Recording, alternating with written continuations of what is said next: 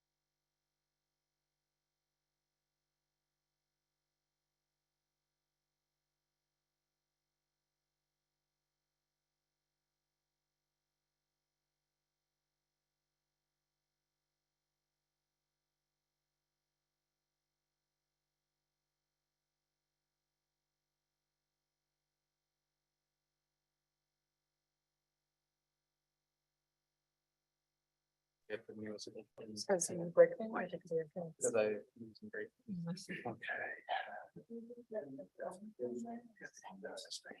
Yeah, I'll do that, but for my kids. Sounds very- someone else needs to do it. Hey, Anna. So Stillman said he was looking for the light. Oh, sure. Yeah, see that a little better. It's a normal alarm.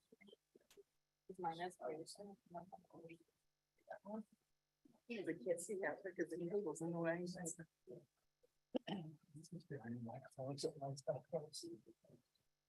Yeah, this is different.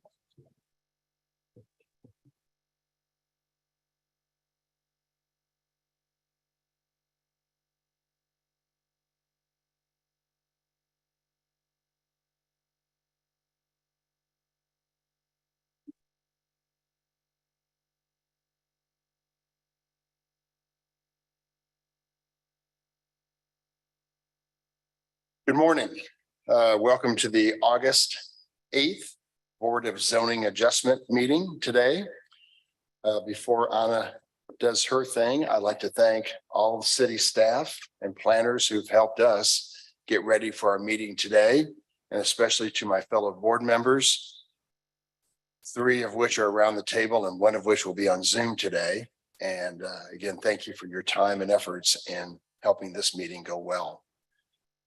We have new technology today, so it may take me a second to get used to things, but in the meantime, Anna, please confirm that city staff and court reporter are ready to go. Yep, we're all here. Thank you. Do you want to explain the meeting hybrid? Yeah, thank you. So I'm going to, hold on, I have some feedback on my computer. Okay, so now I'm going to describe this hybrid meeting. For those online, there are 2 categories of people participating in the meeting. We have attendees and panelists. So right now, the only panelists are any commission members that are participating virtually and city staff. If you are an applicant or a citizen who is interested in the case, you're going to use the raise hand function when the chair calls your case to let city staff know that you would like to be promoted to a panelist position.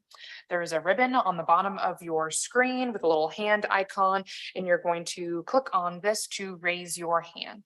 When that promotion happens, you're going to need to accept the promotion, and it'll appear very briefly that you've been disconnected from the meeting, but please don't panic. You will reconnect shortly. This is you just rejoining the meeting as a panelist. If you are joining us via the app or on a computer, please change your screen name to reflect your legal name. This does help with the promotion process. And if you are calling just via the phone, we know that you can't adjust your screen name, but you still can provide public testimony and raise your hand. You're going to hit star and then the number 9. And this is going to indicate to city staff that your phone number would like to provide public testimony. At the time of promotion, please turn on your camera and your microphone so that the commission can see and hear you when it is time for you to speak. When you are not actively giving public testimony, please mute yourself on your microphone so there's no negative, interference between the city council chamber microphones as well.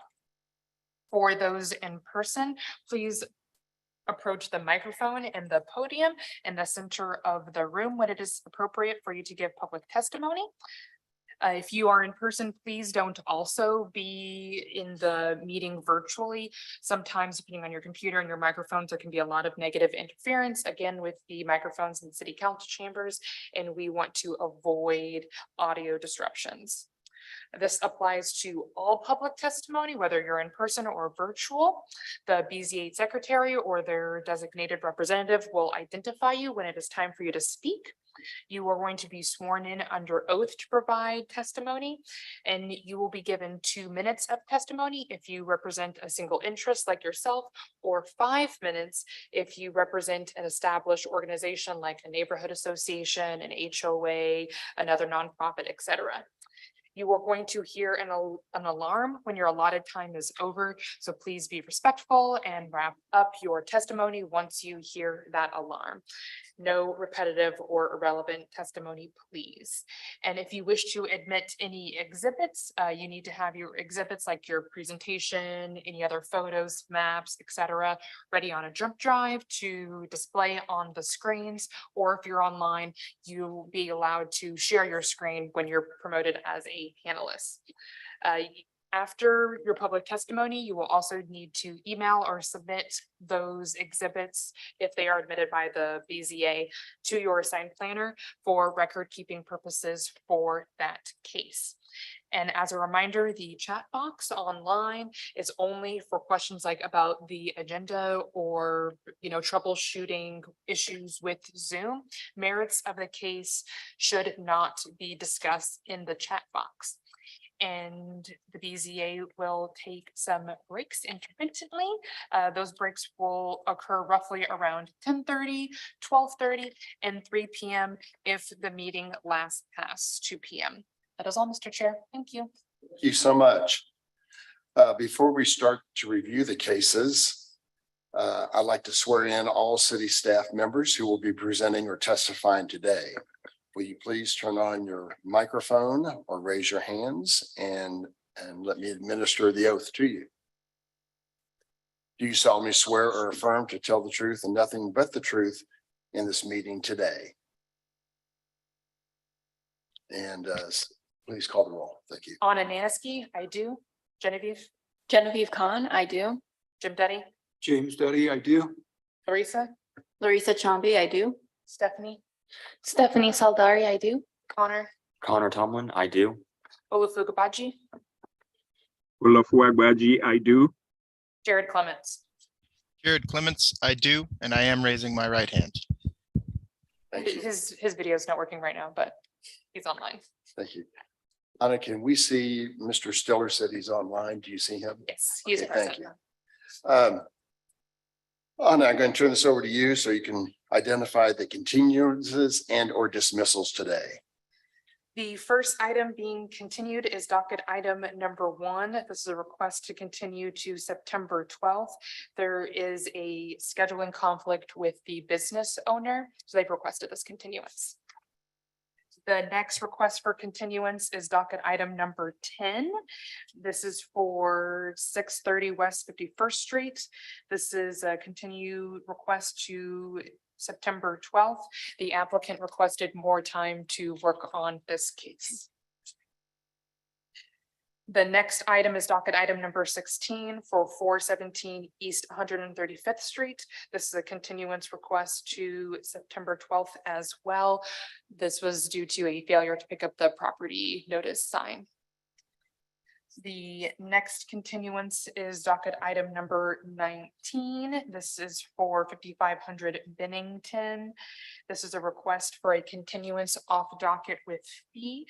This is to allow the property owners time to pursue an MPD rezoning and development plan.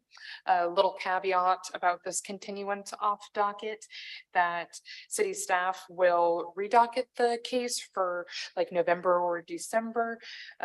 If we have not received an application for that MPD rezoning to be dismissed, but at this time, the appeal case, we're recommending continue off docket with fee. The last continuance is for 20.2. This is for 4821 Roanoke Parkway.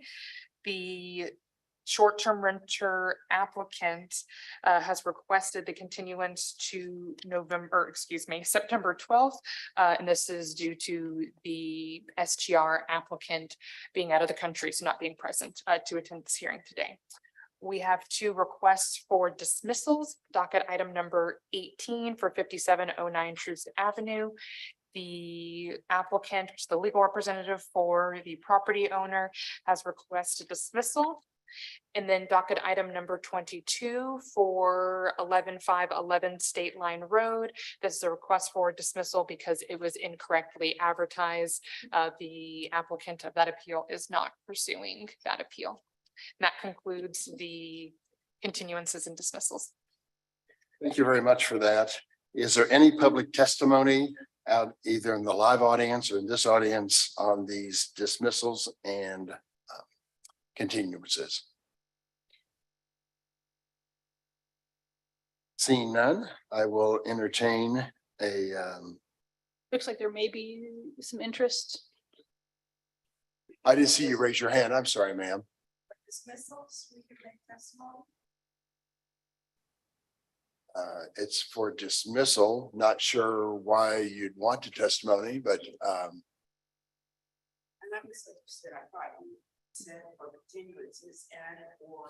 Can you approach the microphone so they're. yeah, you need to approach the microphone. Let me swear you in. Are you able to get up? And first, please identify yourself.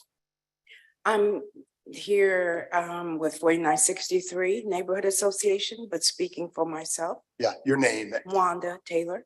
Thank you. Raise your right hand. Do you solemnly swear or affirm to tell the truth, nothing but the truth during this hearing today? Yes, Thank you. And what's your interest in what dismissal, ma'am? it's on Bob's in Motion on Troost Avenue, 57th Truce? Yeah, 5709 Truce. Yes, Yes. ma'am. Yes. Again, we're here to dismiss this case. So if you think we should not dismiss it.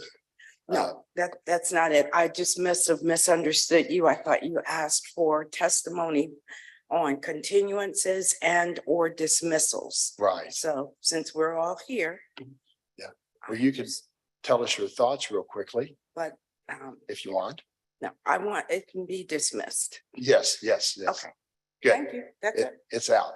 Okay. And Um, Mr. Chair, there's one person online, Christy Parker, who I'm promoting. Thank you.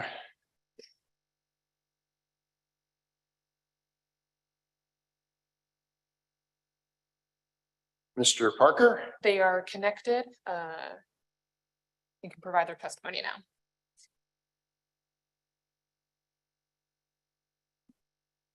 Christy Parker, please unmute yourself. Can you hear me? Yes, I can. Apologies, I'm on wait, my. Hold on, Christy. spouse's- 1 second. What case are you interested in, sir? Sure, this is case number 21, which is not on the continuance or dismissal docket. I am the applicant, Chip Walsh. I apologize, I'm on my spouse's computer. We have a scheduling conflict today due to financial regulators that are in for another part of our development, of which this application relates to. And we would request, if the overflow docket's not going to be continued to September 12th, that this case separately be continued to September 12th. Okay, we'll go ahead and entertain that motion right now, Mr. Parker.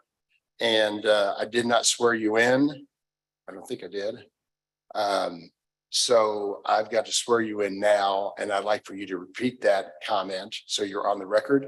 Mr. Parker, do you solemnly swear or affirm to tell the truth and nothing but the truth during this hearing today? I do, and just to clarify, and I'm sorry, I'm on someone else's computer. My name is Chip, CHIP Walsh, WALSH. I am the applicant or represent the applicant. And the Perfect. request is for this case to be Chip, continued. Chip, Yes, Chip, hold on. Do you affirm, solemnly swear, affirm, to tell the truth, nothing but the truth during this hearing today? Sir? I do, sir. And one last comment, please identify yourself to the court reporter one more time. Apologies. Yes, my name is Chip, CHIP Walsh, WALSH. Good. And tell us again your comments now that you're officially on the record, sir. Sure. With respect to case number 21 on the docket, which is potentially going to be on the overflow docket continued to September 12th. If the overflow docket is not going to occur, applicant is requesting that this case be continued to September 12th due to a scheduling conflict with respect to financial regulators that are in today that we need to meet with at the same time as this meeting. All right. And sir, to make it easy on us and you, we're going to move your case to the September docket. Thank you, sir. I appreciate the consideration. All right. And before we do that, board members, do I have a motion to move case number 00092 to the September 12th docket? Somebody? So moved. So moved. Thank you. And a second? Second. Okay, thank you. First by Randy, second by Mr. Gorens. All Randy, please, or excuse me, Anna, please call the roll. Gorence, Yay. Moran. Aye. Stiller. With the thumbs up, it's fine. I see that. He's on. Aye. Mixdorf Aye. and Ebbets. Aye. That case is continued. Thank you. Thank you, sir. Yeah, you're welcome. All right. Now the motions for the rest of the Oh, yeah, continuances and that's right. dismissals. Do we have a motion to move to continue and dismiss cases as outlined by Ms. Anna? Including the fee for docket item number 19. So moved. Yes. Yes. And I heard so moved. Yes. Do you have a second? Thank you, Ms. Moran. Anna? Gorence, Aye. Moran. Aye. Stiller, Aye. Mixdorf Aye. and Ebbets. Aye. Those are continued and or dismissed. And Okay. We can move on to Yes. cases being Docket heard. number The 2. first is docket item number 2, case CD SUP 2023-00013 for 11202 East 150th Highway. This is a request to approve a special use permit to complete fill work for a demolition debris landfill in the district R80, which is a residential zoning district on about 7.37 acres, generally located at 11202 East Missouri Highway. The staff planner is Genevieve Kahn. The applicant, Trisha Jensen, are you representing? Okay. And the property owner is Gary Pipes. Thank you. You're here in person. Hello, Ms. Jensen. Hello. Will everyone please raise your right hand to be sworn in? Is there anyone in the audience, Ms. Anna? Yeah, there is one individual online, Kevin Ash. I am promoting them. This is a reminder for anyone online or in the city council chambers. If you wish to provide public testimony on CD SUP 2023-00013 to raise their hand now or approach the microphone in the city council chambers. As once public testimony has been opened, no further individuals will be admitted. So we have Kevin and a Jeremy Powell online. No one has approached the microphone in the city council chambers. Mr. Chair, Kevin is my client. Okay, Just for thank your you. information. Mr. Kevin, will you turn on your microphone and camera so we can swear you in, please? You guys see him? Is he there? So look on the screen. He's in the upper right-hand corner. All right, thank you. There, I got him. Do you solemnly swear or affirm, please raise your right hands. Do you solemnly swear or affirm to tell the truth and nothing but the truth during this hearing today? I do. Thank you. Please state your name for the court reporter. Thank you. Kevin Ash. Thank you. And then, Mr. Chair, Jeremy Powell is with the engineering firm that prepared the plans. So, And was he? and I don't necessarily need to call him or have him testify unless you have questions. Okay, thank you. And I do. Oh, me? Yes, I do. Please state your name, Ms. Jensen. Patricia Jensen with the Russ Fritz Law Firm here today on behalf of the applicant. And to your, oh, that's I've been- that's our person. Sorry, sorry, Genevieve. Go ahead. We've admitted everything. So part of those conditions, Ms. Jensen, is a list of administrative exhibits labeled 1, 2. I'm not quite there yet. I apologize. Randy, how many exhibits? You see? Trying to get you them.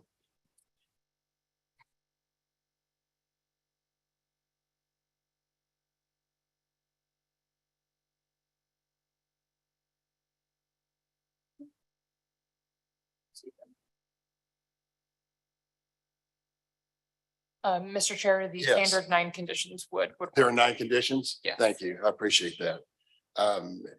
Ms. Jensen, any problem with us admitting those for your case today, the exhibits 1 to 9? No, we have no objection to any of the exhibits. Thank you very much. Those are admitted. And part of that is the staff report by Ms. Jen. Good morning. Morning. This docket item in front of you is for a special use permit for a demolition debris landfill. The site is generally located in the southern portion of the city. You can see the site here, it's highlighted in yellow. It contains 2 parcels. And I just want to give a little bit of background. This is a demolition debris landfill. So this landfill only contains things like dirt, rock. There is a very set standard of guidelines in the International Building Code as to what qualifies as clean fill, which the applicant is aware of and proceeding with this type of landfill. This case before you did receive a violation of operation, so they are making their situation right by seeking this special use permit for their continued operation, which does have an intended completion timeline, so it will not operate in perpetuity. This is a screenshot of the grading plan that was prepared by the applicant's team. It identifies the existing grade on the site and also the intended completion grade. And then all the activity in between, compaction, distribution will be handled through grading permits with the city and continued inspection, that all of that work is being done to the standards. There is a bit of stream buffer area on the northern portion of the site, so a stream buffer plan was submitted to staff and reviewed. A final stream buffer plan will be reviewed by staff at a later date. And then I just have a couple of street view images just showing this is what the site looked like in May of 2021. You can see that there's trees and grasses and such. And then this is an aerial image from 2022. So this came to our compliance staff's attention that there were grading activities. These are just some photos from the compliance staff when they did a site visit, just showing, in fact, there was the debris being deposited on the site. However, now that we have all the correct plans, we are remedying that violation. At the City Plan Commission hearing, they did recommend approval subject to the conditions in front of you in the staff report. And staff recommended approval with conditions to them at that hearing. And I can take any questions at this time. Thank you. Does anyone have questions of city staff? Ms. Jensen, why should we approve your? Mr. Chair, members of the board, as Genevieve has stated, we worked out all the issues with staff. We've agreed to all the conditions that are contained in your staff report. The City Plan Commission heard our case and recommended approval, subject to us putting in a definition on the plan as to what clean fill meant, even though we all think we know what it means, but we put in a reference to the Kansas City Code as well as to the state statutes. I want to give you a little bit of background because, of course, it always seems suspect when somebody's already been doing grading activities and then they come in asking for approval of the special use permit. Gary and Marcia Pips were the owners of the property. My client has recently acquired the property from the Pips, and they were in the process of doing it. And there was a grading permit on the site at the time that my client was working on this property. And someone, and the Pips are older Pipes or Pips, I don't know how to pronounce their last name. They're an older couple.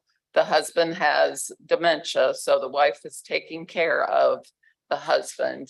At some point, someone from the city, although the wife cannot identify who it was, called and asked if they were working under the grading permit.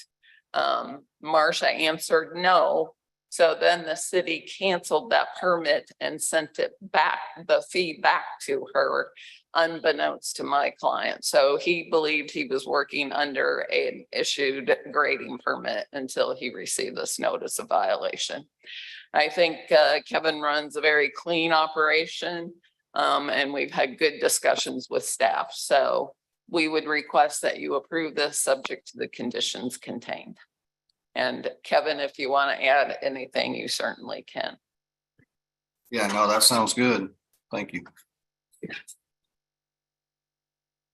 And Ms. Jensen, is this a landfill or is this just, what are we doing? It's defined as a demolition debris landfill, but it doesn't have trash. It just has what's called clean fill. So the concrete broken up to a certain extent, the lumber, things like that. It's all clean fill. There is no trash that's deposited there. It's done for the purpose of getting the site ready for development at some point in time. And that's part of the conditions that you see in your staff report, are making sure we've got inspectors to make sure that that ground is stable when it's ready to be developed. Board members, you have any questions of Ms. Jensen? Mr. Chairman, I have a question. Go ahead. I guess it's just for FYI for myself, but what do they do with the debris that's on there now?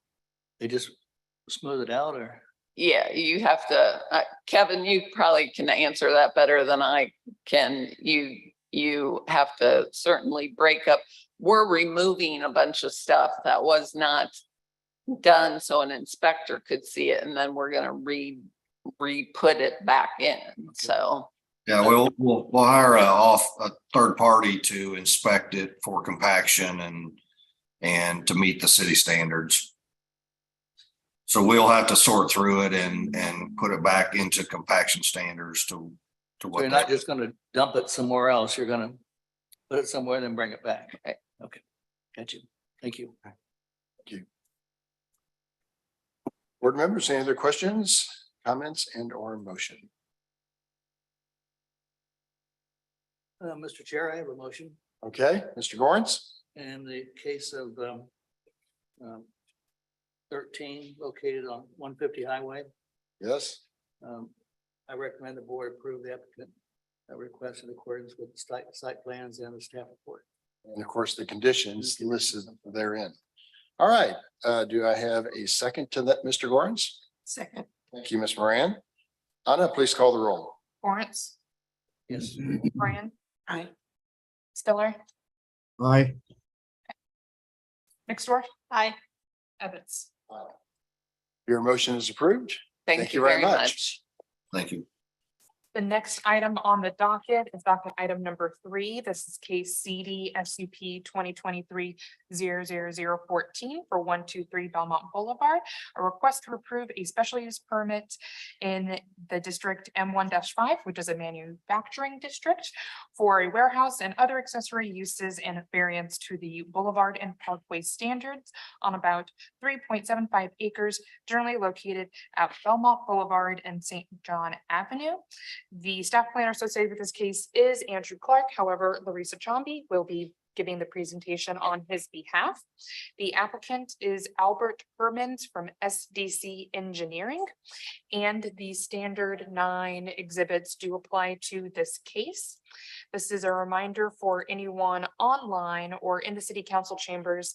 If you wish to provide public testimony on this particular case, please raise your hand on Zoom now or approach the microphone and the chairperson can swear you in.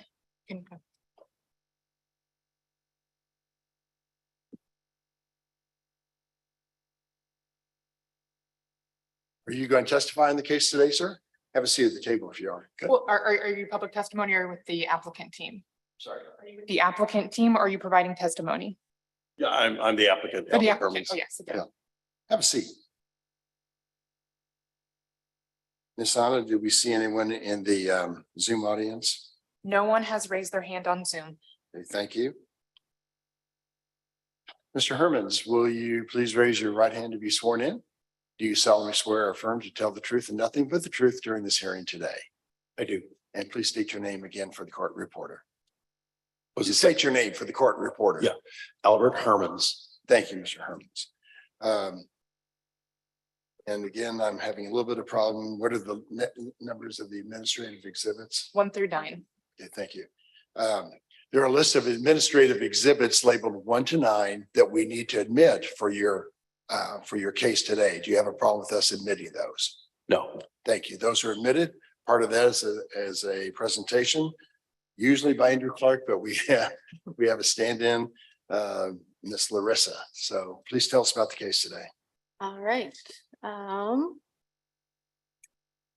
So as was stated by Anna, this is a special use permit for 123 Belmont Boulevard. The subject property is located in the riverfront industrial area, south of St. John Avenue and east of Belmont Boulevard in the historic Northeast. The building has been in continuous use as an industrial use.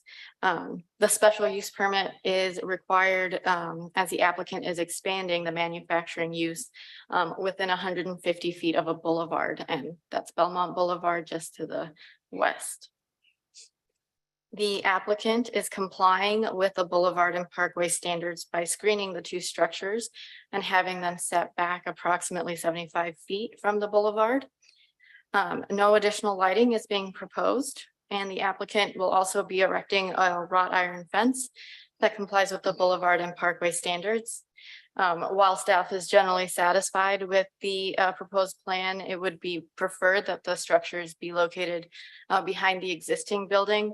However, the applicant stated that the location of the two new structures is essential for the operation of the property, and therefore they are seeking a variance. The existing site circulation will remain the same, and here are some photos of the property. And there's just a quick update. This PowerPoint slide states that plans shall be revised prior to this meeting. Condition number 6 does state that they need to be provided prior to BZA, but seeing as we can complete this at the time of building permit, staff is recommending that we change condition number 6 to say prior to building permit. So we can check that up when it comes in. And I can remind you all when I'm done with the presentation. Thank you very much. They are seeking a variance to the Boulevard and Parkway standards. The Boulevard and Parkway standards do require a 60% transparency for buildings along the boulevard. The applicant is requesting a 100% variance to this. The request is not expected to produce a substantial change in the neighborhood's character or a detriment to adjoining properties. They are providing landscaping along this side, so it will create a buffer from the boulevard. And as I mentioned previously, the variance could be obviated if the structures were placed behind the existing building. But the applicant has stated that that is not feasible for the operations. And just again, that's condition 6, just having it updated to state prior to building permit. And the City Plan Commission recommended approval with conditions. All right. Thank you. Is that it? Members, do you have any questions of city staff on this case? All right, Mr. Hermans, why should we approve your case today, sir? Well, again, the owner has plans for the rear of the property, if you will. They haven't been fully realized yet. That's somewhere in the future. But the actual new structures that are proposed are behind the existing building, and they do meet 75-foot distance off the boulevard right away. In one of the ordinances that governs that, and mainly, it's also a matter of security. There are a number of homeless people that continuously try to break into the buildings there, and the owner feels that if they were further back, they would be even more vulnerable to tampering. So that's one of the reasons that he wants them there. So other than that, I think staff is adequately summarized the nature of the project. Okay. Board members, any questions? Have you received any comments from neighbors about this project? Not that I'm aware of. I don't believe anybody attended the required meeting ahead of the planning commission meeting. So. Thank you. I switched to, are you manufacturing now? Are you there open now? Sorry. Are you manufacturing now at this location? I think they are warehousing some things right now. I don't believe there's any manufacturing going on in the existing building. Are future manufacturing going to be done? Is it? I don't know what plans he has for it. The tenants are the people occupying the building are tenants right now. So their current operation is warehousing and distribution of things. Okay, thank you. All right. Hearing no other, don't forget about condition number 6, about the time of building permit, if you're going to give a motion on this case. I'd offer a motion. Oh, sure, Ms. Mixdorf, go ahead. In Case number 14, I move the applicant's request be granted in accordance with site plan, staff report, and the conditions therein with the modification to condition 6 At time of building permit. at the time of building permit. correct? Yes, thank you. Second, Mr. Gorence, thank you. Anna, please call the roll. Lawrence. Aye. Moran. Aye. Stiller. Aye. Mixdorf. Aye. Ebbets. Aye. Good luck with your project, sir. Right, Thank you very much. Okay. Now we're moving on to docket item number 4. This is case CD SUP 2023-00025 for 9301 East 147th Street. This is a request to approve an amendment to a special use permit to allow for a greenhouse to be constructed in the zoning district R80, which is a residential zoning district on about 10 acres, generally located at 93 East 147th Street. Jared Clements is the staff planner. He is participating virtually. The applicant is Brandon with the McHenry Schaefer architecture firm, with the property owner of John Gordon Jr. If you are the applicant, I see them online and I am promoting them. Or any members of the public who wish to participate with the public testimony portion of this case, please raise your hand on Zoom or approach the microphone. The applicant team are both online and they have been promoted, Mr. Chair. Thank you. And the standard 9 exhibits apply to this case. Okay, thank you. I found him fine. Who's speaking on the case today? John, can you please unmute yourself? Or Brandon? Brandon Freilich with McHenry Schaefer Architecture. Okay, Brandon, stand by just for a second. So we just have Brandon in the audience, right? For swearing in. John Gordon Jr. with Boys Grow.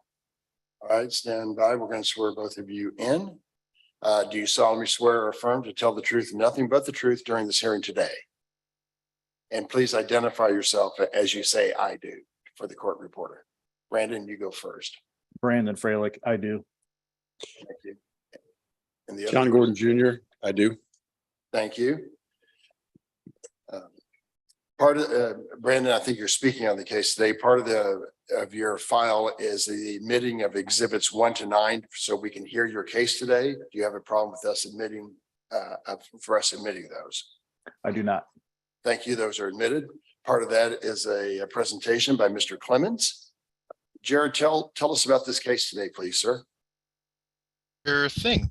All right, so before us, we have docket item number 4, case number CD SUP 2023-00025. Located at 9301 East 147th Street, the zoning district is R-80. Applicant in this case is seeking approval of a major amendment to an existing special use permit to allow for a roughly 3,400 square foot greenhouse to be built on the subject site. So a bit about the location. You can see it here in the very south of Kansas City. It's within the Longview area plan. More specifically, the property is south of 150 Highway, located on East 147th Street, just south. Oh, excuse me, I'm sorry. Yeah, just south of Raytown Road. So these are some of the key points of this special use permit application. The site is home to an agricultural education nonprofit group called Boys Grow. What they do is bring in folks from the city children from the city to learn about growing food and generally agricultural entrepreneurship, as I understand it. The proposed greenhouse is intended to supplement the production of the farm throughout the year. Program members arrive via bus on a daily basis throughout the growing season. A number of variances exist on the subject site, so it may look familiar to you all, including to allow for a gravel parking lot, as you can see there. So this is the site plan more zoomed in, you can see the greenhouse that is proposed there in red, where they removed a previous greenhouse and some of their existing site plans. Staff did review this within the context of the special use permit analysis criteria and found it to comply. The City Plan Commission did vote to recommend approval subject to conditions. Part of the conditions include a updated site plan to be submitted prior to issuance of building permit so that staff can track the full site plan criteria for the special use permit in the future. That doesn't need to be added if anyone makes any motions today. It's just worth mentioning. With that, I'll conclude my presentation. I would be happy to answer any questions the board might have. Okay, thank you, Mr. Clemens. Does board members have any questions of Jared or his testimony so far? Good. Mr. Brandon, why should we approve your motion today, your application, sir? Yeah, so Jared did a good job describing the mission of Boys Grow, and basically the greenhouse, the intent is to better serve and support the operations of Boys Grow and give them the opportunity to provide year-round produce to the farm kitchen. And that is about it. John is on too. He might want to add to that, but. John, do you have any comments? Yes, we're just excited to proceed and better serve the youth of our community and grow some more food.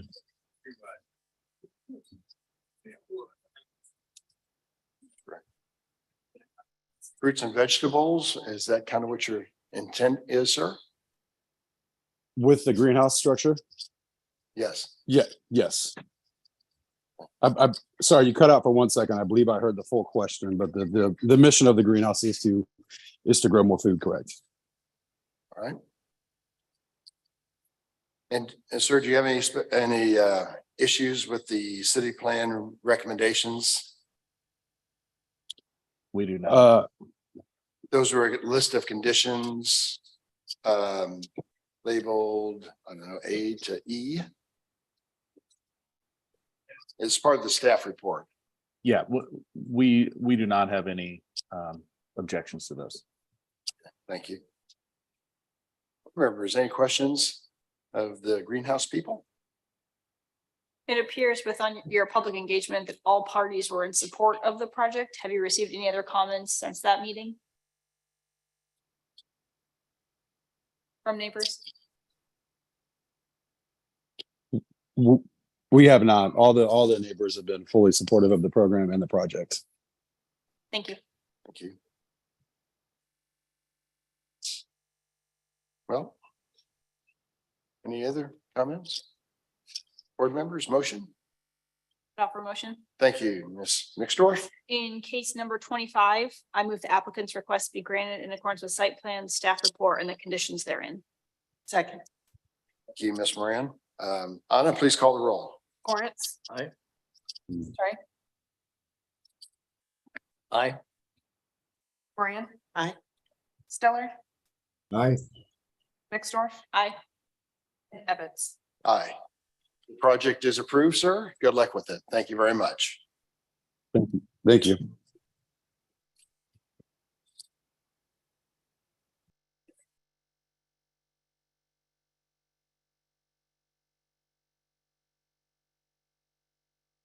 Where'd Anna go? Oh, there she is. One moment, sorry. It's me.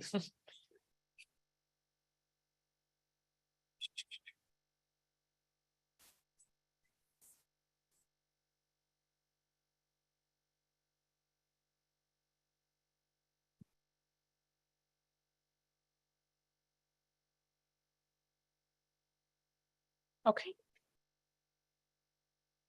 Mr. Chair, the next item on the docket is docket item number 5. This is case CD SUP 2023-00030 For 662 Brooklyn Avenue, this is a request to approve a major amendment to a special use permit on about 1.8 acres, generally located at 662 Brooklyn Avenue. The applicant is Devani from Helix Architecture. I know they are online.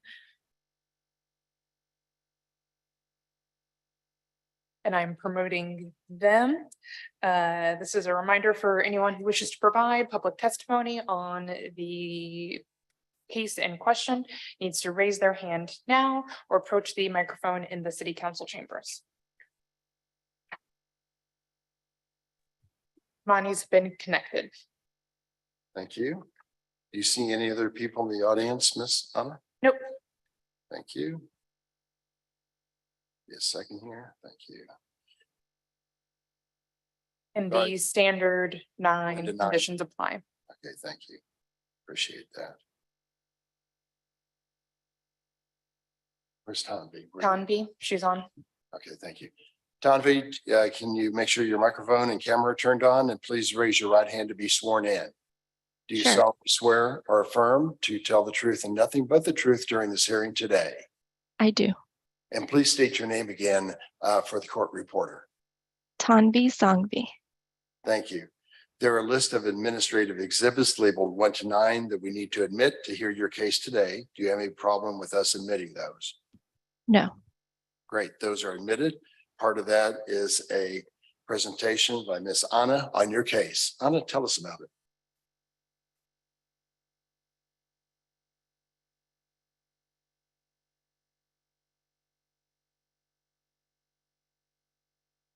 Okay, we have docket item number 5. This is case, and this is my error, CD SUP 2023-00030 for 662 Brooklyn Avenue. The property is zoned R1.5, and the applicant is seeking an amendment to a grandfathered special use permit. So the site is located in the northeastern portion of Kansas City.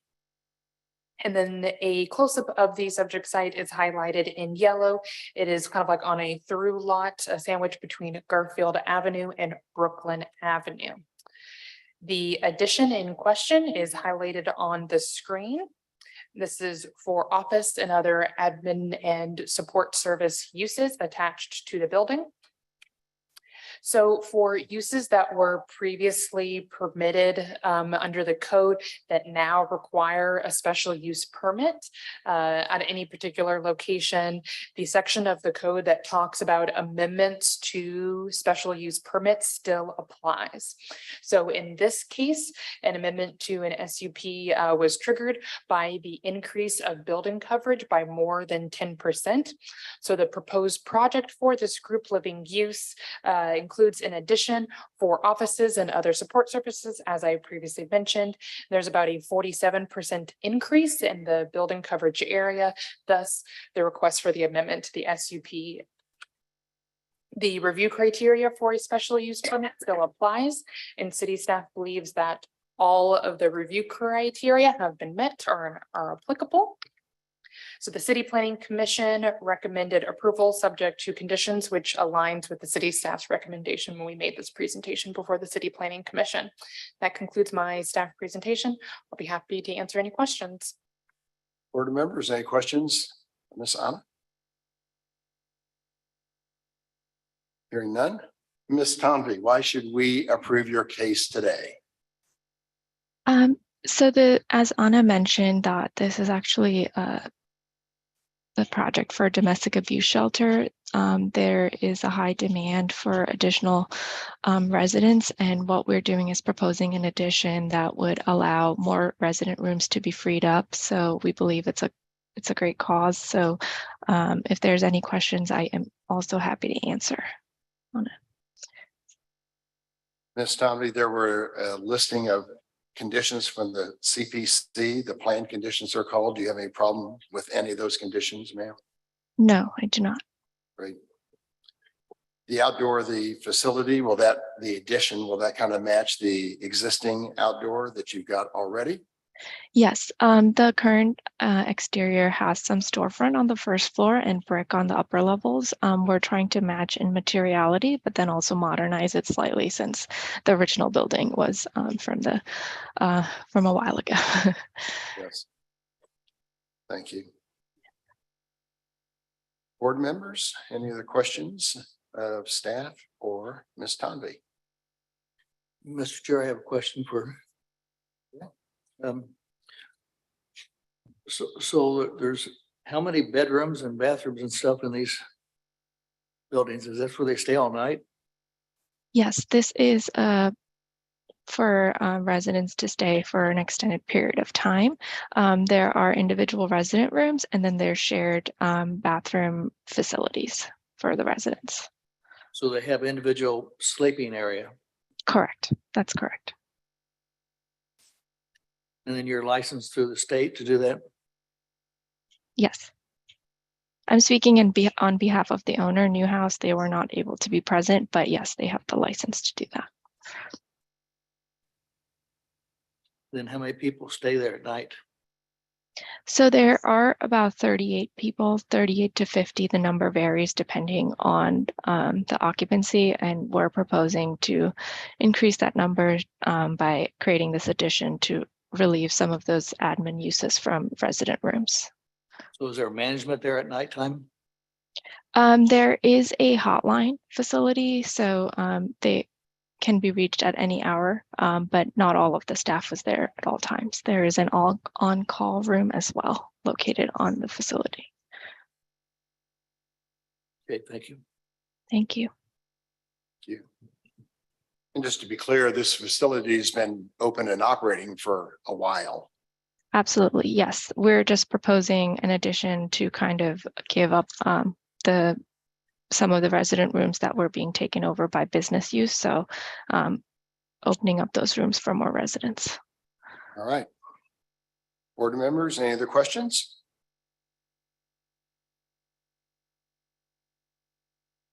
If not, maybe a motion on item number 30. Case number 30. I'd offer a motion. Thank you, Ms. Mixdorf. In case number 30, I move the applicant's request be granted in accordance with site plan, staff report, and the conditions therein. Thank you. I have a motion. Thank you, Ms. Moran. Anna, please call the roll. Lawrence, Aye. Moran. Aye. Stiller, Aye. Mixdorf, Aye. and Ebbets. Aye. Your project is approved. Good luck with that. And thank you very much. Thank you so much.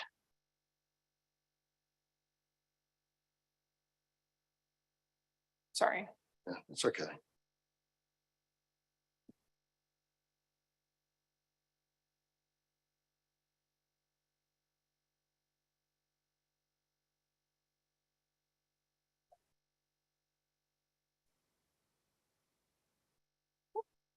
Now before us, we have docket item number 6. This is case CD SUP 2023-00035 for 414 Wallace Avenue. This is a request to approve a special use permit in District R2.5, which is a residential zoning district, and District B1-1, which is a commercial, to allow for a parking lot and other school amenities on about 8 acres, generally located at Wallace Avenue and Wilson Avenue. Andrew Clark is the staff planner associated with this case. However, Larissa Chambi will be giving the presentation on his behalf. The applicant is Brian from MKEC Engineering, with the property owner being KC International Academy. If you are part of the property owner or applicant team, please raise your hand on Zoom now. Do you know to participate in the public hearing for this case? Or if you're any member of the public who wishes to provide public testimony, please raise your hand online or approach the microphone in the city council chambers.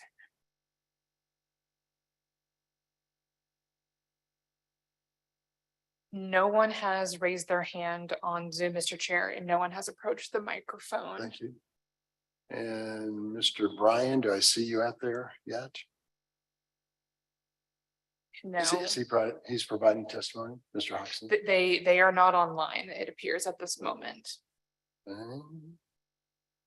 We can move on to another case and Okay. We'll pause that one. We make a note. Stephanie, can you contact Angie's applicant? We'll move on to docket item number 7. This is case CD SUP 2023-00036 for 51 East Loch Lloyd Parkway. This is a request to approve a special use permit to construct a restroom in District R80, which is a residential zoning district, for a sports and recreation use, a golf course used on about 83 acres, generally located at West Kenneth Road and East Loch Lloyd Parkway. The applicant is Brett Hofflin. And the staff planner is Larissa Chomby. If you are part of the applicant group or any member of the public who wishes to provide public testimony on this specific case, please raise your hand on Zoom now or approach the microphone. We have a Lee Turner who has raised their hand. I am promoting them. Thank you. They have been connected.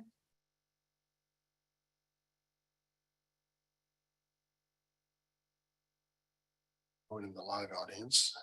Are they online? Everybody They there? are. Thank you. It looks like a group in a room. Yeah. Mr. Chair. Morning. Anyone who's going to be providing testimony, would please raise your right hand to be sworn in. Do you solemnly swear or affirm to tell the truth and nothing but the truth during this hearing today? As you say, I do, or whatever, please state your name for the court reporter. Lee Turner, I do. Dale Brook, I do. Yeah, Brett Hogland, I do. And who's going to be speaking on your behalf today? I can, Brett Hogland can. Okay, thank you, Brett. Part of the conditions of your case are a list of administrative exhibits labeled 1 to 9. Oh, yeah, 1 to 9. Do you have a problem with us admitting those for your case today, sir? No, we do not. Thank you, Brett. Those are admitted. Part of that is a presentation by Miss Larissa. Larissa, tell us about this case.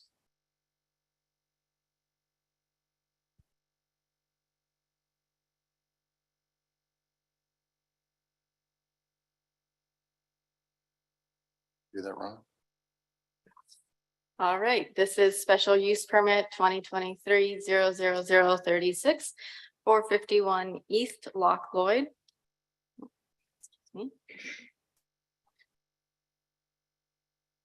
The property is located at the southwesternmost boundary of the Kansas City area.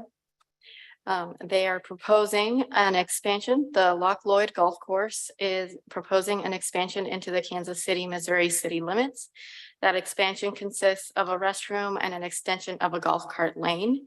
The golf course is considered a sports and recreation participant use in the zoning and development code, which is why they're pursuing a special use permit. This is an overview of their property and their placement of the restrooms, and there's a zoomed in version coming up. Here is the location of the restroom in comparison to the golf cart lane. The expansion of the golf course includes this restroom as an accessory structure to the golf course and is approximately 266 feet in size and about 15 feet in height. The restroom is in compliance with the accessory structure standards located in the code, and access to the structure itself is provided by a golf course lane, and additional parking and vehicular access is located at the entrance of the golf course. Vehicular ingress and egress to the site is located at the entrance, and vehicular movement throughout the site will consist mostly of golf carts, and pedestrian access will be provided as necessary. The accessory structure consists of heavy timber and cedar louver, cast stone, and hardy board. Landscaping is not required for this accessory structure. However, the applicant is providing landscaping along the back and side of the structure to provide additional screening. And at the City Plan Commission, the commissioners recommended approval with conditions.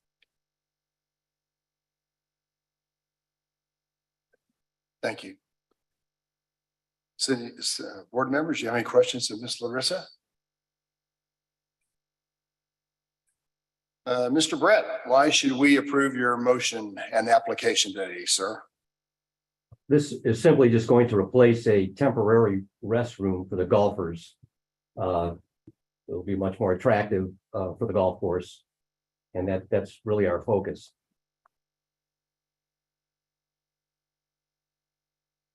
Right.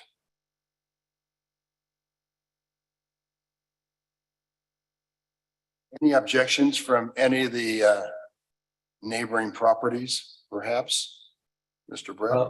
No, we had a meeting, no objections. I think they're all anxious to make this happen. And we're fine with the stipulation or the conditions of the staff. And I think I heard your testimony as saying you have no problem with the conditions listed from City Planning Commission. That's correct. We don't have any issues with the conditions. Okay, thank you. Mr. Mahomes, make any objections to this? No, sir. No. Chief resident out there. That's right.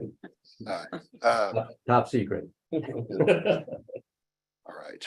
Sorry for the humor there. Board members, any other questions or comments? Motion, anybody?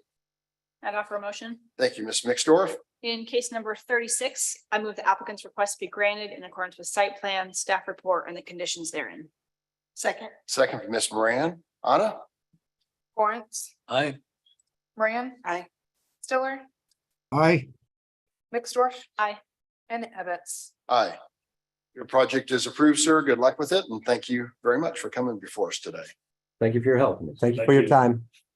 Yes. Anna, for the case we're pausing on, we'll go back to that just before our break at 10:30 if they're available. Are they available now? You coming back? No, she's. No, she's not. It's on the other The case. applicant for docket item number 6 has Six. been notified. We're just waiting to hear back. Okay, So we'll come back to them in a Good. couple of cases. just let us know when they're ready. Thank you.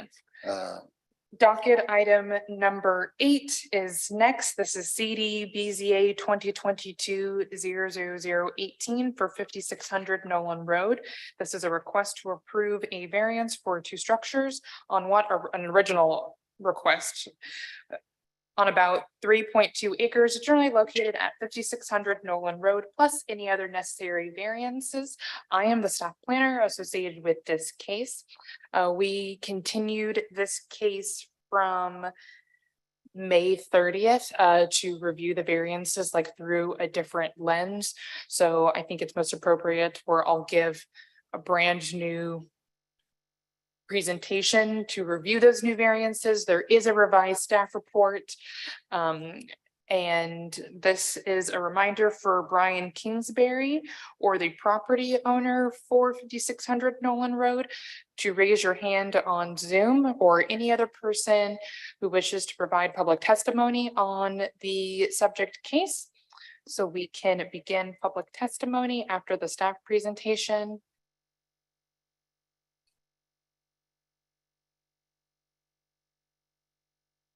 See anybody? They appear also to not be online, so we'll give them a notification and come back to this case as well.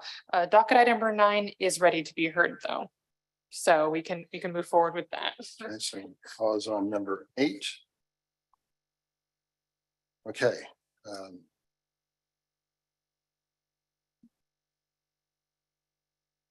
Well, Anna, you're going to work on Yep. all in number 9. Thank My you. apologies, Mr. Chair. It's So okay. docket item number 9 is case CD BZA 2023-00057 for 805 East 39th Street. This is a request to approve variances to the park and loading standards and infill residential lot building standards, plus any other necessary variances in the zoning district R5, which is a residential zoning district on about 0.6 acres, generally located at 805 East 39th Street.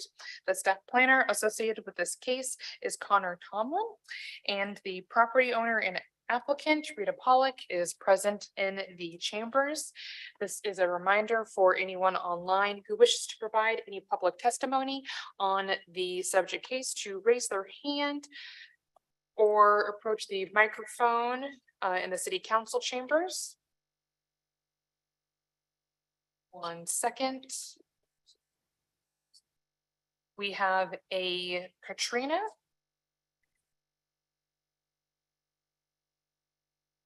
We have been asked to be promoted, and a P. Doyle.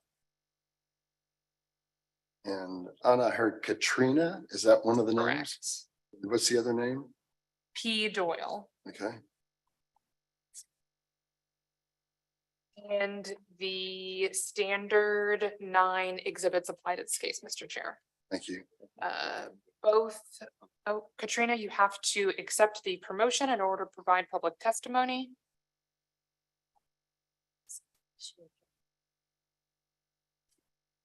Both have been connected. Well, Katrina Can and you stop sharing your screen for a second? Yes. are they? Katrina, are you online with us? You there? I don't see you yet. Katrina. Hello, There can it you is. hear me? Thank you. Make sure to turn on the camera, please. Hold on, I'm trying to get help. How do I turn on the camera? Okay.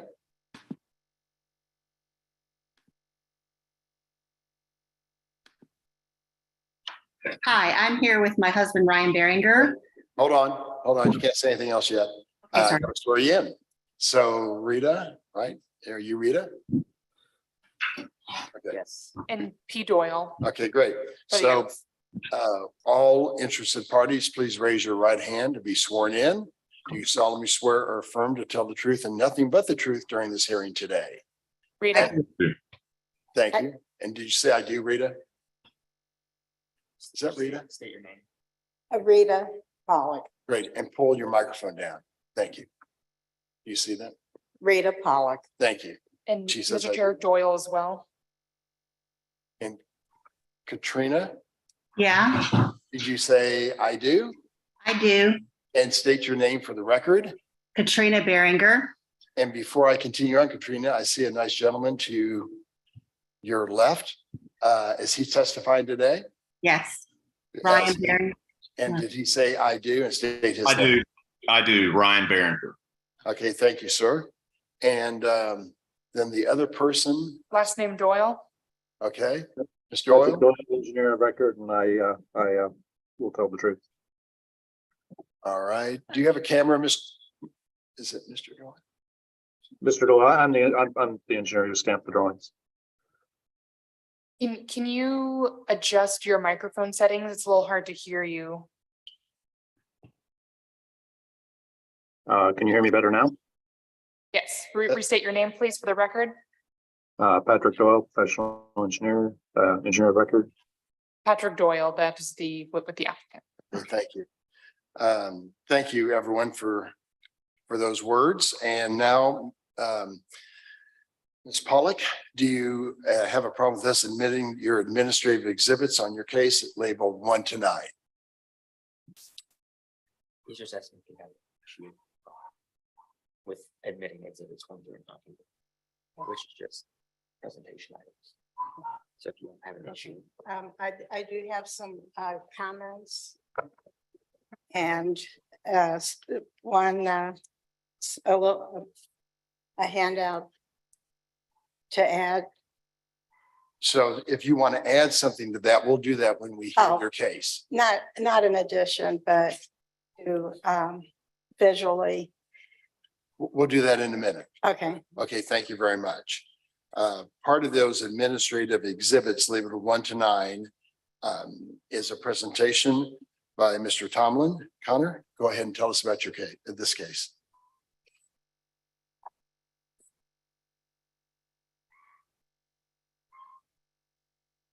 Are you able to see my screen? You can. Awesome.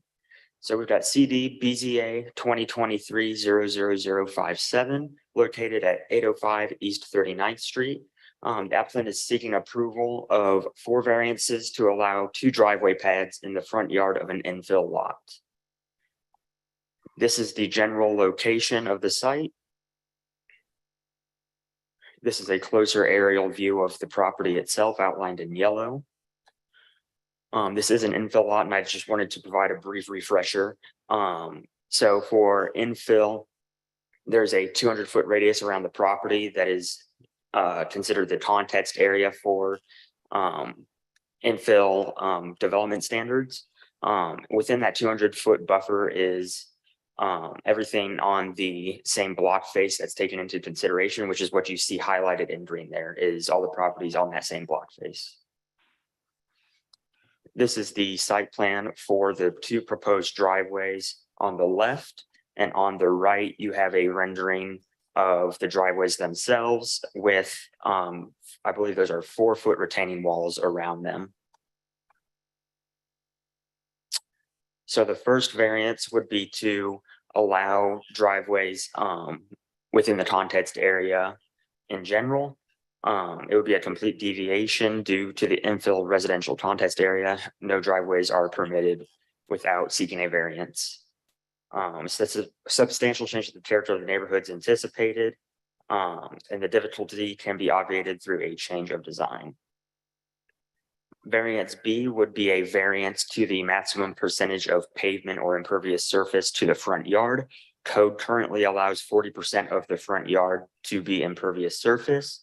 What is proposed is 82% coverage of the front yard, which is 105% increase. This would be a substantial change to the character of the neighborhood. Other properties within are at or below that pavement or impervious surface percentage. The difficulty can be obviated through a change of design. Variance C would be a variance of 10 inches to the western proposed driveway. I will go back to that site plan. The maximum allowed width is 12 feet by infill standards. This western driveway is measured at 12 foot 10 inches, which is why this third variance is being sought. It is not consistent with the infill residential context area, and the difficulty can be obviated through a change of design. And for variance D, it would be a variance to the features allowed to encroach and required setbacks to permit the 2 parking spaces. Parking spaces unenclosed in residential districts are not permitted in the front yard. This would be a complete deviation, and a substantial change to the character of the neighborhood is anticipated. The difficulty can be obviated through a change of design. That concludes my presentation, and I'm open to any questions from the board. Anyone have any questions for Mr. Tomlin? Connor, can you go back? Well, actually, I'm looking at it here. Is the diagram on the right, is that the existing? It is not existing. That is proposed. There are other properties nearby that do have those retaining walls as well. Okay, and the drawing on the left, when I'm looking, maybe your right-hand side of the screen, those 2 pictures there, sir. Yes. So you're talking about this rendering on the right-hand side? Yes. Yes. So that is what is proposed. It's not existing at the moment. Let me go back to the aerial.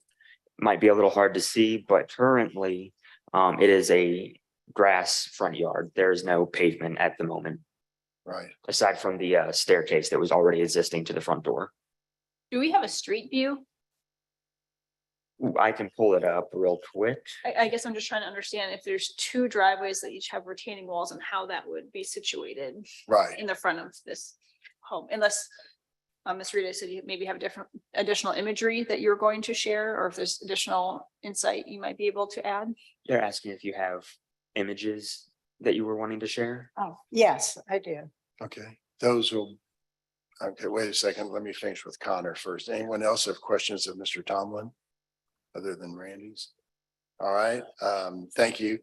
And Ms. Pollock, why should we approve your case today? If you have something to us to admit, hand that to Connor and he'll bring it up here. Then we'll look at it and approve it. Okay. Show examples of driveways that consume the whole area Okay. that do not, and these are the ones who told me that they were grandfathered Okay. because they just went ahead and, yeah, like you. Okay. So all of these are double driveways consumed. Okay.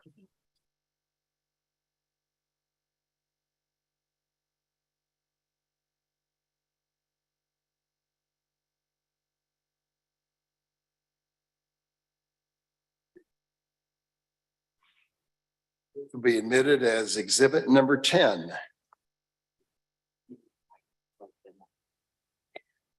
Okay, what we've just submitted are examples of the immediate area and one a little bit further where double driveways were paved without any permits or zoning adjustments or anything. And they are flat work, not do not have retaining walls. I need retaining walls because of the slope area, and which the ground has to be graded out. So these, I just learned recently that several violations that I found in my research were grandfathered in January this year. So I believe in going, following process and doing what needs to be done for anything. And I've been in my property 44 years. So I'm familiar with just about everything. The history of the neighborhood and a lot of changes. I began investing in Hyde Park in 1971. My remaining property now is where I reside for 44 years. And the biggest change in the neighborhood has been 39th Street. 39th Street is a secondary artery, which is different than the side residential streets. And since 71 Highway opened, the traffic has increased to the point where it's bumper to bumper 3 times a day during, the highest traffic areas leading to 71 Highway. Then the speed limit has always been 30 miles an hour. It has exceeded to a serious speed of 60, 70, 80. And there is a group of reckless drivers, and they have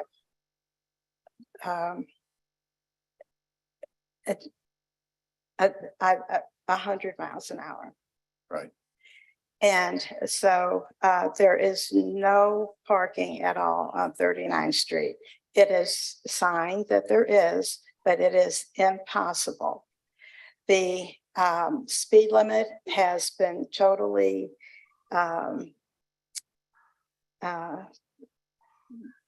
disrespected and has increased to a really dangerous situation. There have been several accidents due to the reckless driving and the speed. So in 1979, I parked in front of my house. It's impossible.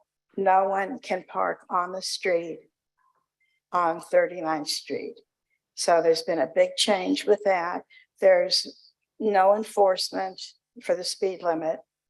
So the signs are up 30 miles an hour, but no one drives 30 miles an hour. So there's no parking on the street. The only access for my property, I'm on 3 sides. The sides in the back are all residential properties. There's no access. The only access I have is in my front yard. So in my handout, it shows properties that just provided that for themselves without any process. And, but like I say, I heard that there's several properties in violation of driveway or grandfathered. Well, I missed that window and I did not know till about a week ago. So I'm here to do a proper process requesting. And what all properties have are driveways. I need that for my plan. I have a future plan in place. I've been working on it. I'll be age in place. It's more people are familiar with that. And I need access for caretakers and well, for anyone to have a place. There's no other place. When I have business or appointments or anything at my house, there's just no place to park. Ms. Pollock, now today, how wide is your driveway? She currently doesn't have a Oh, driveway. it's grass. I know that, but is it There, 10, 12 feet wide? there is no driveway on the property right now. Okay. Okay, and those measurements We can pay. are, we can adjust to the 12 feet. Right. That's, you know, that's an adjustment that would be okay. And Ms. Pollock, I have a quick question for you. Are you east or west of Truist? West. West of Truist. I'm familiar with that 39th Street. It's very, very tough. I understand your dilemma. Because I don't think they allow parking on 39th Street at all, do they? On your side of the street, on the south side of the street, is any parking allowed on 39th Street? Yes, and that's what I mentioned here, that yes, there's signage, you can park, but you can't park. It's dangerous. I get that. There's, it's like having 71 highway. Yes. In your front yard. Right. And so, like I say, there's no enforcement. There's several accidents, especially at 39th and Charlotte. We've had several recent, even cars flipping over due to reckless driving. Right. And so there's no place to park. Right. Right now, in January, I had a medical emergency. Right. And so right now, I don't have a car because until I'm able to have a car again, I had no place to put this car. There was no place to put it. So I did sell it, and I have, you know, plans for the future when I'm ready to have another vehicle. So there's just no place. Understand that. The driveways that are in this area are excuse me, because I have word searching because of my condition. Ms. Pollock, I'm looking at the examples you shared, which are really helpful, but the thing I'm still struggling with is I don't see what your house looks like and why this retaining wall grades change is necessary. Is it possible to get a street view and admit that as an exhibit? Or in my mind, until I see what is happening, I just need more information before I could do anything with it. Would you like me to pull up an image on Google Street View? Is that something you guys? Yeah, that'd be great. Okay. In just a moment. Okay, can I continue talking while? Well, I'd also like to hear from the two people in the audience, whether they're both Katrina and the other person. Are you for or against this motion? Concerned. We understand that there is no parking. It is a very busy street. I'll give you a chance to testify in just a minute. I was just trying to get an idea if you're for or against or concerned. Concerned. That's fine. I'll let you talk in a moment. Miss Katrina? Yes, sir. That was her. Who's the other one? Ryan. Ryan. Yeah, they're both together. And then Patrick was the Patrick, engineer. yeah, Patrick Page Doyle. or Doyle. Patrick Doyle is in support. Say that again, sir. I didn't hear it. Patrick Doyle is in support. Support. Okay, we'll let you testify here in a minute. I don't have any testimony. I'm just here for help. You need to have any Sorry, questions. so Mr. Doyle is a part of the applicant's team. He's the engineer that created the. Oh, I see. Okay, all right. Did you find street view? Yes. Does this need to be admitted as an additional exhibit? Yes, go ahead. And we'll admit that as exhibit number 11. Are you able to see my screen? Yes. Okay, this right here is Miss Rita's property with all the grass and plants in front of it. And this right here is what I was, that retaining wall on other properties that I was explaining.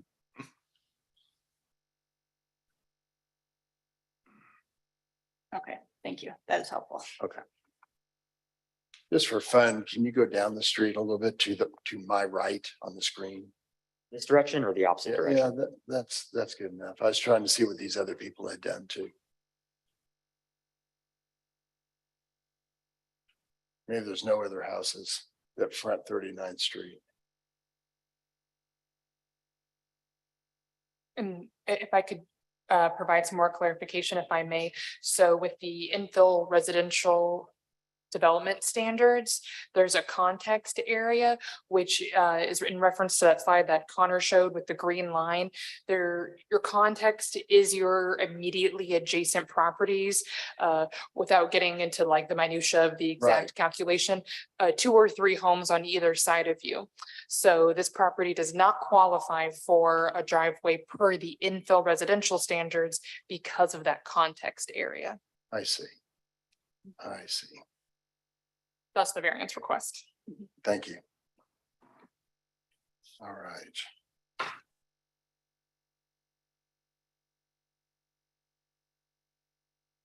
right. Ms. Pollock, do you mind if I hear from the other people? You've said, you've given us a lot of testimony and these pictures help that Connor had on display. So do you mind if I ask for your other comments from the other people? I welcome that. Okay, thank you. All right, Katrina and Ryan. Yes, hi. We understand that this is a very busy street. We just bought our property, 803 39th Street. And where's your property, ma'am? It is if you're looking at the street view, we're to the right. We do have a driveway that was, I'm not sure when it was put in because we bought the property in March of 2003. 2023. We are currently working ourselves with an engineer because the integral structure of that driveway is very old, and we're having to do our own repair to it, and also had testing done to the clay and the moisture structure and how it obtains to the structure of our house that we purchased. And we are still waiting on those drawings and have also been in contact with a Miss Abby with the city planning and are following her directions on doing improvements to our driveway. And we just want to make sure that any integral structure will not make our driveway impossible. And yeah, if you look at the street view of Ms. Pollock's property, our house is the one right next door that you can see that has the dugout driveway. That driveway is currently being redone. because structurally Is unsound. it was unsound. And the back wall of that driveway Crumbling. is actually the foundation of the house. So our main concern is that whatever Ms. Pollock does doesn't influence the structural integrity of what we're doing.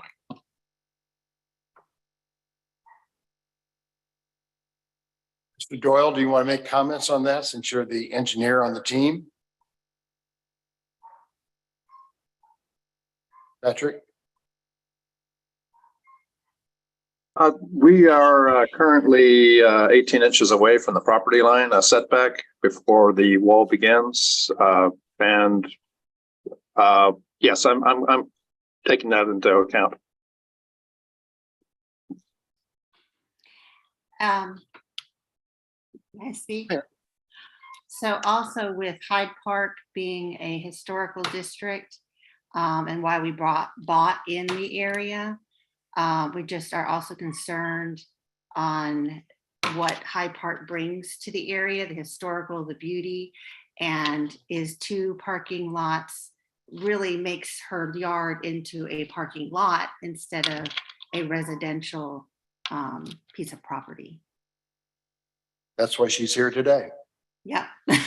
So those are our concerns. Yeah. We just want to look after the integral structure of our property and what we're trying to bring to the community in our home, as well as making sure that we understand what she is doing as well. Understood. I had a Mr. question. Connor, I've got a quick question for you again on the, if you want to pull up your diagram, how far over will the driveway go? They said 18 inches from the neighbor's wall. And if I'm looking maybe at this, even the street view, how far will that go to her sidewalk, their existing sidewalk? So this is the diagram that I was provided, the site plan. Right. Repeat your question again. Sorry. When I'm looking at the street view, how far or how close to her existing sidewalk that goes up to her home? Just an estimate. I'm not asking for exact. So you said how close to the sidewalk? How close to her entrance to her home? There's a sidewalk. It's like the stairs are right in the center and she's doing 2 recessed parking pieces on either side of the center stair. So if you look at that diagram, oh, there you go. Yeah, it looks like Yes. on each side. So one on each side of the stair. Yes, one on each side of the stairs was being proposed. I see. And a curb cut as well? 2 curb cuts. 2 curb cuts.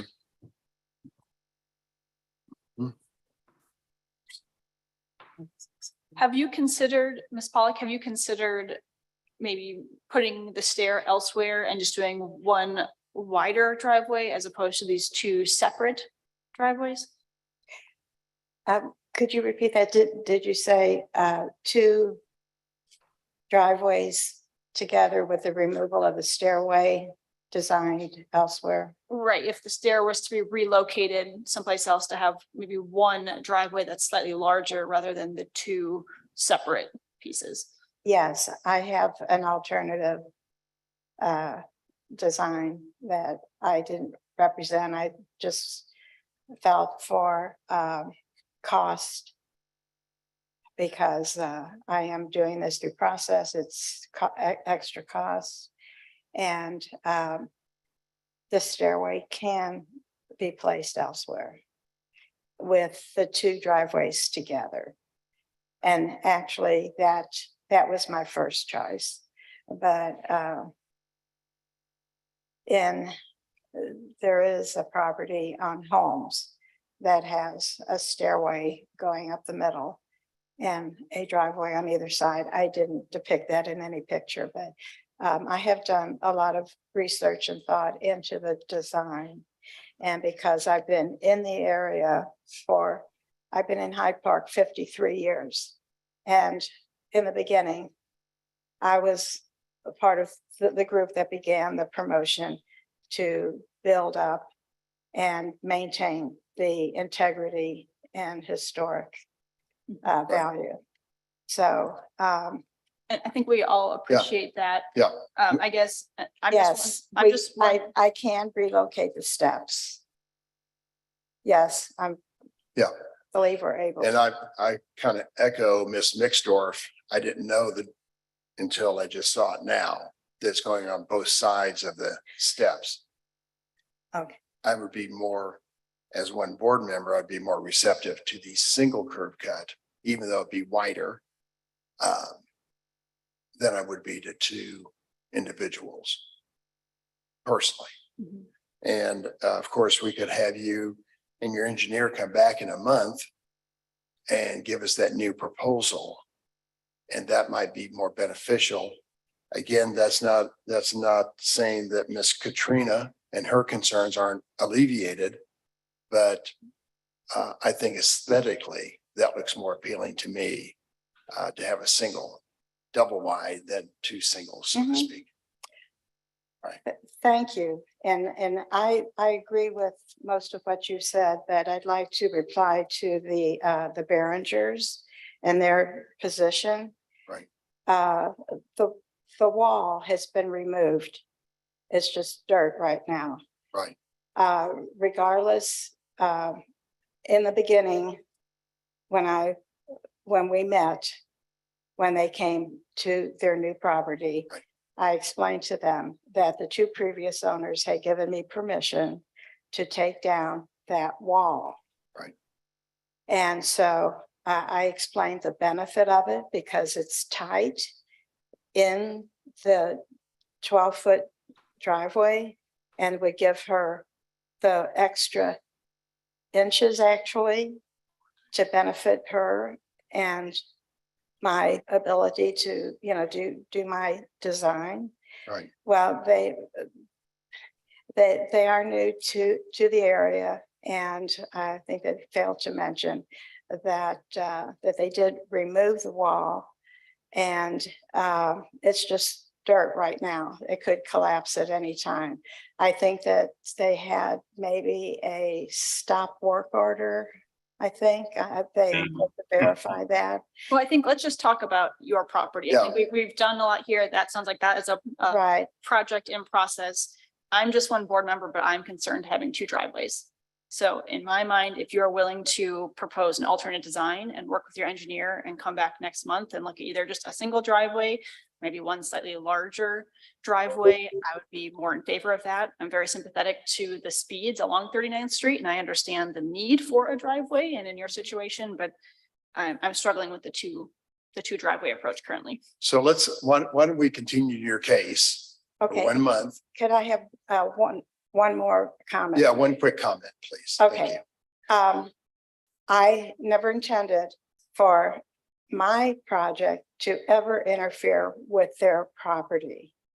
And so when their contractors that they've had working showed up one day and tore down the wall and had planned to put up another wall, I explained that driveway was put in with no permit or variance or anything, and that the measurement and my property line is indicated. I have a place in the yard that was like a plug that was put there to indicate the property line. Thank you, Ms. Pollock. I'd love for you to work with your neighbors, at least let them know what you'd like to do with your engineer and come back to us September 12th, if that works for you. If that gives Mr. Doyle another month, if he needs 2 months, we can delay it for 2 months. Mr. Doyle's hand is raised. Okay, Mr. And Doyle. So, Mr. Chair, sorry for interrupting. If I could propose a continuance to October, the docket for September is quite large at this point. Okay. And All right, let's get a couple quick comments. We're going to move this case, it sounds like. So, Mr. Doyle. I think he Mr. is- Doyle? I was going to make a recommendation that the driveways be joined. With a accommodation with the neighbors, they can join their driveways, and that'll give everybody an extra 3 feet of driveway. So, but that just takes a short discussion and a written agreement, and that'll influence the designs. So thank you, Mr. Doyle. And And again, as I said, everyone can come back in October 10th. That's our meeting then, and we'll review this case at that time.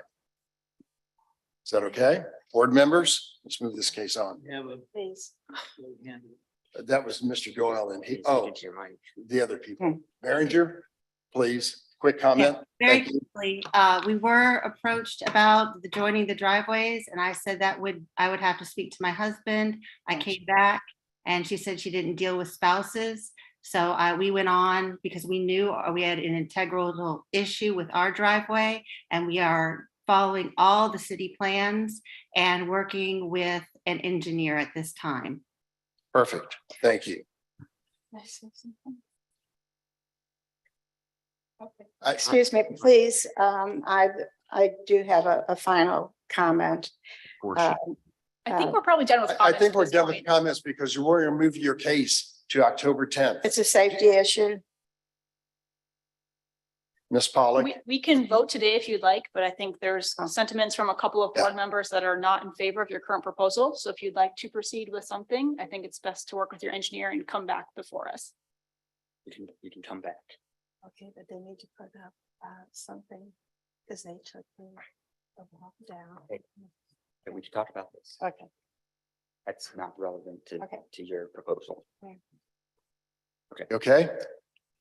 Okay, thank you. Board members, would you like to offer a motion on this case number 57? Move it to October 10th. Mr. Chairman, I'll move that docket item number 9, case number 57 be continued to October 10th. Yes.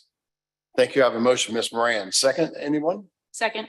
Thank you, Ms. Mixdorf. Please call the roll. Lawrence. Moran. Aye. Stiller. Aye. Mixdorf. Aye. And Ebbets. Aye. We'll see you on October 10th with the new proposal. Thank you very much. Okay. And Thank you. please work with your neighbors. It's always helpful. It's time for a staff break and board break. And can you do 15? It's fine. Yeah. Okay, 15 minutes. And that puts us back at 10 after. Thank you. Recording stop. All right.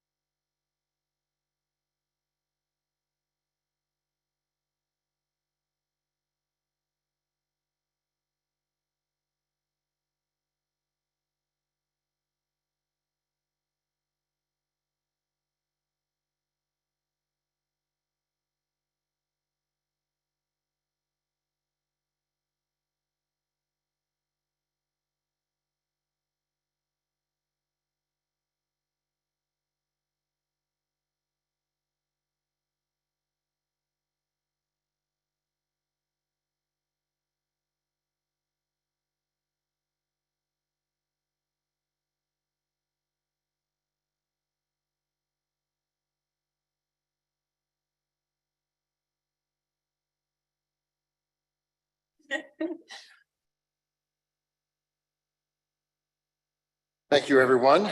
We're coming back after our quick break. Anna, keep us on track here. Okay. Number 11, I think. So we've got docket item number 11. This is case CD BZA 2023-00086 for 7608 Northeast 101st Street. This is a request to approve a variance to the pool siting standards in the R 7.5, which is a residential zoning district on about 0.23 acres, generally located at 7608 Northeast 101st Street.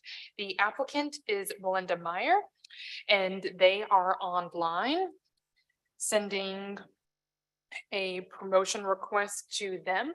This is a reminder for anyone else a part of the property owner or applicant team or any member of the public who wishes to provide public testimony. Please raise your hand in Zoom now or approach the microphone, as once public testimony has begun, no further attendees will be admitted. The property owner has raised their hand. They have been connected. Mr. Chair, no one else has raised their hand or approached the microphone. The standard 9 exhibits for this case apply, and Connor Tomlin is the staff planner associated with this case. Okay. Ms. Meyer, could you turn on your camera and raise your right hand to be sworn in? Thank you. Hi, I'm Melinda Wait. Meyer. Okay, go on, I'm sorry. Say it again. I am Melinda Meyer. No, yeah, okay, give me a second, I'll swear you in. Ms. Meyer and anyone else who's testifying, do you solemnly swear or affirm to tell the truth and nothing but the truth during this hearing today? I do, and my husband is trying to join right now also. Okay, and state your name for the court reporter, please, Ms. Meyer. Melinda Meyer, and I do. Thank you. Ms. Meyer, there are a list of administrative exhibits labeled 1 to 9 as part of your staff report. Do we have your permission to admit those for your hearing today? Yes, sir. Thank you. Part of that is a presentation by Mr. Tomlin on your case. Connor, please tell us about it. Just a second here. Okay, are you able to see the screen? Yes. Okay, today we have CD BZA 2023-00086 located at 7608 Northeast 101st Street. The applicant is seeking approval of a variance to the setback requirements for accessory uses and structures to permit a swimming pool to be located closer than 10 feet to the primary structure. This is a map of the general location where the site is located. Highlighted in yellow here is the property itself. This is the site plan for the proposed pool. As you can see, it is 4 feet from the primary structure. Code states that it must be at least 10 feet from the primary structure. The variance request again is a variance of 6 feet to the setback requirements for accessory uses and structures to permit a swimming pool on the subject site. Accessory buildings must be located no closer than 10 feet to all other accessory and principal structures on the same lot. It would be a 6-foot deviation. A substantial change to the character of the neighborhood is not anticipated, and the difficulty naturally could not be obviated with a change of design. I meant to change that. That concludes my presentation. If you have any questions. Thank you. Board members, any questions of Mr. Tomlin? Ben? Oh, sorry. I don't see, is there a fence? Sorry. Is there a fence around that yard for the pool? Yeah, we already have a fence. We put that in a couple of years ago. It will have to be partly deconstructed to build the pool and then put back, of course. Ms. Meyer, stand by. Oh, sorry. Thank you. So do you want to respond to him? Did Melinda answer your question? Yes. Okay. Thank you. Any other questions of staff? I have a question. What's the purpose for the 10-foot setback from the house requirement for a pool? Just a second here. So you're saying the purpose of being the setback requirement 10 feet from the primary structure? What does that protect? Why is that in the code? I would assume just from possibly like the back door, more distance from the pool to avoid falling in or something like that at some point. I think it's a safety. Yeah, I believe it would be safety, but I'm not entirely sure the reasoning of why that specific distance was set. Am I allowed to talk? I don't know when I get to speak. In just a second. We'll get- Okay. Any other questions of staff? Okay, Ms. Meyer, it's your turn. Why should we grant your request today? Okay, so I would just like to clarify, I think the wording is a little bit confusing. The primary structure of our house is not actually what we're trying to be 10 feet from. That is our deck. We have a deck attached to the house, and we have been told that we now have to go 10 feet out from the deck, which makes it impossible for us to put a pool in the yard because we still have to remain 10 feet from the property line, which is where our fence is. We are still more than 10 feet from the primary structure, our deck, and we have a patio under the deck, a cement patio, and we've already extended that patio a few years ago when we built the house. And so what we would like to do is connect the 4 feet of concrete and then the pool so that it all goes together. And it's not, we will still be more than 10 feet from the house, because that is my understanding with talking to different pool companies. There's an integrity feature issue there where you don't want to be that close to the house itself. But the deck, the city just changed that code last year. You can see on the exhibit with the plot plan, my neighbor has a pool put in, and hers is exactly what we are requesting to do. We have the same footprint of houses. We built the same houses next to each other. And so it would look just like hers, where you can see the pool connects right up to the 4 feet of concrete connects right up to the existing patio, and that's where the deck is. And my understanding is that they don't want people jumping off of the deck into the pool, was why they changed that code last summer. I don't have any intentions of letting people jump off of a deck into my pool. Anyhow, I think that's not a bright thing to do. So we would like to connect it so that it flows smoothly. And again, if we'd have to go 10 feet away from that deck, also, we don't have room to put it in. Understood. Board members, questions of Ms. Meyer? Mrs. Meyer, excuse me. That's okay. Don't hear too many. Mrs. Meyer, any neighbor opposition? No, both of our immediate neighbors know we want to do it. And like I said, the one neighbor already has done the exact same thing. So, and the other neighbor is like, put in a pool so we can use it. Yeah, I get it. All right, board members, any other questions, comments, and or motion?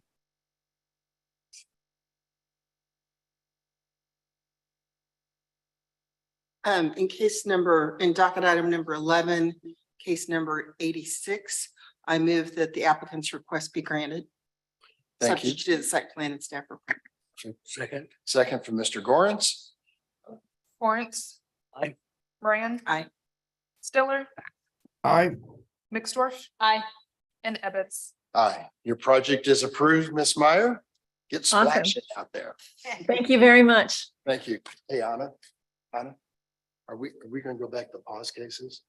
Yeah, do you want to go back to them right now? Are they there? Oh, one of them is. Okay, let's take that one. Okay. And then actually, housekeeping wise, docket item number 6, case CD SCP 2023-00035 for 414 Wallace Avenue. The applicant has requested a continuance to September 12th to be present for the hearing. Okay. Do we have any issues with pushing this to the 12th with the docket length? I would say from a staff perspective, yes, but that is the date that the person requested. It is up to the BZA's discretion if they would like to continue it to October for scheduling purposes for the cases already scheduled for September 9th or 12th, excuse me. Kind of like a school thing that should go past. I'd push it to the 12th. Yeah, that's fine. Board members, do I have a motion to move case number 35, docket number 6 to the September 12th docket? Moved. Second. Thank you, Ms. Moran. Anna? Call the roll. Lawrence, Aye. Moran. Aye. Stiller, Tom? Mixdorf. Aye. Ebbets. Aye. That's continued to the September 12th docket. And we're going to docket number 8, Anna? Case number 18. All right, now the next docket item is docket item number 8. It's case number CD BZA 2022-00018 at 5600 Nolan Road. A request to approve a variance for 2 structures on 1 lot on about 3.2 acres, generally located at 5600 Nolan Road, plus any other necessary variances. And the applicant is Brian Kingsbury, and the staff planner is Anna Naniski. Okay. Is there anyone in the virtual audience who are in the live audience who wants to make comments on this docket number? Case number 18 at 5600 Nolan Road. Please raise your hand to be promoted. And Mr. Kingsbury is being promoted. And I noticed on this case, this was continued from May and July. We have the required quorum of Ebbets, Gorence, Moran, Mixdorf, and Stiller all are in attendance, so that quorum is established. Just a second here. And Brian has been promoted. Okay, thank you. Okay, I'm here. Can you hear me? Yeah, we can, Mr. Kingsbury. Stand by just for a moment. We're going to get you sworn in here in just a second. Thank you. If you could turn on your camera too, if you have one. It was on Wednesdays. How's that? Is that working? Yeah, we see you in just a second. Sir, could you raise your right hand to be sworn in? Do you solemnly swear or affirm to tell the truth and nothing but the truth during this hearing today? I do. And please state your name again for the court reporter. Brian Kingsbury. Thank you, Brian. Part of your case is a list of administrative exhibits labeled 1 to 9. We need to admit those to hear your case today. Can we do that? Yes. Thank you. Those are admitted. Part of that is a presentation by Miss Anna on your case. Thank you. And technically, there should be 2 other exhibits attached to this revised staff report. One being the revised staff report and the second being the revised plans for this project. Okay, both of those are part of your staff report. Okay, and those are obviously admitted as well. Thank you.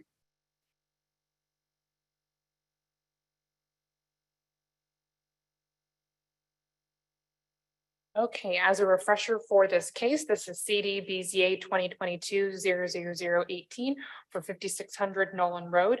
The property is zoned R80 and the applicant was previously requesting a variance for 2 primary structures to be on 1 lot.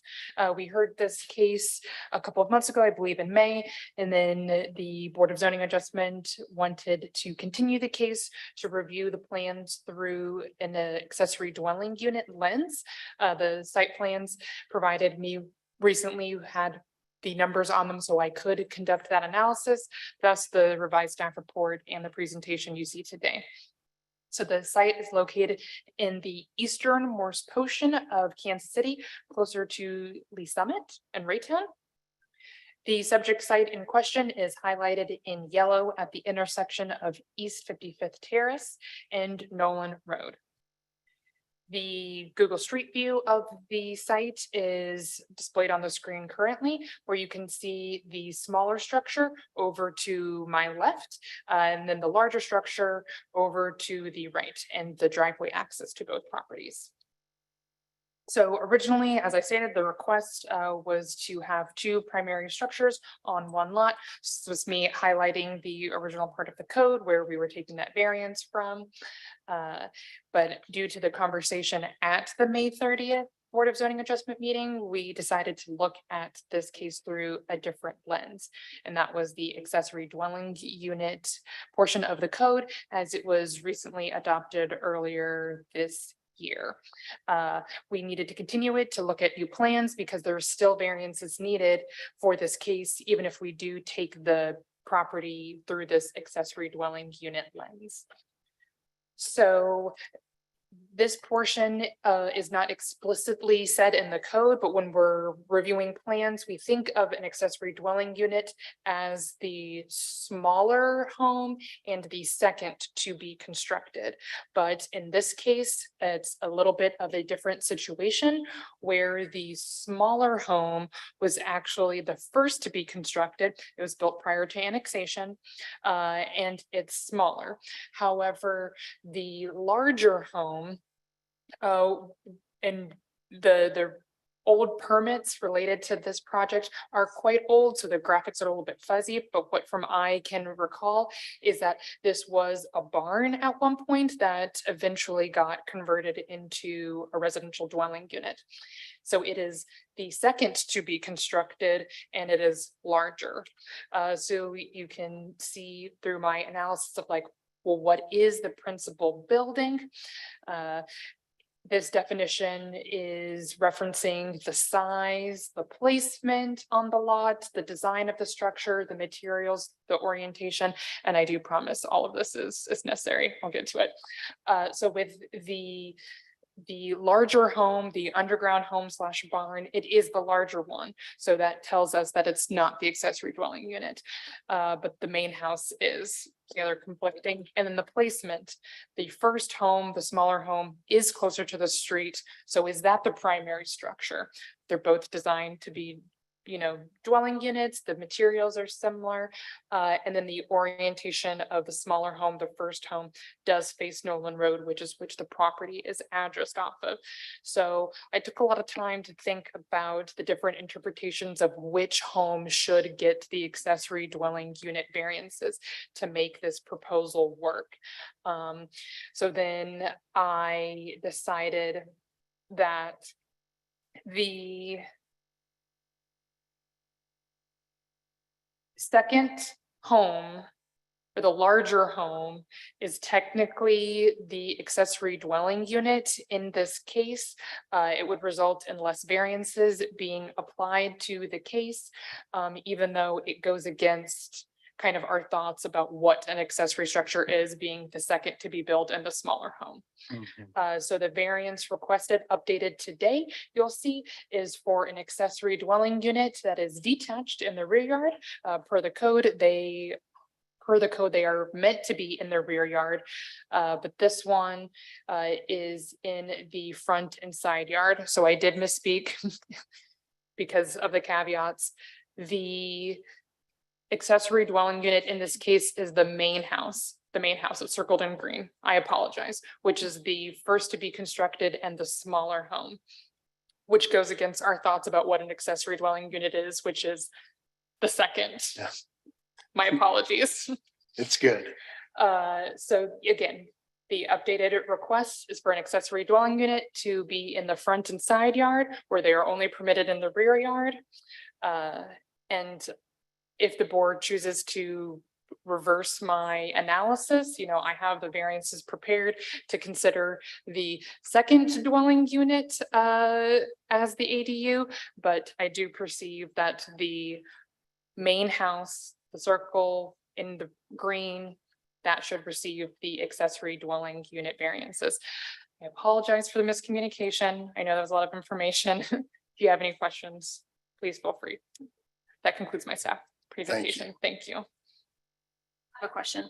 Yep. So do both of these currently have their own separate mailing addresses? I think that's a better question for the applicant. No, they have their own, they share a mailing address. They share, okay. They're separate. You said they share. You said they share one, correct? They share one address, yeah. Okay. That's the only question. And I wasn't paying really good attention. Could I see the overall map again? I apologize. It's I have to okay. Repeat that. Thank you. So There we the aerial view is fuzzy, but what I was referring to as the main house, the first constructed home, the home that I am proposing to be applied to the accessory dwelling unit variances is the smaller home towards the front of 55th Terrace and Nolan Road. The larger structure, which is the secondary to be built, sits behind.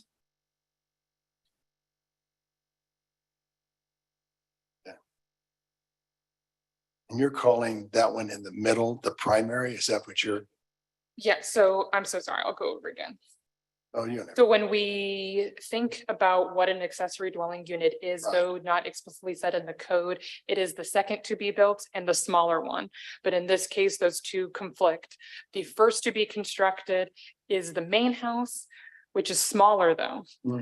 And it's oriented to the streets like a primary structure would. The second home to be built or converted is the larger home, which indicates primary residence to us. Like I said, it's the secondary to be built and it's larger. So when I'm looking at which structure should receive the accessory dwelling unit variances, I, had to weigh out my choices and I went with the smaller home, though it is the first to be constructed.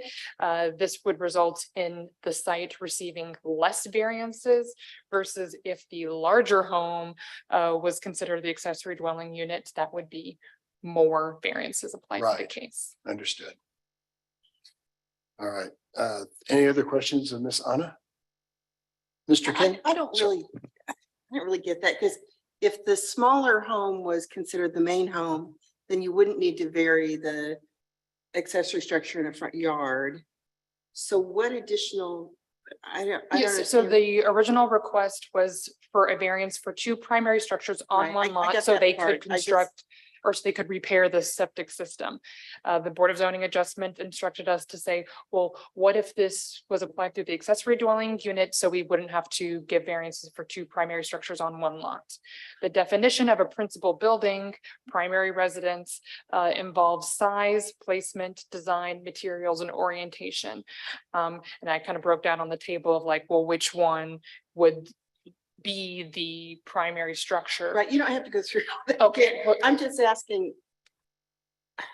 It seems like the amount of variance would be bigger if you had the main house as the principal structure, but you wouldn't need as many variances because you wouldn't need to vary the front yard. Yeah, so if the main structure, the main house, the one that's circled in green, was considered the primary residence, then the second structure, the underground home / barn, would need several variances to the size that an accessory dwelling unit is allowed to be. That would result in like 2 or 3 variances being applied to the case versus the one setback variance for the primary structure being in the accessory dwelling unit being in the front and side yard. Okay, so it's the size. That's okay. Yeah, thank you. The questions of Anna? Mr. Just to- King? Sorry, just to clarify one more time. So the main house would be considered the ADU. Yes. Okay. I agree. The newer home. The first to be constructed home. The green one. The Yeah. green one. Yes. Yeah. Okay, perfect. Mr. Kingsbury, why should we approve your request today, sir? Because you're kind and generous and the land is locked and we don't have a way forward. I mean, I don't really understand. I mean, the homeowner purchased the property with no understanding of what the property, the problems the property had on it.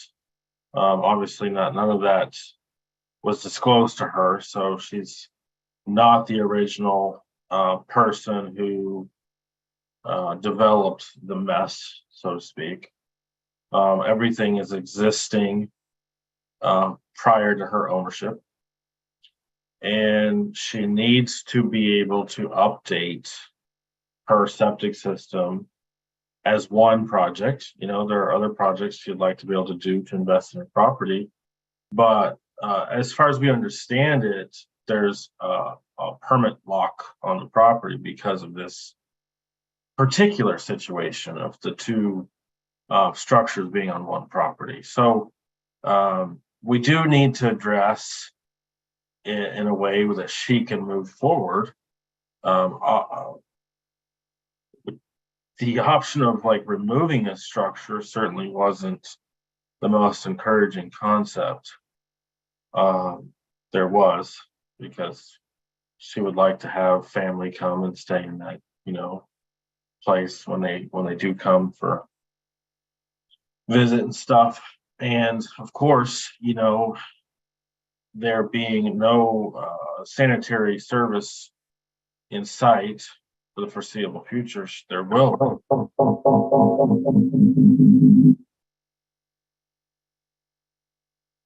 So I'm not sure what that was.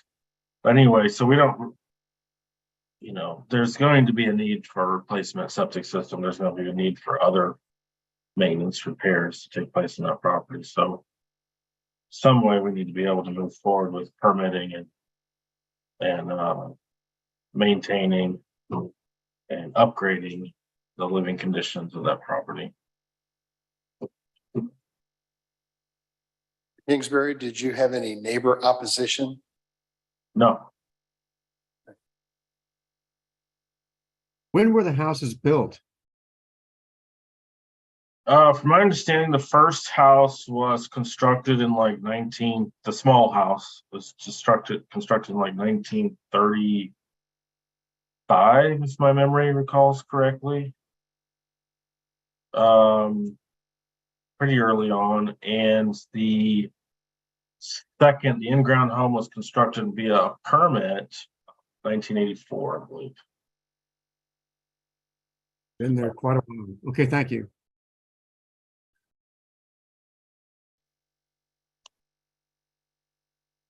Board members, any other questions of Mr. Kingsbury or anyone? I appreciate the analysis to go through this path and see how we can find a good way forward, since this has been here for a while, and just make it all compliant. So. And it sits on 3 acres as well. So Yeah, if this works, I'm fine with it. I guess I have some concern about calling the main house the accessory, that might cause them problems in the future if they want to expand it or have people living there, and we change the code so you can't have people live in an accessory structure. That kind of worries me, but if you worked all that out, I'm good. The big house is the primary structure and the tiny one is the accessory. Okay, but that's the house where they live. The larger home is the primary residence where they live. More people live. Oh. Yeah. I thought they lived in the smaller one. No. So they live in the barn, the former barn.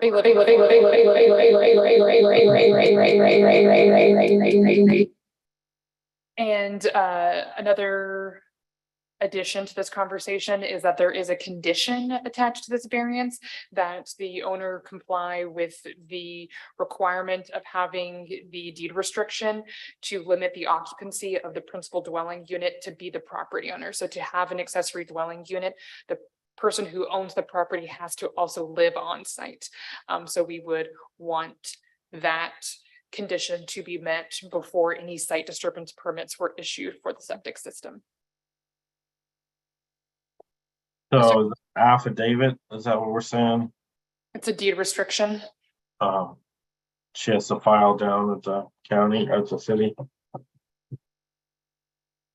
Some particular paperwork she needs to fill out, is what you're saying? Correct, with the county.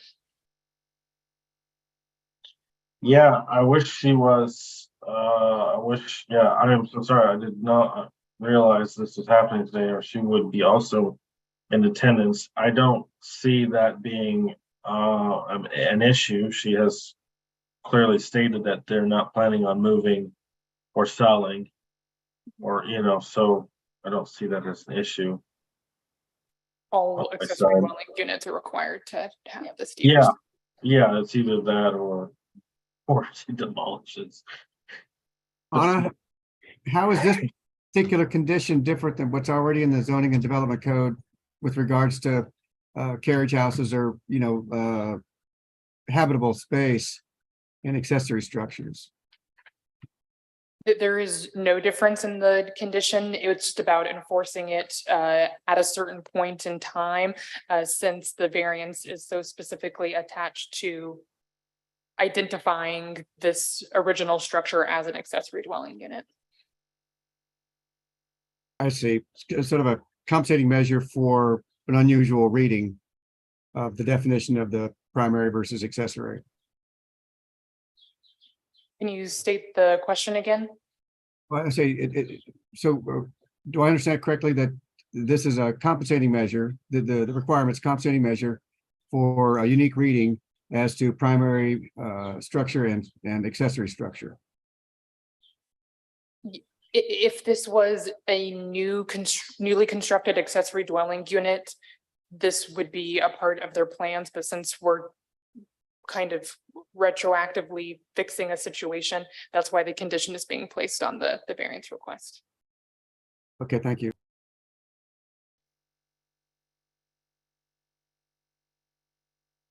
Anyone else? I would offer a motion. Oh, thank you, Ms. Mixdorf. Go ahead. Case number 18, I move the applicant's request be granted in accordance with site plan, staff report, and the conditions therein. Second. Thank you, Ms. Moran. Corrance, Aye. and Aye. Miller, Tom? Aye. Mixdorf, Aye. and Ebbets. Aye. Your motion and application is approved, sir. Good luck. Thank you. Thank you very much.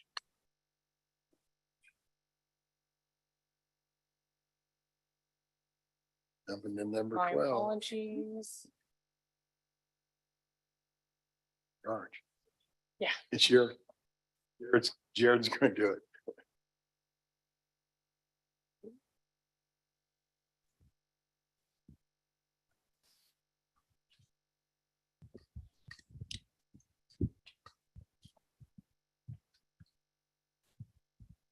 Now we're moving on to docket item number 12. This is case CD BZA 2023-00088 for 4618 Forest Avenue.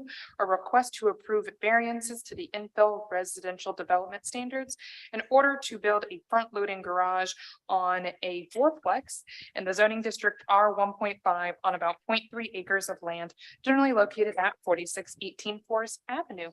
The applicant is Sarah Ladd from Elevate Designed Build LLC. They are present in the chambers. They are also the property owners in question.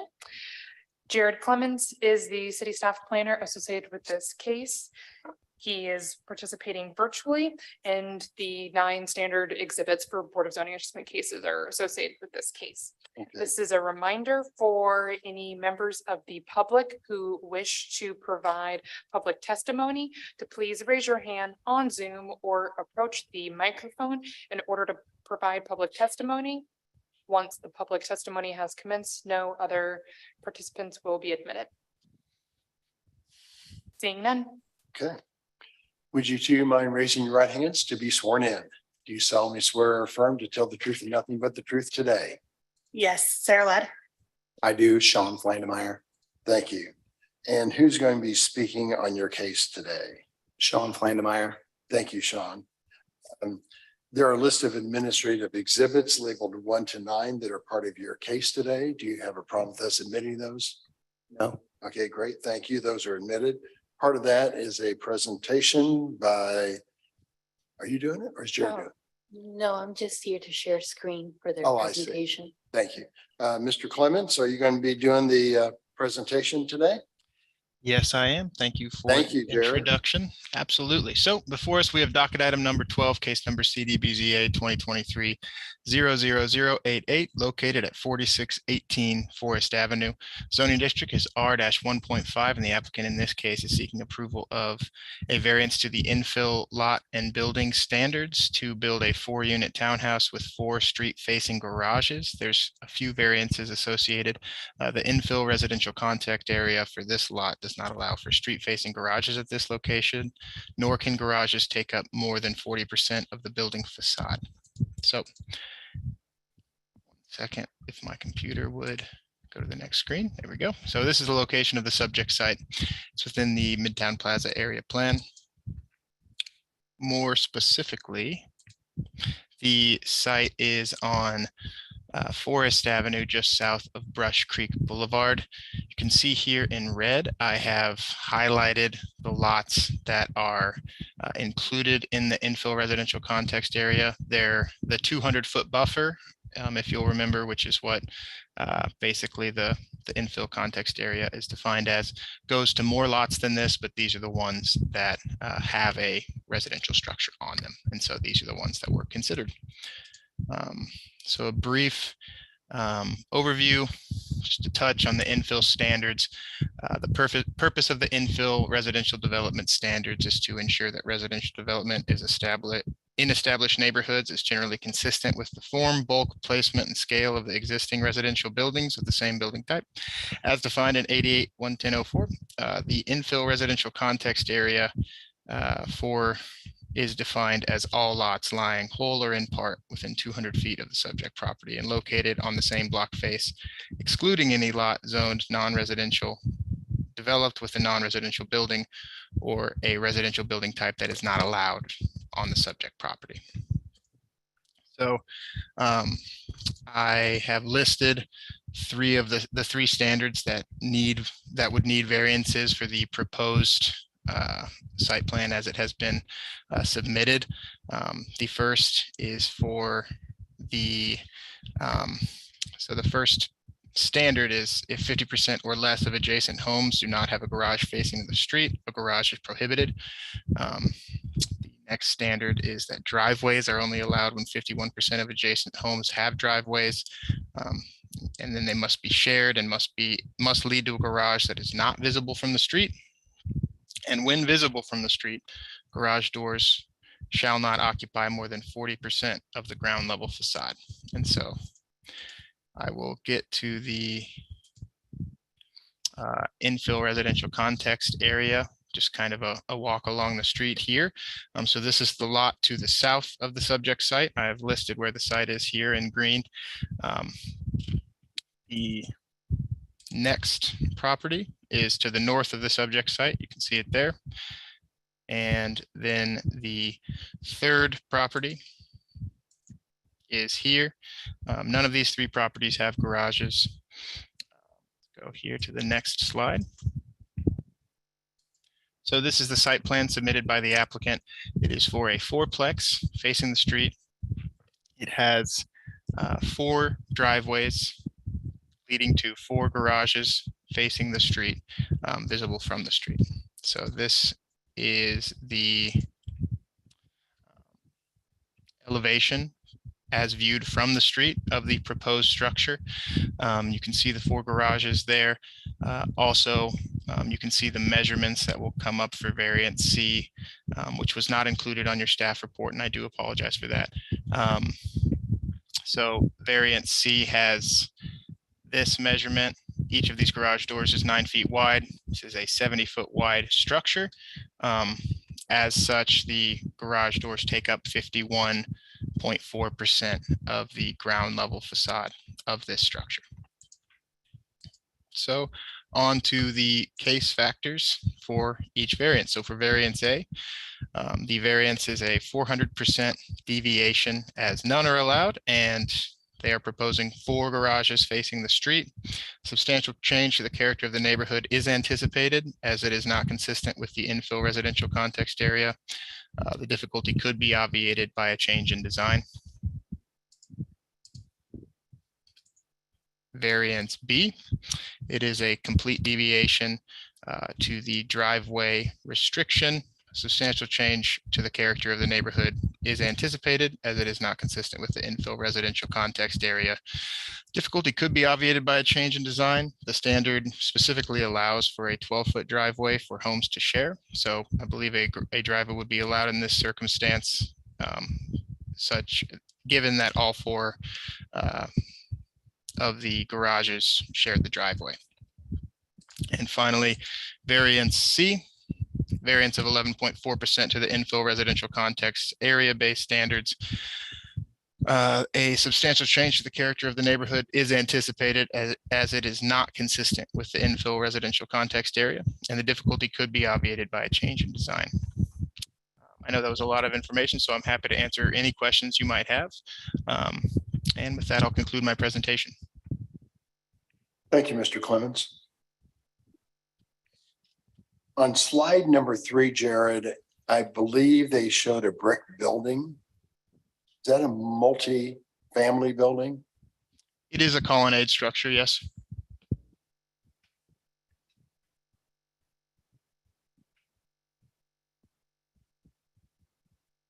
Say that again. I'm sorry. I didn't hear it. It's a colonnade structure, one of the kind of historic Kansas City multifamily structures.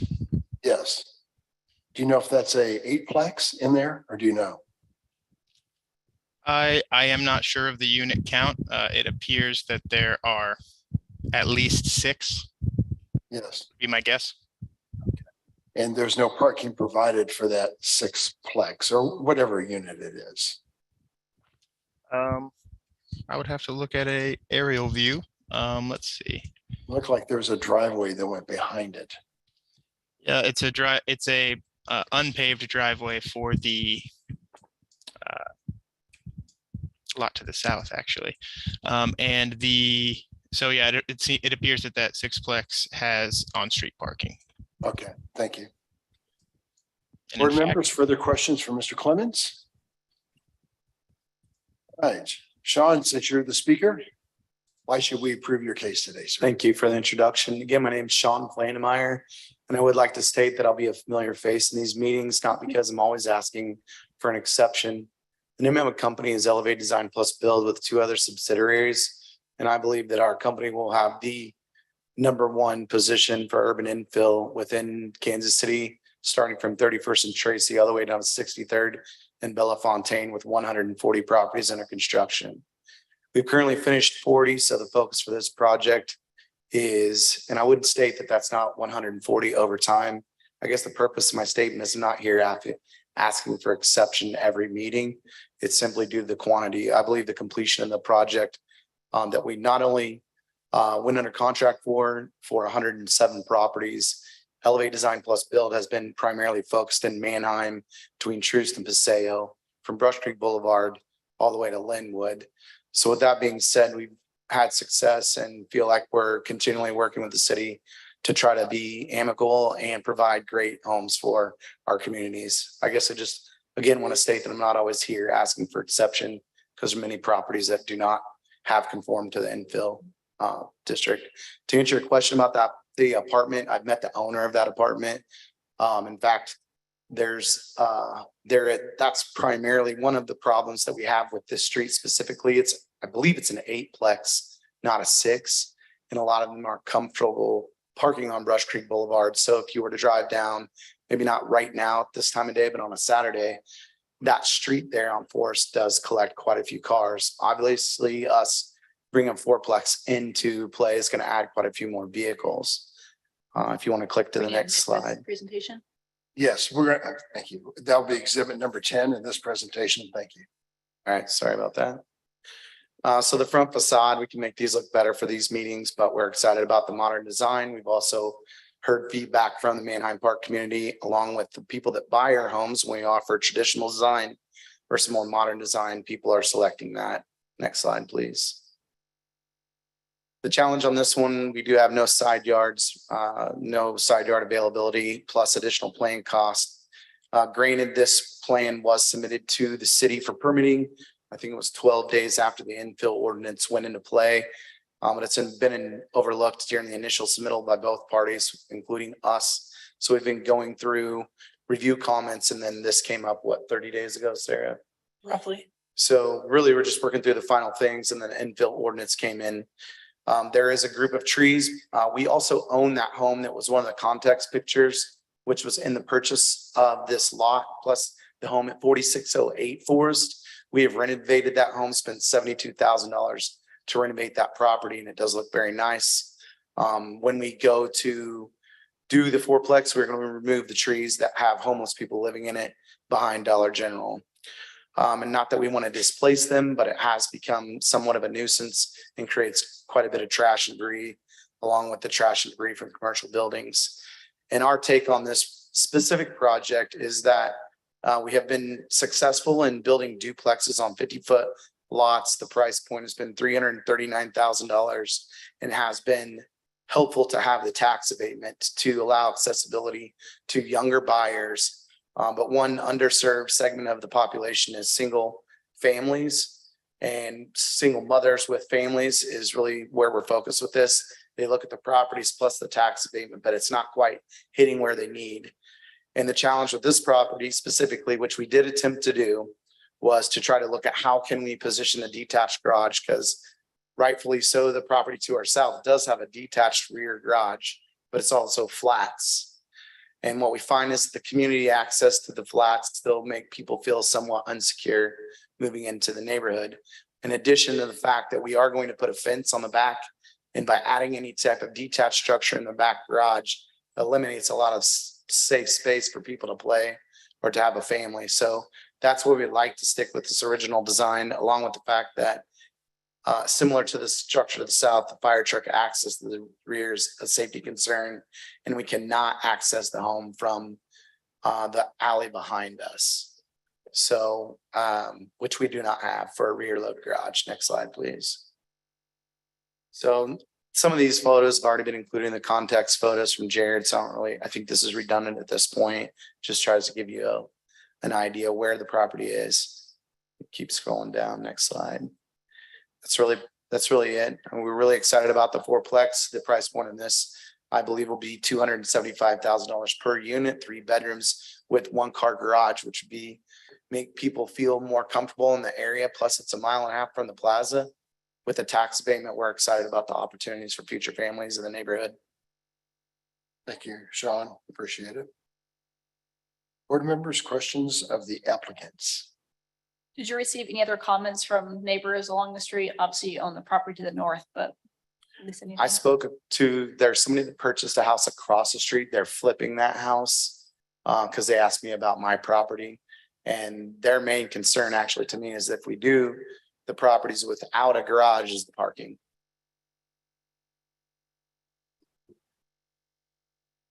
So each unit's going to be about, what, 1,600 square feet? Correct. Okay. Upstairs is a 2-bedroom unit, 2-bedroom, 2-bath, or what are you doing upstairs? 3 bedrooms. 3? Well, I shouldn't say that. The 2 outside units are 3, 2 inside are 2. Yeah, thank you. Just curious, any basement? This will be on slab. On slab, on slab. Okay. It keeps the price point lower, so we can get. Understand. I'm just asking. Board members, any other questions? I just have a comment. I appreciate that you're still trying to do a garage. It doesn't meet the infill, but you're not doing a 2-car garage. I think it's nice to at least give people that space to park without getting these double garages that don't really fit in the rest of the context. So I appreciate that balance of trying to give them the parking without being a full facade of garages. So. Motion, anybody? Further comments? I'd offer a motion. Thank you, Ms. Mixdorf. In case number 88, I move the applicant's request be granted in accordance with site plan and staff report. Second. Second, Ms. Moran. Anna? Lawrence. Aye. Moran. Aye. Stiller. Opposed? Mixdorf. And Evans. Aye. Your project is approved. Good luck with that. Thanks, Thank you. guys. sir. Thank you very much. Thank you. Another infill, don't we? I think these are all infills. Just as an update, Mr. Chair, depending on when you want to break for lunch, we can take 1 or 2 more cases. It's up to your discretion. 2 more. They're both infills, I think, and then we'll probably blend a hard break at 12:25, if not Okay. before. Thank you. Okay, so we were moving on to docket item 13. This is case CD BZA 2023-00093 for 4443 North Cypress Avenue. This is a request to approve variances to the infill residential development lot and building standards on about 0.26 acres, generally located at 4443 North Cypress Avenue. The applicant and property owner, Greg Struvino, I apologize, is the property owner and the applicant. They are present in the city council chambers, and Stephanie Sildari is the staff planner associated with the case. All standard 9 exhibits apply to this case. And this is a reminder for anyone who is a member of the public who wishes to provide public testimony on the subject case to raise your hand in Zoom or approach the microphone in the city council chambers. No one else has raised their hand. All right. Give me a second here. I need to pull up the staff report and I'll be ready to go. All right, so will both of you please raise your right hands to be sworn in? Do you solemnly swear or affirm to tell the truth and nothing but the truth today? I do. And your names for the court reporter? Chuck Weber. Thank you. Braden Struvino. Thank you, Mr. Stravino. All right. Part of your case today is a list of administrative exhibits labeled 1 to 9. Do you have any problem with us admitting those for your to hear your case today? No. Great, those are admitted. Part of that admittance is a presentation by Ms. Stephanie. Thank you. And in order to expedite this, seeing how case 13, case 14 is going to be very similar in presentation, if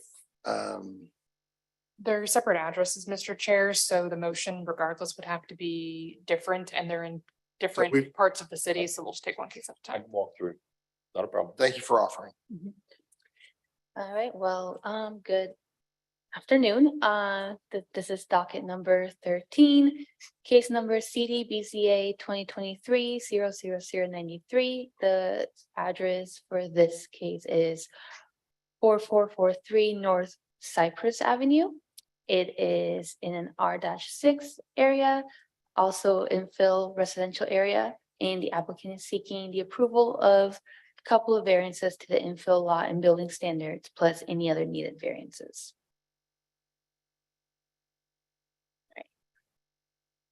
All right, so the site is up north, like center of the city. And this is an overview of the lot. Right now, it's a vacant lot, as you can see, highlighted in yellow on North Cypress and North 45th Street, 45th. This is what it looks like right now. Here is a site plan. Just what it's gonna look like.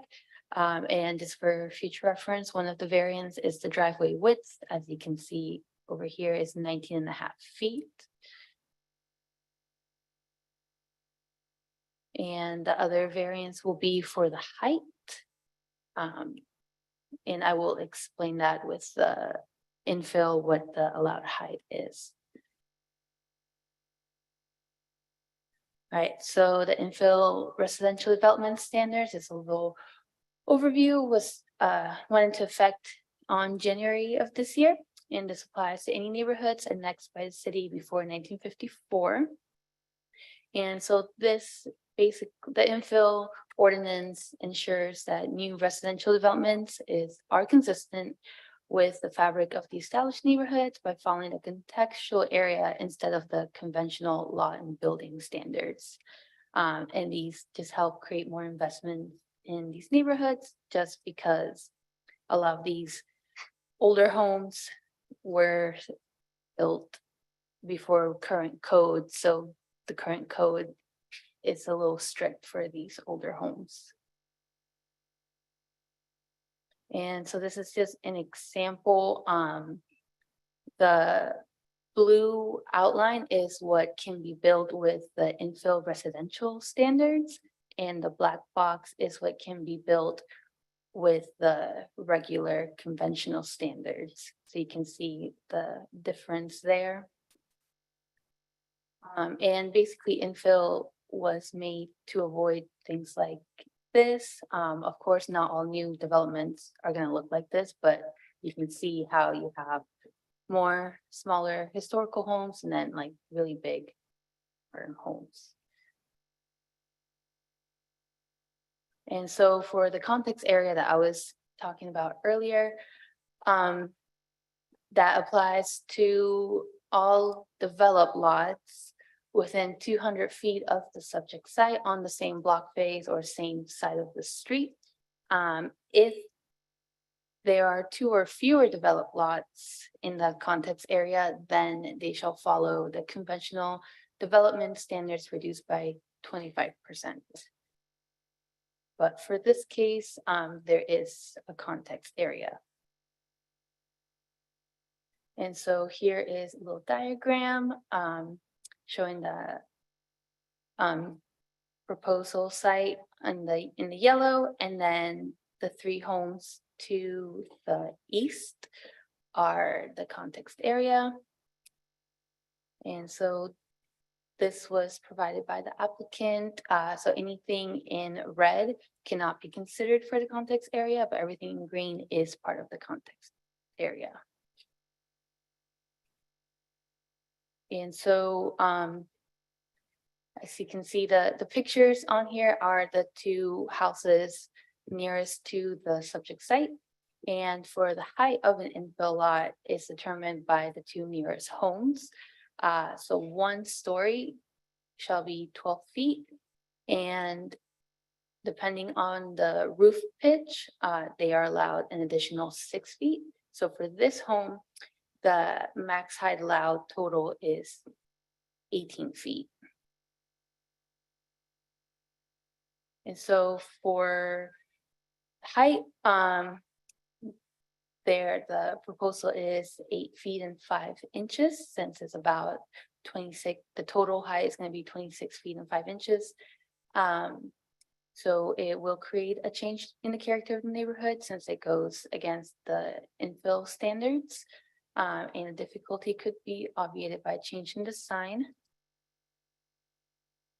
The other variance would be to the width of the driveway. So the proposed driveway is 19.5 feet. So they will need an additional 7.5 feet since only 12 feet is allowed as the max width. So again, it will change character of the neighborhood since it goes against infill vehicular standards, and difficulty could be obviated by a change in the sign. And that concludes my presentation. Thank you, Stephanie. Questions of staff? Anybody?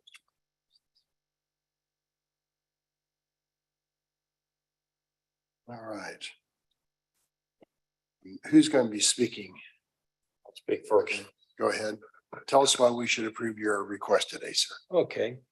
Well, we know there's 2 types of housing stocks in this city. There's the urban core, which is more close to the downtown area. Once we get into suburbia, the contour, everything basically changes. Down here, we have alleyways, one-way streets, those type of configurations that on-street parking might be a rational way of living.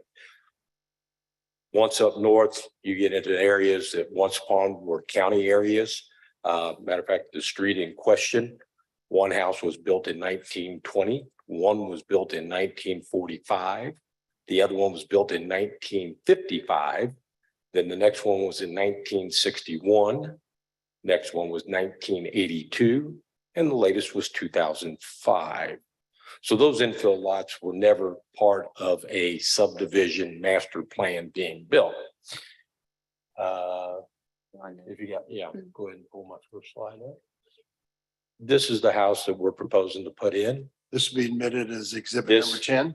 Go ahead. Yes.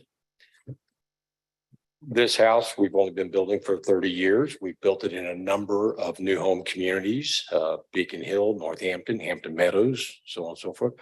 You can see thousands of them in the Northland area. It's not an uncommon floor plan or home.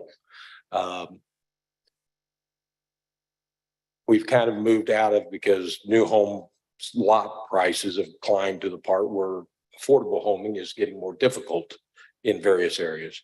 So we've kind of switched to practice and we've gone to infill lots. We've been doing this for a number of years now. We have not had issues or problems with getting these units built and constructed until the new infill lot project came into mind. Once again, up north, that's already yours. That tells that we have a driveway issue and we have a height issue. So that's just repeating what you have. Next one, as she showed you, was the lot. You can see where it is configured at.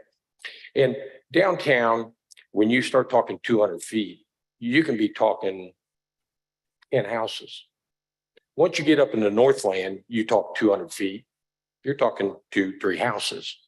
And anytime you start doing that and want us to configure a house exactly like the one next door, you know, to draw up a new master plan, every time you go into an infill lot, you're going to drive the cost significantly up again for affordable housing.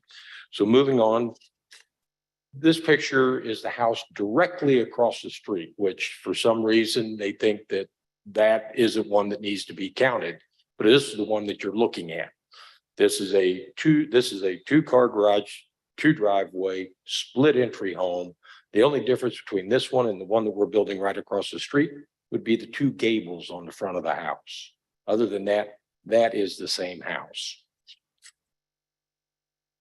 This one is the one that was in her picture. If you note, it is a 2-car drive, or it is a double driveway. It does have a carport, so it is basically a 2-car garage. Now, again, you got to remember, you're up north. These were county roads at one time. The road is 26 feet wide. Parking on the street, you start doing that, you need to have one-way streets, which we don't have. We don't have alleyways either. So 2-way traffic is what you're always going to see on any thoroughfare in the Northland. Go to the next one. The gentleman that is next door, not only does he have the 2-car garage there, but he also has a 2-car garage in his backyard. The next house, this one was built in 1955. Evidently, at one time, yes, at that time, it was fine when in 1955, the traffic was not so congested up there. So he probably had a 1-car garage and a 1 drive.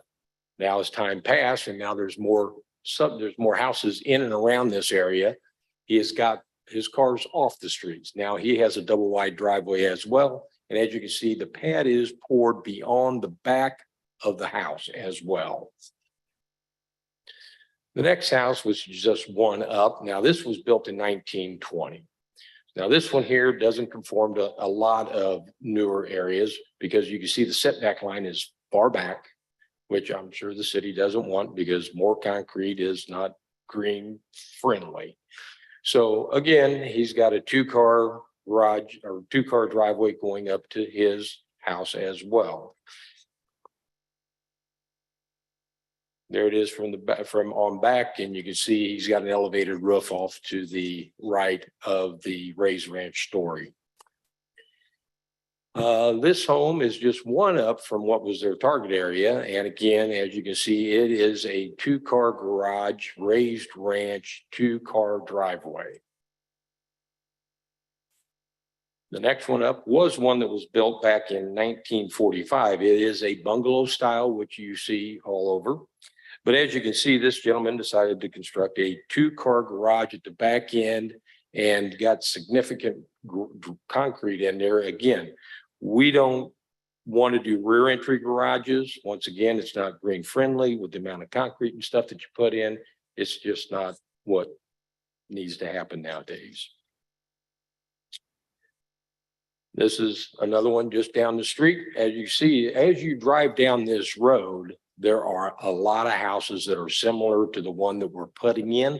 This is a raised ranch, 2-car garage, double driveway.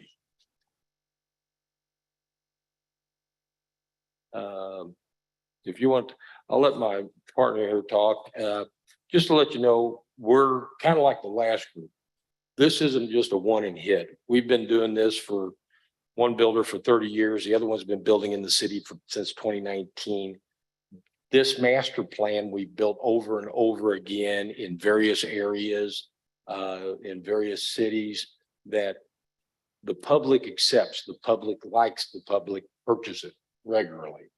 So again, I'll let him talk about some projects that we got going. And so you can get the depth of when we go in on infill lots in order to, give some affordable housing. These are infill lots because there's things that we're missing, whether it be sewers, whether it be water, whether it be the configuration of the lot. There's reasons why they were infill lots and nobody's touched them. We're going in and we're making homes for families. You want to talk about? Yeah. Stuff that I want to go to the presentation. Get your microphone close to you so we can hear you. Thank you. Yeah, so again, my name is Braden Servinu. Me and my father have been building in Kansas City since 2019, really all north of the river on mostly infill lots. On the next presentation that Chuck's going to be covering, we have a cost sheet that shows that we put up more than $7.5 million in housing north of the river. So our goal really is to provide like quality and affordable living for people in the Kansas City area. And so right here, we have another split entry type home. Next slide, please. And so this is at 426 Northwest 40th Street. As we move through these slides, the yellow outlining is going to show where our current lot is. And then the X is going to be obviously where the house that we are referencing is. Next slide, please. So that is the lot of what it looks like. And as you can see to the left right there, raised ranch, 2-car garage, double drive. We have broke ground on this lot. Yeah, well, it's just a second. We've got to admit these as exhibit number 11. Oh, sorry. All the slides will be admitted as one. Thank Well, I guess just to clarify too, if we talked about calling them as separate, are we gonna? We may just Just quickly do them admit all. those on the second. Okay. On the second one. Thank you. Go ahead, keep going. Sorry, apologize. So yeah, like I was saying, this is the lot that we have broke ground on and are currently building that split entry home. And like I said, to the left of that is a raised ranch, double car garage, double driveway. Next slide, please. And so just down the street from where we are currently building that split entry, we have put in 2 in the last year, 404 and 408 Northwest 40th Street. Next slide, please. And so that's what the lot looked like beforehand. Next slide, please. And that's what we have there now, as you can see, both split entry homes back to back to each other. Next slide, please. And so we have one to the right of where we are currently building. Like I said earlier, it's a raised ranch, double car garage, double drive. Next slide, please. Next slide, please. And so again, to the left of our house that I showed earlier, 408 Northwest 40th Street, you have another raised ranch situation with double car garage, double driveway. Next slide, please. Next slide, please. And so we have a infill lot right now that we are pending on getting approval for a water line extension that's going to convert this to 2 lots. Our goal is to improve the city's water main from 50th Street and end up connecting to ours. We are currently in the works with getting that approved. We ended up paying for the design with anticipation for the city to pay for their part since we initiated costs and design at our expense. Next slide, please. And that's what the lot looked like beforehand. And then you can go ahead and go to the next one. And so really our objective is going into these infill areas and trying to really provide and up the housing stock in some lots that may not be desirable for some builders to go into. But like Chuck and I have been saying, you know, we've been doing this for, my father's been doing this for 30 years along with Bob behind me, but just trying to improve these areas and get people affordable and quality homes to live in. Next slide, please. And then for reference, here's another house right across the street. Next slide, please. And this is to the left or north of the lot that we have. Next slide, please. You can see that. Next slide, please. And so here we have another lot, 6205 North Wheeling. Again, same type of situation. We're pending to build on it. We have a sanitary sewer under review to convert it into 3 lots. And we've submitted sewer drawings and we're still waiting for approval. Next slide, please. So here's a beforehand picture of the lot. Next slide. And there's what it is now. Next slide. And so if you look to the house to the left of our lot, which is north, this house is actually condemned. Next slide. And so you have areas like this that we're going in and building right next to. We're actually in the talks of who owns this and potentially buying this and getting rid of this to build another, split entry or 2-story kind of plan to get rid of this and improve the aesthetic of these neighborhoods and areas that we're going into. Next slide. And then there's an empty lot just across the street from where I've been talking about. Next slide.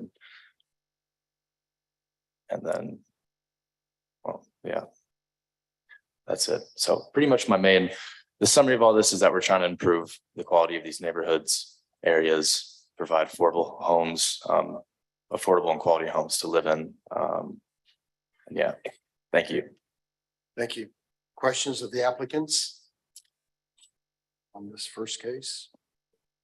Well, it's first case, but it's multiple Yeah, I know. cases. I know that. Okay. He's got 2 of them. So.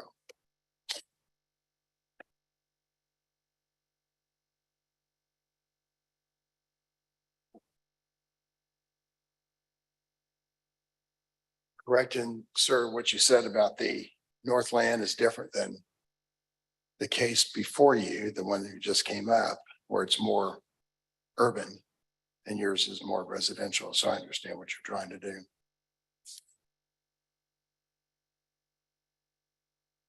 Any neighbor dissent? Well, absolutely. The people that I've been out, when I've talked to them, show them what we're doing, give them addresses where they can drive by. Thumbs up, because it raises their values. I mean, when we've gone into these areas, basically taking something that has been an eyesore for them for, like in this case, there's, houses have been there since 1920. So there are some people that's been there for a day or two and they've gotten tired of having to call the city, got weeds up. They welcome it. Right. They welcome it. When they see what is, like I said, it's the housing stock that if they go out and drive around to any newer community, it is a housing stock that they see. Mhm. It's not different. It's not unusual. It's not, I wouldn't say non-conforming, so no, they all welcome it. I haven't had anybody come out and say, I'm going to jump on Zoom and come down here and talk against you. Yeah. Haven't received any of that from any of the neighbors. Right. Thank you. Board members, any other questions or comments? Motion, anybody?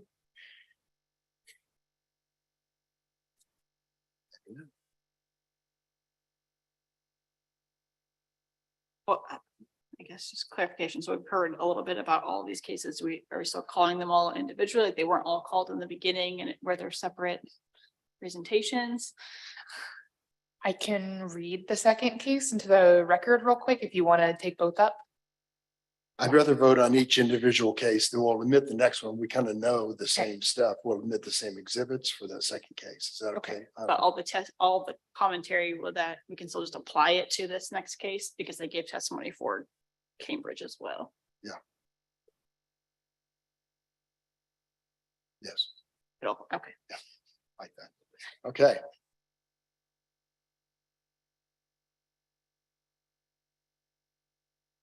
Anybody?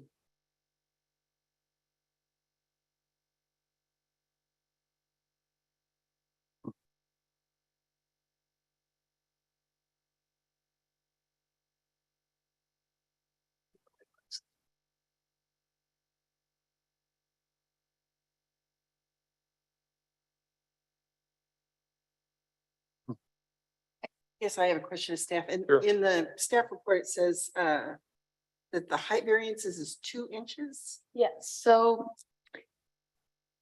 originally I thought this property only had 2 houses in the context area, meaning that they would have to go by reduced conventional standards. And then when I was making my presentation, I realized somehow I missed that 3rd home. And so that's why, and that was after I submitted the staff report, because originally with the reduced conventional standards, they're allowed 26.25 feet. And so there was like a 2-inch difference. But because there is that third home, then it's down to the 18 feet. So there, The variance goes from 2 inches to 18 feet? you No, said? sorry, so because there is a context area, 3 or more homes, they're allowed up to 18 feet, so that's why there is the 8-foot variance request now instead of the 2 inches. Okay. you pull up your PowerPoint slide again, Stephanie, to show the revised variance requests. Yes.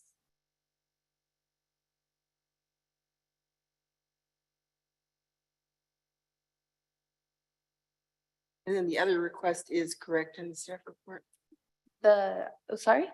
The other variance request is correct in the staff report. Okay, I just want to make sure we're Yeah. moving for the right thing. Yeah, so it's, so the home is about 26 feet, and 4.5 inches. I just rounded up to 26 feet and 5 inches, just in case. But, with the reduced conventional standards, they would have been allowed 26 feet and 3 inches. And that's why I put the 2-inch variance. Let me go back to the slide. There we go. But with the infill context area, they're allowed up to 18 feet. What you're showing me on the screen, a revised staff report? Yeah, basically. Okay, so, Our motion needs to say that we. yeah, that's Okay. that's just what I'm trying to get clear. I'll move that docket item number 13, which is case number 93. The variance be approved that are shown in the revised staff report. And I don't know if there's a revised site plan. No need for a revised site Okay, plan. in accordance with the revised staff report and the site plan. I have a motion. Do you have a second? Second. Thank you, Mr. Lawrence. Anna, please call the roll. Lawrence, Aye. Moran, Aye. Stiller, Aye. Nixdorf. Aye. And Ebbets. Aye. Your project is approved. Good luck. Stay seated. You're next up. Okay. Docket item number 14 is case CD BZA 2023-00094 for 5232 North Cambridge Avenue. This is a request to approve variances to the infill residential development lot and building standards on about 0.37 acres, generally located at 5232 North Cambridge Avenue. Thank you. Representatives, I'm reminding you, you're still under oath, both of you. And do we have anyone in the audience on this one? No, we do not. Okay, great. And Stephanie, if you could give us an intro into this one, please. So the PowerPoint is going to be very similar to the last one, so I'll go a little faster. So yes, docket number 14, CD BCA 2023-00094, 5232 North Cambridge Avenue. Zoning district R-6, also infill. And again, the applicant is seeking the approval of a couple of variances to the infill lot and building standards. And it will also be for the height and the driveway, plus any other needed variances brought up. Thank you. So- And, oh, I'm sorry. I wasn't ready. Sorry. So the site is also up in northern Kansas City. And so here is an overview of the site. It's also a vacant lot up on North Cambridge Avenue. As you can see, highlighted in yellow. And this is was provided by the applicant, just again, another bird's eye view. This is the site plan. The proposed driveway is 20 feet wide. And then this is the home. The proposed height is about 25 feet, 3¼ inches. And so again, infill residential development standards effective from January applies to neighborhoods annexed before 1954. And it's basically just to ensure new developments are consistent with the context area. And this is the same picture as before, showing again the blue, what can be built with infill standards for like this context, and then the black box is with the regular standards. And then this is just an example of a neighborhood, an infill neighborhood, and what can be built without the infill standards and what we're trying to avoid. And again, context area, all developed lots within 200 feet of the subject site on the same block face. And it needs to have 3 or more homes for the context area. And this property does have a larger context area, so all the green circles are the houses considered into this context area. And then again, determining the height, we're taking the 2 nearest homes next to the subject site, and 1 story is 12 feet high, plus the additional 6 feet depending on the roof pitch. And for this proposed home, they also get the 6 additional feet, so it's a total of 18 feet maximum permitted. And then these are the 2 homes nearby. As you can see, they are 1 story. So this is why this proposed site is allowed up to the 18 feet. So for this variance, the proposal again is 25 feet and 3¼ inches. And the variance is of 7 feet, 3¼ inches. So again, it does make a change to the character of the neighborhood since it goes against the infill residential development standards, and the difficulty could be obviated by a change in the sign. And for the driveway, it's proposed 20 feet of width. With infill, they are allowed up to 12 feet of width, so it's a variance of 8 feet. And it does change the character of the neighborhood. And again, the difficulty can be obviated by a change in design. And that should conclude my presentation. Okay, thank you. Board members, any questions of her? Stephanie? None? I want to admit the previous exhibits, the slide presentations from the previous case number 93 into this case. And also the testimony that you gave in case number 93 into this case.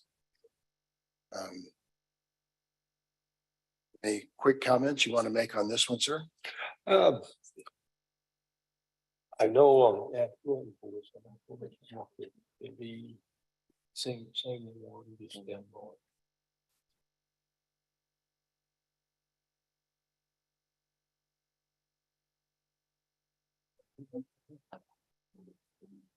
Mr. Chair, over here. Oh, sorry. I don't believe you admitted the 9 exhibits for this case, so I think it would be appropriate to do that as well.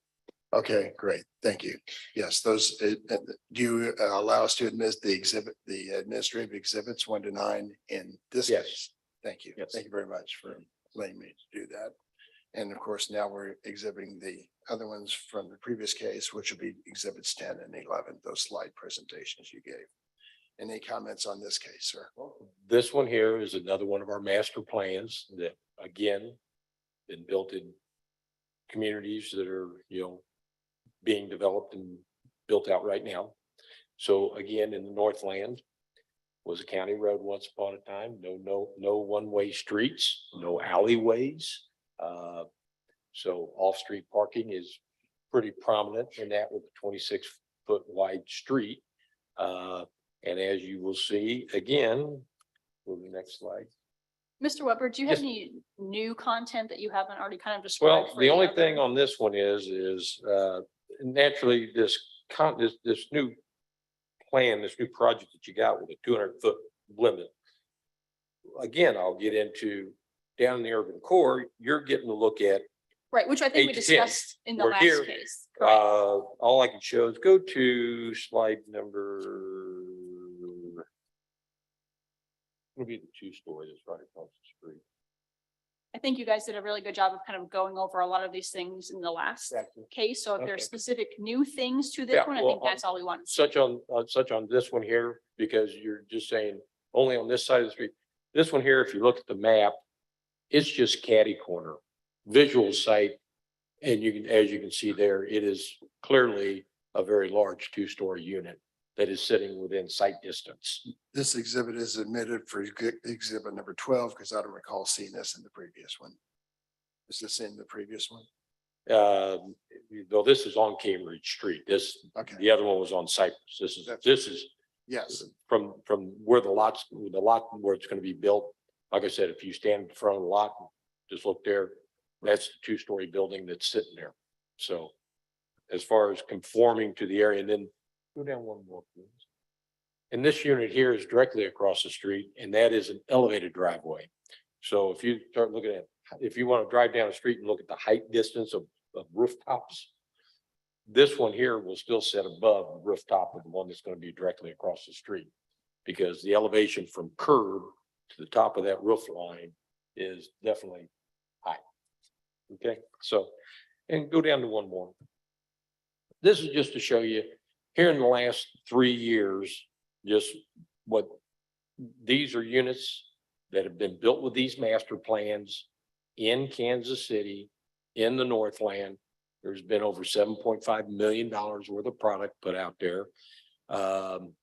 Impact fees doesn't show here, but impact fees are almost, well, they're $45,760 that went to impact fees, not counting permit fees and everything else. But the big thing is the annuity program down here. If you look at the taxes in 2020 on these lots, now granted, at the top end, you'll see those are houses that completed and closed. So at that point in time, instead of just taxing lots, the revenue was generated was $21,992 tax to the counties and the cities. You go to 2021, if you notice, it's gone to 54,000 to county and city. Now, if you step to 2022, just last year, with the units that have closed out, it's 79,000. And with the projects that we got slated and stuff, by the end of next year, there'll be over $100,000 annually going to the county and the cities that before was not rolling in, other than just lot tax. Plus the neighborhoods are getting vacant lots that, and in some cases, even ones that have houses that need to be demolished, put back into stock for families to live in. thank you for that presentation. Board members, any other questions of the applicants? No opposition from neighbors, sir? Again, same Again. question. Knock on the door, please. And we do occasionally when we're doing this, if somebody's got an, or they got, because a lot of these lots up in the Northland at one time used to have septic tank systems before sewers came in. Right. Now the sewers have come in, they're just a big empty lot. Mom and dad lived in the house. Hey, you know, they wanted to be what it was. Mom, dad passed on, kids, they don't want to mow it like everybody else. So yeah, they would like to be able to sell it and basically put it back into housing stock. And they get to move on with their lives. But you know, that's, I hope it, as what we see here today, this moves on where if it's a good master, I mean, like I said, this is not a different, I saw what she throws up for a house in the middle of a bunch of little houses and contemporary and all sorts of angles and stuff. These are very standard houses. Drive in, I welcome drive through any subdivision in the Northland. You will see these same houses. It's not, you know, it's just very familiar to people in the Northland. So Thank you, Chuck. Thank you. Members, any other questions or comments? Or motions? In this case, number 94, are there any other modifications that were made here that were made in the previous case? No, not for this one. Okay, thank you. Mr. Chairman, in docket item number 14, case number 94, I move that the two variances requested be granted in accordance with the staff report and site plan. I have motions. Do I have a second? Second. Thank you. Mr. Gorens? Lawrence, Aye. Moran, Stiller, All right, Mixdorf, Aye. and Evans. Aye. Your break. Your motion's approved. I'm Thank approved. you. Thank you very Good to much. go. Appreciate you guys. Thank Appreciate you. Your pleasure. We're up to a break. How long did we take? Lunch break, 30 minutes, okay, or do you need more? 45. 45. We'll meet back here at 1:30.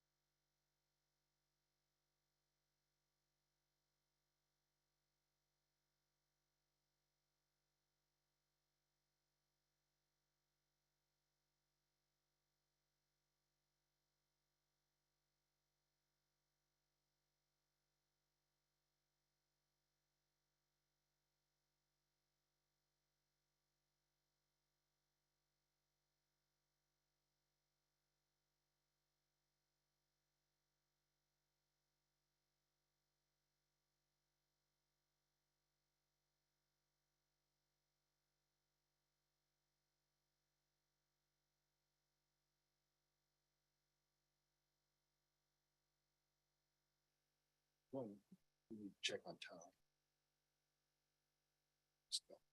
Hold on.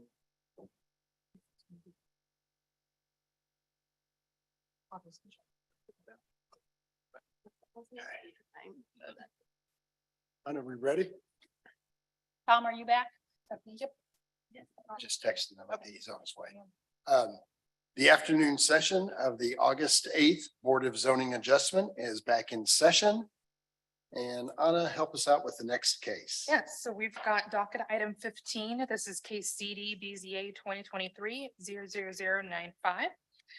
A request to approve a variance to lot and buildings size for the infill residential lot and building standards, plus any other necessary variances on about 0.58 acres, generally located at 11419 Lister Drive. Mark Irvin is the applicant and property owner. They are online and I am promoting them. Stephanie Soldari is the staff planner associated with this case.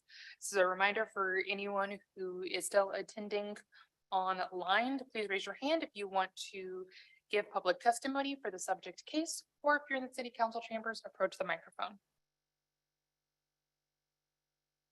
No one has appeared and Mark is connected, and the standard 9 Great. exhibits applied to this case. Okay, thank you, Wendy. Mark, could you raise your right hand to be sworn in, sir? Do you solemnly swear or affirm to tell the truth and nothing but the truth in this hearing today? I do. And please state your name for the court reporter. Thank you. Mark Irvin. Thank you. And Mark, there's a list of administrative exhibits labeled 1 to 9 that are part of your case. We need to hear those in order to listen to your case today. Do you have a problem with us admitting those? No problem at all. Thank you. Thank you so much. Those are admitted.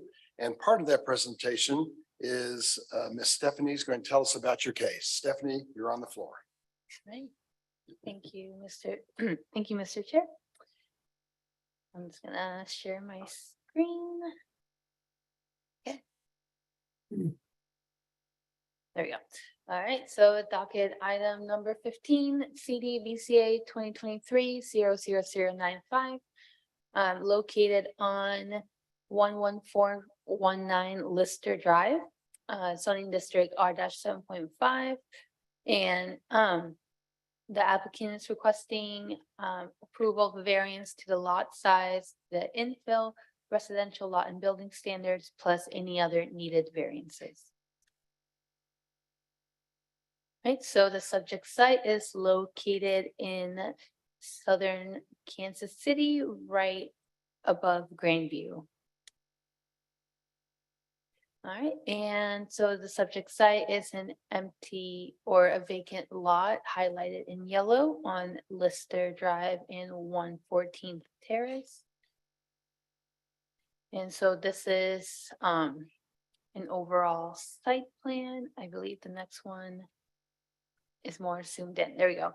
All right, so the applicant is seeking to split this one lot into 3 smaller lots. However, due to the infill standards, these lots are, the square footage is smaller than what is allowed. So I will elaborate on that here in a bit. All right, so again, with the infill development standards, residential development standards, effective since January, and it's just to ensure new developments are consistent with the context of the established neighborhood. And again, the context area are all lots within 200 feet of the subject site on the same block face. And for this case, the lot area shall be between 75% to 150% of the average of all lots in the infill residential context area. So the context area are the 3 lots north of the subject site. The top lot, even though the border sits around the property line, that lot still counts towards the context area. And so for this property, the minimum square footage allowed for each lot is about 17,238 square feet. And the applicant's proposing a minimum of 8,300 square feet for each lot. And so the variance is 9,238 square feet. So a change to the character of the neighborhood is anticipated since the lot size is smaller than the lots within the context area. However, the difficulty cannot be obviated by a change in the sign, since this lot is 25,000 square feet and the minimum permitted is about 17,500 square feet. So any split to this lot will result in seeking a variance. And that is it. Thank you. Any questions of staff? Ms. Stephanie? Hey, Stephanie, can you go back to the initial picture, the overhead view? Real quickly, I just want to be sure I understand what's going on. There you go. Yes. So this is one large lot that he's making 3 lots out of. Yes, so he's splitting it into thirds, so then the front property line will be on 114th Terrace. Okay, thank you. Mr. Irwin, Yes. why should we grant your variance request today, sir? Well, I'll tell you, last year, in September last year, I approached my councilwoman, Andrea Boo, and introduced this opportunity to split the lot into 3 parcels to build 3 smaller affordable homes, real high energy efficient homes, smaller with healthy air systems. And she thought it was a great idea. So she thought that it would be good to have the city manager, Brian Platt, introduced to it as well. So I did the presentation to city manager Platt as well. And he thought it was a great idea. And what is some of the thrust behind this is that we're going to use this as an opportunity to do a couple things. We're going to do split this lot to where it provides 3 smaller homes. They'll be high energy efficient, and we'll also use some workforce development component to build the homes in conjunction with a nonprofit organization. And we'll do really high energy, healthy air system, HVAC systems. Now, initially the property I was talking to has a lot of discussions with planning there, the planning department. And I was informed that being that the area did not have sewer and water, that it would probably have to have seek to a council or a legislative subdivision. So last November, the city actually made an investment into this area for me on this initiative for this pilot project. And they have installed the sewer down 114th Street, going east and west on 114th Street, utilizing PIAC funding.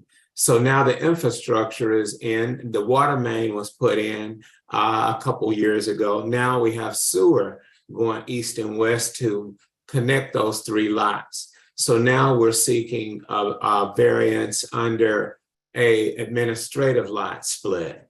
Now, being that I actually became a paraplegic, I fell and had an accident last year, actually October. When the sewer was going in, I was in rehab and in the hospital with suffering or recovering, I call it, for my broken spine. But now what we're proposing to do with those 3 smaller homes are build accessible homes, universal designed housing. So there's such a shortage in accessible homes for people with disabilities that this serves as an ideal opportunity time to be able to build accessible homes right there in that community. People need smaller homes to maintain. And being that they're going to be not modular, but SIPS panel construction, they'll go together faster and they'll be really high energy efficient homes. So we see this as an opportunity to set precedents for kind of a micro community for taking advantage of big lots, as you've seen in the homes there on those areas. They have big lots, and that's a lot of grass to mow. The land is really flat. The elevation has got a zero flat land, so it makes an ideal opportunity for what we're seeking to do here. Understand. Any neighbor opposition because you're taking one large lot that other neighbors seem to have and you're reducing it down to 3 lots? Any opposition did you hear? None opposition that I know of. Actually, I've prior to me having a spinal cord injury, I've mowed that lot myself, so I'm in real good intimate with the neighbors in the community as well. Yes. Are you going to be living in one of the homes, sir? There'll be a possibility that I would, because I need something smaller myself, my wife and I. We are kind of a mission impact type of entity, to whereas this is what we pursue to do is workforce development and affordable housing initiatives. Thank you. Board members, any other questions of either Mr. Irwin or staff?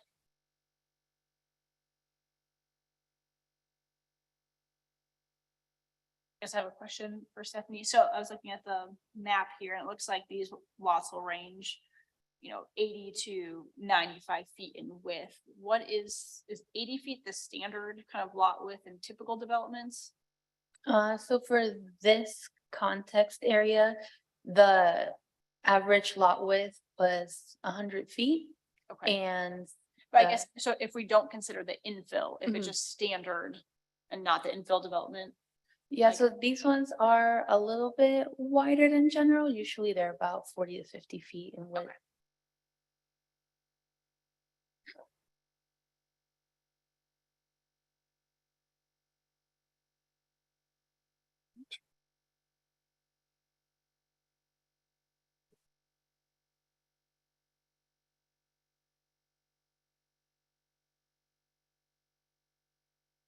Any other comments from anybody? If not, Will these homes be smaller than the other homes in the neighborhood? I don't Yeah. really have a good feel for what the I'll- neighborhood is like, what the other homes are. Yeah, I'll let Mr. Irvin answer that. Yes, the house that is just to the north that would be behind, that house is 1,500 square feet. We're looking at probably around 1,300 square feet. Because on the lot sizes dimensions, we can go 65 feet wide. I'm just doing an average of 65 feet wide by 50 feet deep on the house footprint. So you can get quite a bit of actually square footage of house footprint there. However, we're trying to go smaller so we can make it more affordable, especially with the targeted population that we're pursuing, people with disabilities. I guess I'm just trying to figure out the whole purpose, I guess, of the infill standards is so that these will fit into the neighborhood. And so I'm trying to get my head around. It seems like splitting a lot that's the typical size for that neighborhood into 3 is kind of contrary to what we're trying to achieve, but it sounds like a really good project. So. Well, if can I add respond to that? Hello? Yeah. Okay. If you look immediately to the south, because now our new program will cause the houses to have a southern exposure, directly across the street where it used to be the Hickman Mills School District back in the 50s and the 60s. That lot is just a vacant lot, and behind that is a substation. Stephanie, can you pull that aerial view back up, please? Yeah.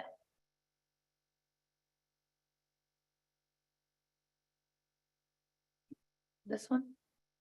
Yes, directly across the street. That building, that used to be the Hickman Mills School District back in the old days, or back in the 50s and 60s.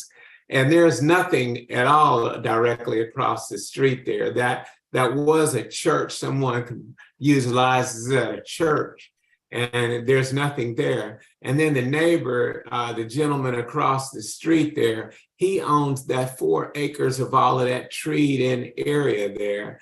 And there's nothing probably ever going to go in there because of, well, I shouldn't say ever, but it's so heavily treed that it would be almost cost prohibitive to develop that area.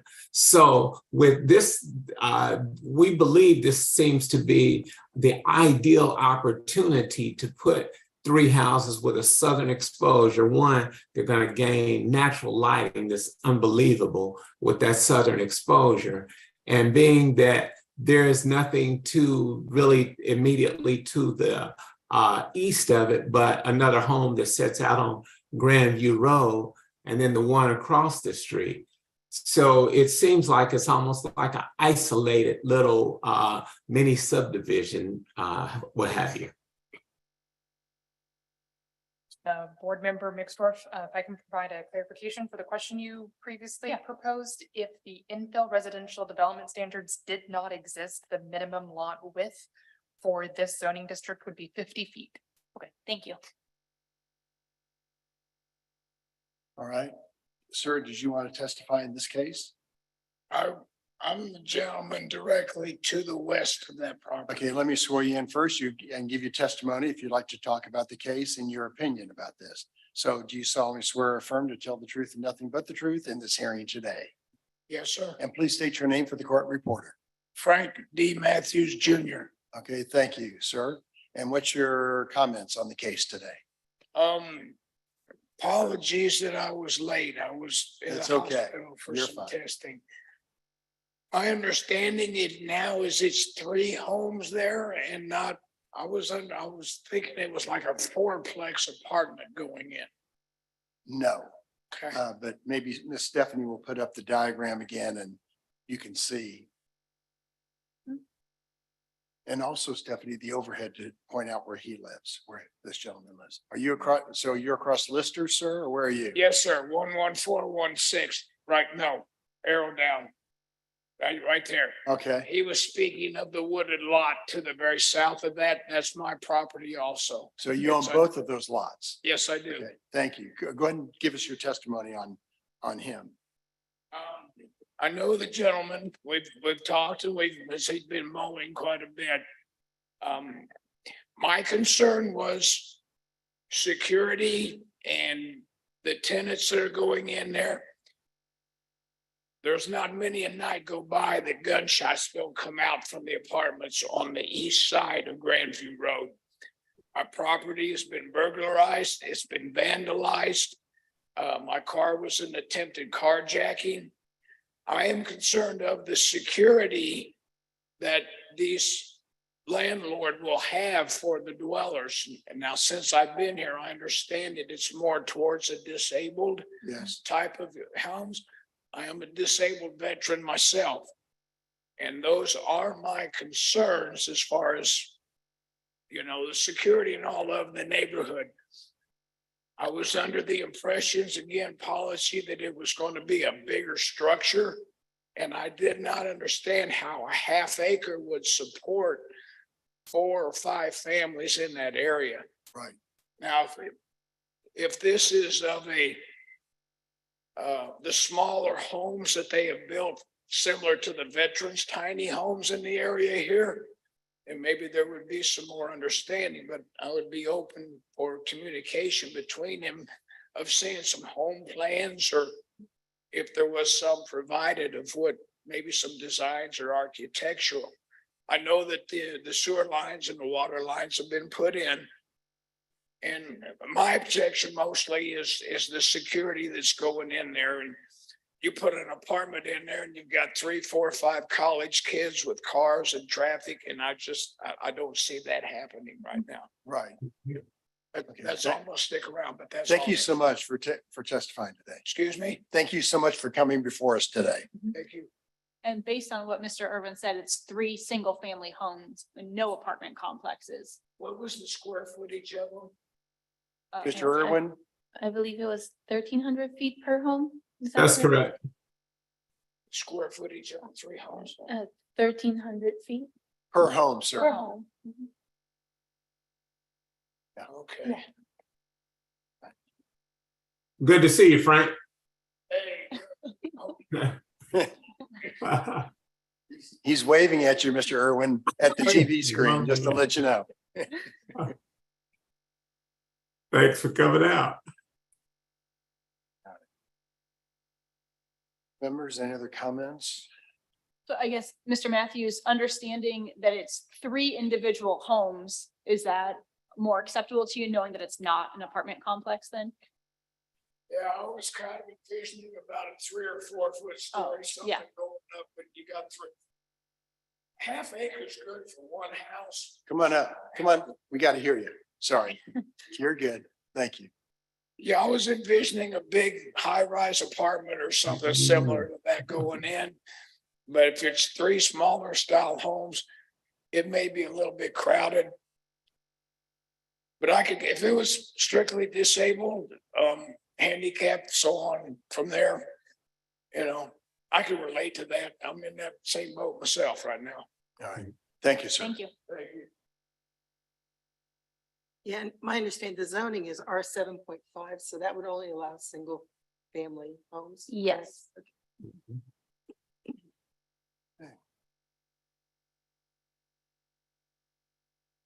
I would offer a motion. Thank you, Ms. Mixdorf.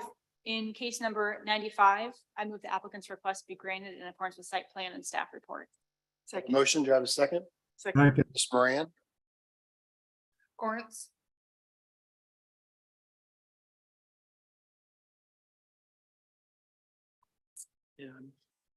I didn't hear.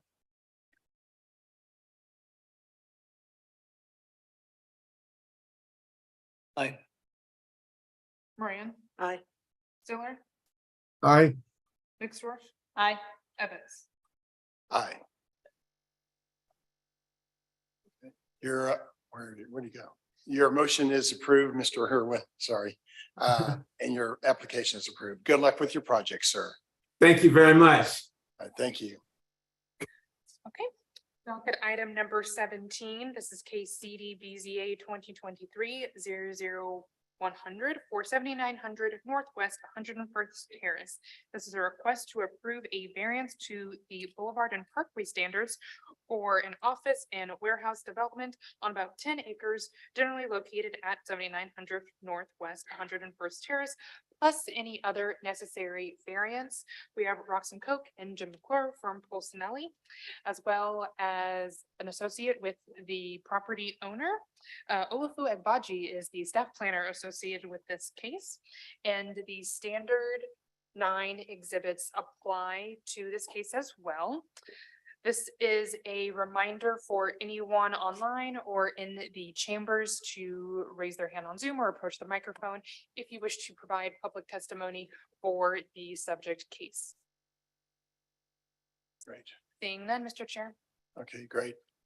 Ms. Koch, do you want to bring up a wheelie chair up here, or do you want to? You want to give some testimony at some point, so thank you so much. Great, thanks. Chair for Roxanne. Roxanne, Connor's gonna grab the chair for you. Oh, okay. He's been here before, I think. Yeah. I'll swear you all in just a second. Thank you.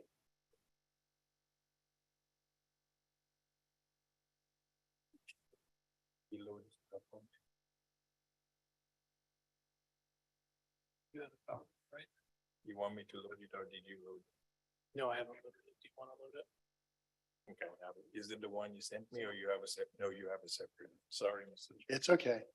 Yeah. Oh, for my jump drive is on the to the computer if you want me to upload it real quick. Over there or here? It's purple. Oh, he's got it.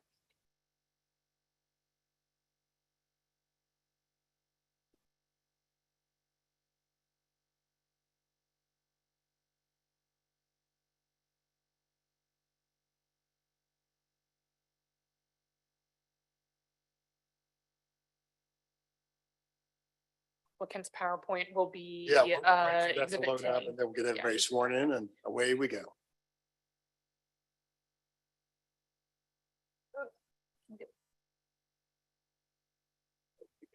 Sorry. That's all right. His jump drive is password protected.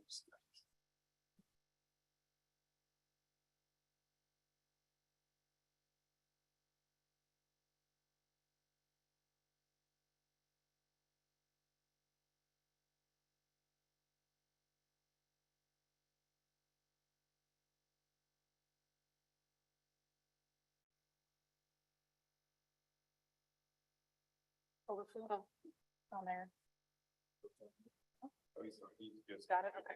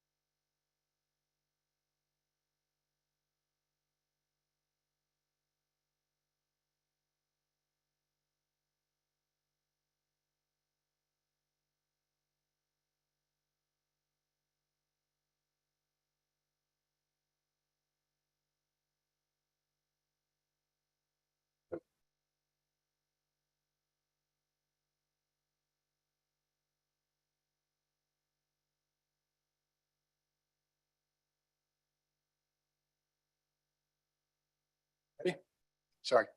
Do you mind raising your right hands to be sworn in? You solemnly swear or affirm to tell the truth and nothing but the truth during this hearing today. As you say I do, please identify yourself to the court reporter. Start with Will. Will Block, 551 West 44th Street, Kansas City, Missouri. I do. Thank you. Roxanne Koch, Wilsonelli Law Firm, and I do. Thank you. James McClure with Personality Law Firm. I do. Thank you. And it was Mr. McGuire, right? Jim McGuire? McClure.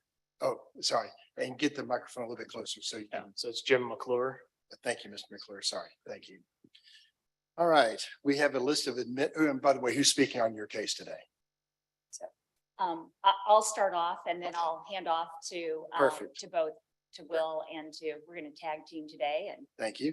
We have a list of administrative exhibits labeled 1 to 9 we must admit for your case today. Can we admit those? yes, please. Thank you. Those are admitted. Part of that is a presentation by Olufu on your case. Olufu, please take the floor.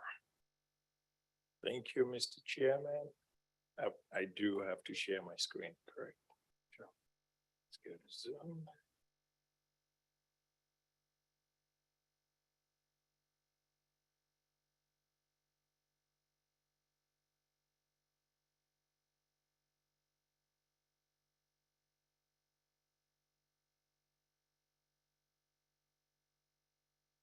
Thank you.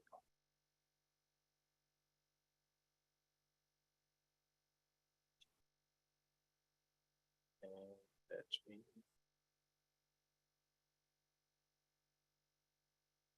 My own.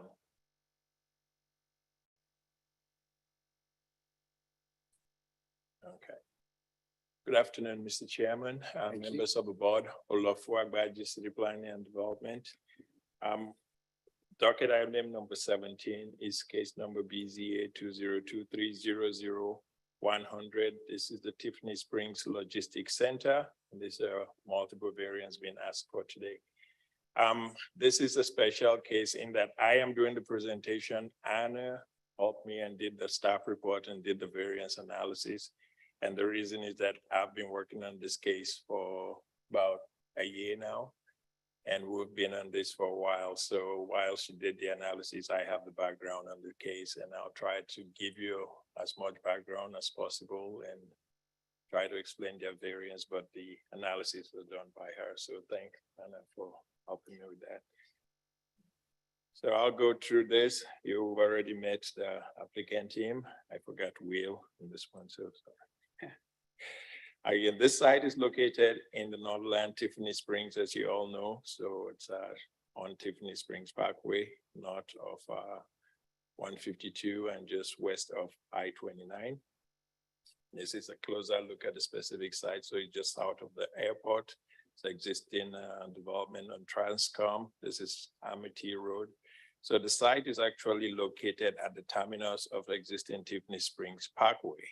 And that parkway, and I'll show you that in a minute, extends from the east and goes all the way to the west. So existing uses within the sites to the north is undeveloped land. To the east are commercial and industrial uses. Right at the stop of Tiffany Springs, and one of them I think is Drury Inn, Cracker Barrel, and I think that Tuesday just got changed to a steakhouse. So and then to the south is again Tiffany Springs complex. So Tiffany Spring Parkway, as you can see, is the east-west parkway that traverses from OB 169 through Platt Purchase Park and through the Tiffany Greens Golf Course to get all the way to Mark McHenry Park, which is on the western edge of the city.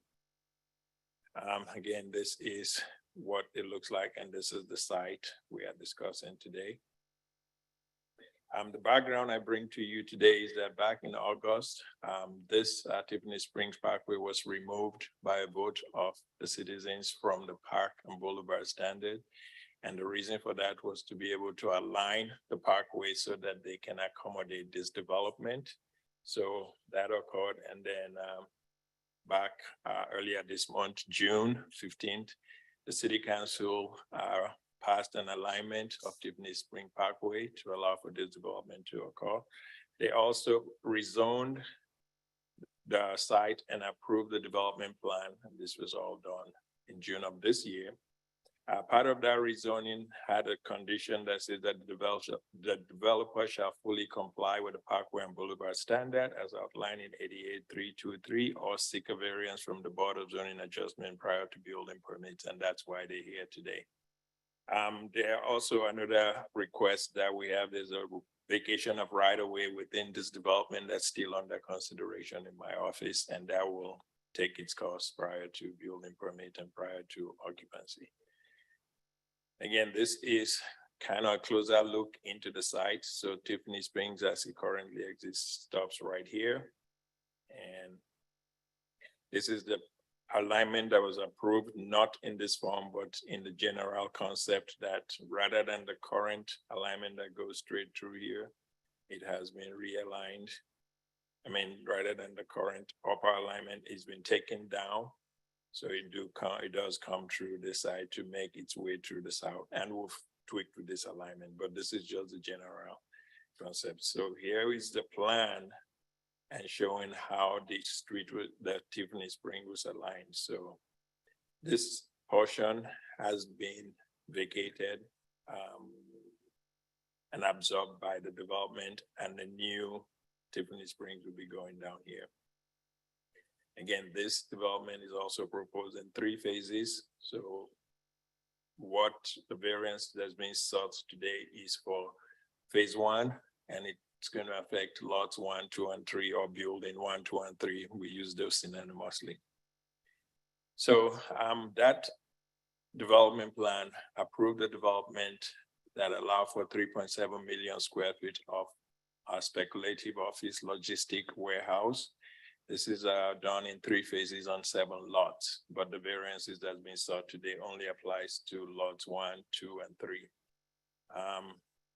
A total of 9 variances is being sought, and this is to the section that deals with the non-residential development standards.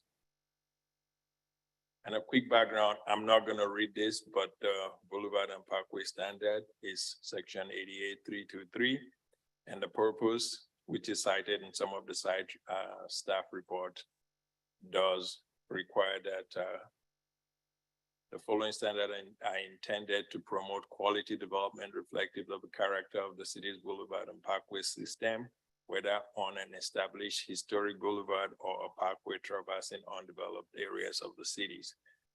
Applicability boulevard and parkway standards apply to all development adjacent to and within 150 feet of a boulevard or parkway classified as part of the Kansas City, Missouri Boulevard and Parkway System and on the major street plan. And it does also cite, this is pretty sorry. It does also cite numerous design criteria through this. So hopefully we can get through all 9 requests before you. This is a diagram that I think is in part of your package. This outlines the setbacks that affect both building and vehicular use area within or adjacent to the boulevard. So the first red line you see on your screen is 150 feet. That's the requirement for all setbacks, everything prohibited within 150 feet. 75 feet is an industrial setback that prohibits building and vehicular use area for industrial uses completely within the boulevard, between the parkway. 50 feet is the setback for 50 feet is setback for certain vehicular use, which is some parking, not all of it. And 30 feet, 20 feet is the building setback. So this is sorry, and now I can see closer, I put a closer. Okay, so the first, and in Anna's review, she analyzed all the variances A through E, and that's 7 variances. So when we met yesterday, the applicant wanted 2 additional variances, which I will highlight and we'll go ahead and include those as part of the presentation. So variance A is a variance from the building and vehicular use area siting standards to permit a vehicular use area surface parking within the required setback for industrial use adjacent to a parkway for lot building. And this is for building 3 or lot 3. We will use them again interchangeably. So the section cites that any structure of vehicular use area surface parking must be set back a minimum of 75 feet from the boulevard or parkway, and the setback shall be landscaped by 88425. In this case, the proposed vehicular use area, which is within the 75 feet. Again, how substantial is the variance in relation to this requirement? It's a complete deviation. They're looking for complete 700%, I'll say, of that requirement. And we will cite this in all the requested variants. So I'm only going to read this once or show you once. So will a substantial change be produced in the neighborhood's character or substantial detriment be created to the adjoining properties? And we had this discussion yesterday, and we explained our stand and why we had this in there to the team. We feel that a substantial change to the character of the neighborhood is anticipated because we have the standards for a reason. And once you deviate from it, not only do you set a new standard, you've also deviating from the standard that everyone else meets and everyone else may meet. So it will have a substantial change to the character. And again, we also state that Part 88, 32301, considerable public and private investment exists and is expected to occur adjacent to boulevard and parkway within the cities. So we cite this all through all the variances requests. So I'm not going to read this 9 times. Please don't let me do that. Yes. And we say, can the difficulty be obviated by some feasible method other than a variance? And our stand is the same for all 9 requests. A change in design can obviate the need for this variance. So the next one is a variance from the vehicular use area siting standard to permit. Again, the reason we cite 9, I also have a summary which I will attach when this is done, or I can go through, because there will be, let me just explain the 9 variances. Lot 1 is seeking 2 variances, Lot 2 is seeking 2 variances, and Lot 3 is seeking 5 variances. So as we go through this analysis, at the end, I'll show you a summary of those 5 variances and how they apply to each lot. But generally, it's the parking in front and vehicular use area. Lot 3 has the more standard one because the building is within the 75 feet. That does not affect lot 1 and 2. So I hope that, so only lot 3 is the bulk. The other 2 are the same variances, which is for parking and vehicular use area within the 30%. So when you see them, I'll summarize this. So the variance request B, zoning and development code states that no more than 30% of a site's frontage adjacent to the boulevard parkway may be used for vehicular use area. And in this case, they're using about 70%. So this is 133. I think we did correct this one. Did we correct this to 200 and? Yes, I believe. It's 200, it's 220%. So just looking at it, I recall we did correct this to 220%. So regardless, variance has been sought for every one of this. Again, the same, excuse me.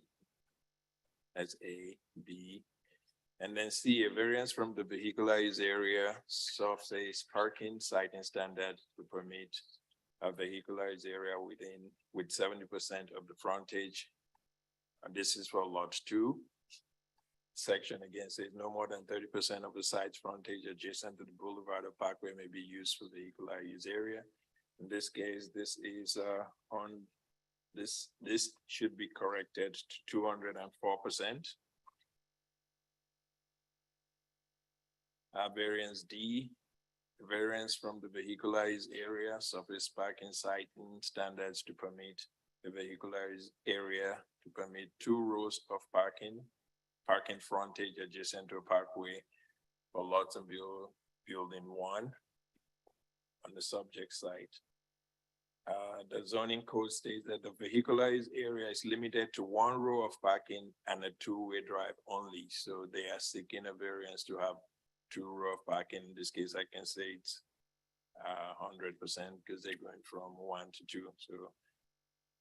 So they're seeking a complete deviation and they will double what's permitted. We also have an asterisk here that says regardless of what the variance grant condition, the building permit must identify and design buildings so that the main entrance shall face the parkway. So they must have a presence in the parkway. They also have additional variance on another building that we'll discuss.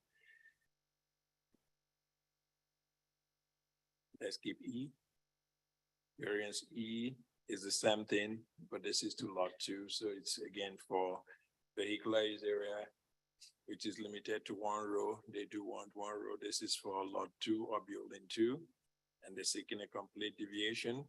And we still also say that the building must have a facade on the entrance, which I think they do. Variance F, and this is a variance from the vehicular use area, again citing the same thing. So vehicular use area is limited to 1 row. They want 2 rows for lot 3. And they also want, so that's complete deviation, 100% increase.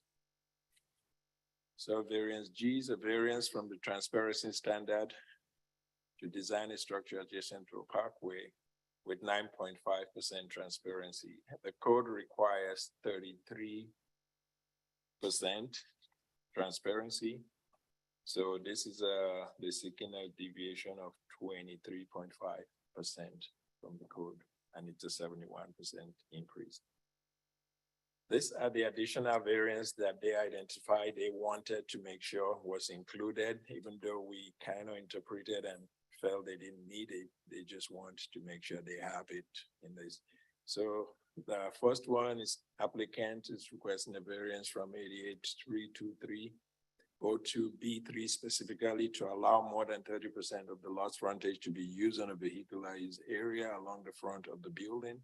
A variance of 40% from the driveway access, drive aisles and parking spaces in front of the building is required. This is 133% increase being sought for.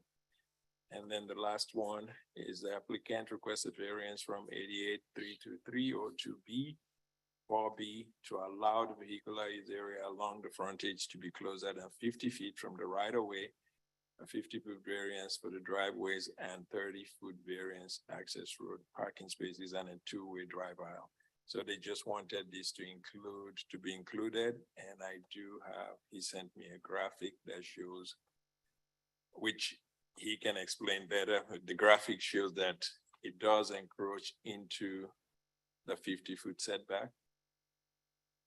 And they would like to have those variants just as a belt and suspender means if they move forward.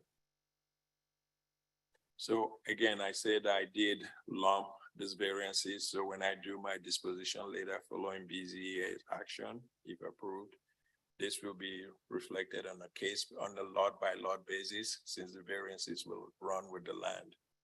So that ends my presentation. I will hold this in case you have questions. So. Thank you, Olafu. Board members, do you have any questions of Olafu, or should we let them go ahead? Go ahead. Is the green space in the back going to stay that way? The what? The green space in the back, do they own it and have control of it? And is it going to stay? Yes, they do. And they do have it. I do not have any of those graphics, but they do have significant stream buffer. And I do not have that. I think he has a slide in his presentation.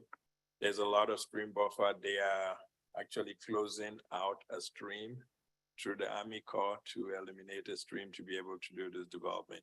So the site is kind of encumbered by streams on both north and south. So. Yeah, so maybe they can answer that too. Yeah, he has a graphic. I did not include that in my graphics, but he has one. I Thank saw you, one. Olafu. Thank you. Anyone else for the time being? Ms. Koch, go ahead and tell us why we should approve your project. Terrific. Thank you. Thank you for the time. I'm going to turn it over initially to Will, and he'll bounce it back to me, and then we'll bounce it to Jim, who has more of the technical pieces down to go through. Perfect. Thank you. Of course. So my name is Will Block. I'm the Vice President of Development at Block Real Estate Services. As our presentation is brought up here, I just want to give a general overview of the context of a neighborhood and the character of a neighborhood. This will be admitted as Exhibit 10, your presentation, your PowerPoint. Yes. Thank you. Yes, I'm not getting on my screen for some reason. But as he's bringing that up, to the north of our project is the Trammell Crow Clarion development on Kansas City, Missouri on ground industrial development. And if you take a look at that roadway, you'll notice that several of the buildings have docks facing the roadway, and they're much closer to the Just actual. hold on a bit, because I don't think they can see this. He can't see it. Sorry. Let him. So I gotta switch. Excuse the technology. No worries.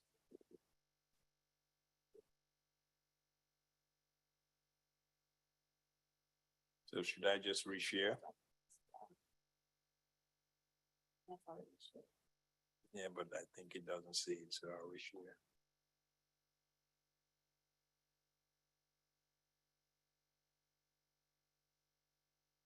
There you go. There we go. Thank you. I'll take Will. a step back, actually. 40 years ago, this interchange was built at the intersection of Tiffany Springs Parkway and I-29. Since that time, there's been no development to the west of the interchange, while on the east side, office development has flourished for those 4 decades. So we came to the site over 2 years ago and assembled this ground and asked ourselves, why was it sitting here undeveloped in this great corridor? And as we got into the diligence for the site, we realized that there was quite a bit of topography and streamway issues and a misalignment of this roadway, quite frankly, over, was it 3 or 4 decades ago when it was deeded away from the existing landowners to the city. And so once we got into that diligence, we wanted to design and develop an industrial project here that fit the character of the surrounding neighborhood. And so we took a look to the north. Trammell Crow and Clarion did a really great development with some Class A industrial warehouses on Kansas City, Missouri on ground. They're served via Transcon Drive that runs directly through the center of their development. You'll see here at the top of the screen, several of those buildings have docks that face the roadway. Several of those buildings have office that faces the roadway. But if you look directly to the southeast of our project in the bottom right of this picture, you'll see smaller industrial use of denser category that is existing there today. So you have those two uses, and directly to the west of our project, you have an asphalt plant that might be visible here, but was recently built, so it's not visible in some aerials. So if you give those three elements combined with the runways and the flight paths that exist directly to the northwest, you're left with a site here in a really great corridor that's sat vacant for 40 years. That has been earmarked by the city via the 2009 area plan for industrial. So we have a great site for industrial that's sitting here, and we came to the site and realized that a parkway is actually what is going to serve the site. And so our job from there forward was to set out to design a comprehensive development that blended the parkway standards that existed with the industrial character of the neighborhood. And so while we were limited a bit by the streamways you touched on a moment ago, the topography and some of the other existing issues with the site, we set out to design a project that fit both of those elements and not only fit the character of the neighborhood, but elevated it as it's compared to surrounding industrial developments. Some of these variances we'll go through here in detail over the next few minutes. Our project net of those variances actually has a significant amount of setbacks. Those setbacks are 30 to 97 feet more than the surrounding industrial uses here in our neighboring projects and the market industrial uses in other parts of Kansas City, Missouri. So, or in other parts of Kansas City Metro, actually. So we've designed a project that has 3 to 4 times as much setback than other projects in our category around the city and around this neighborhood. And so we have those elements as well as landscaping and berming in those setback areas to help to conceal cars from the roadway. So we have incorporated a significant amount of design to help to make this a really attractive development that both fits the character of the neighborhood and fits into the parkway standards.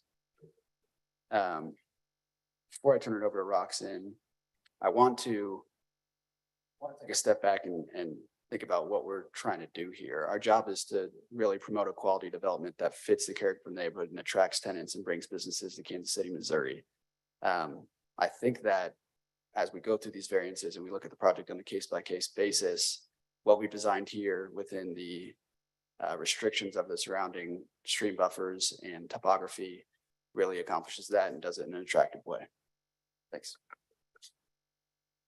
Good afternoon, Roxanne Polsinelli. Again, thank you. We appreciate your time this afternoon, and we know that you have a lot more to go after us, so we'll try to move this along as quickly as possible.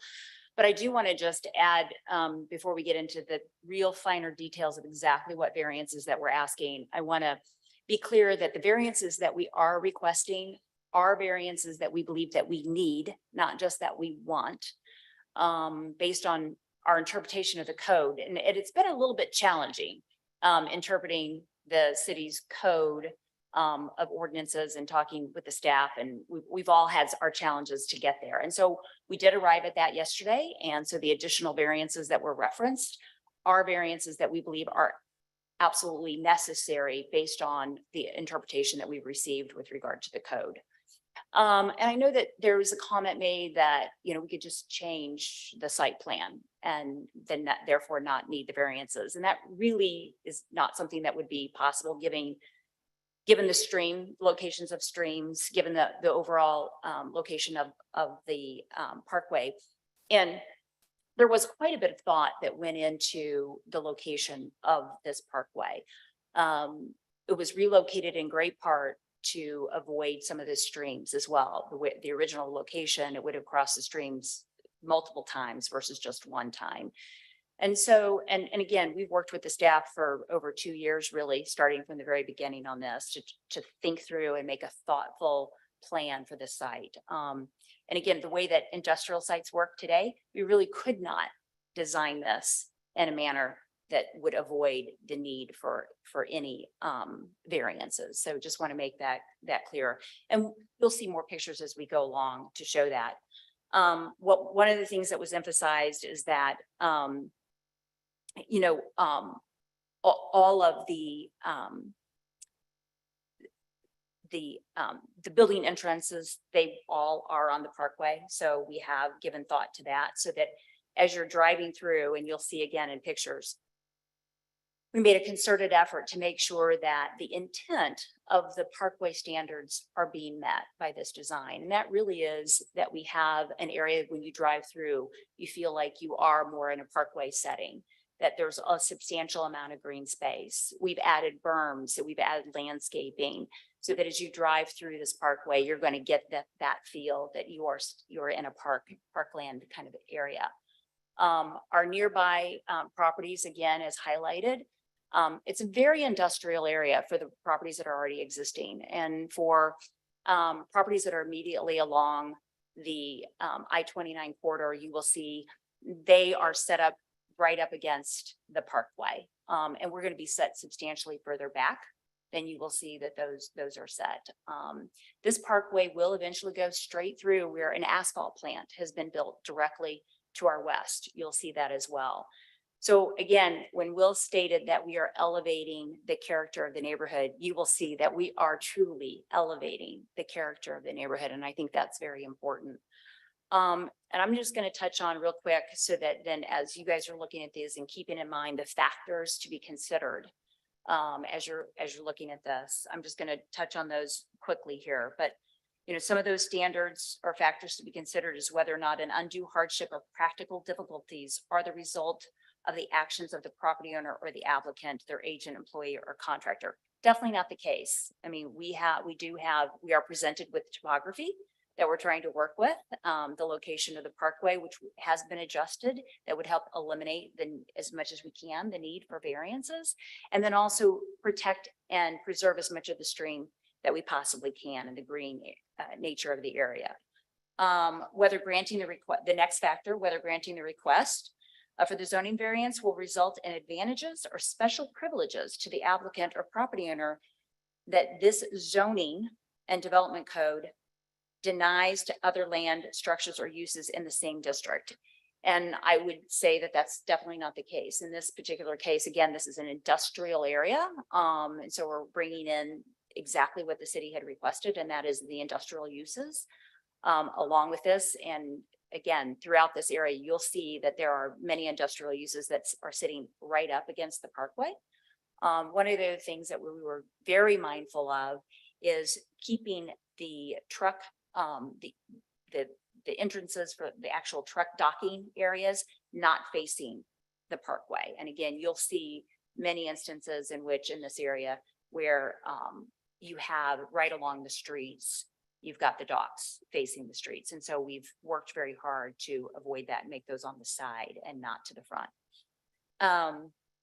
In addition, you'll see that one of the next factor is whether the requested variance is the minimum zoning variance necessary to provide relief.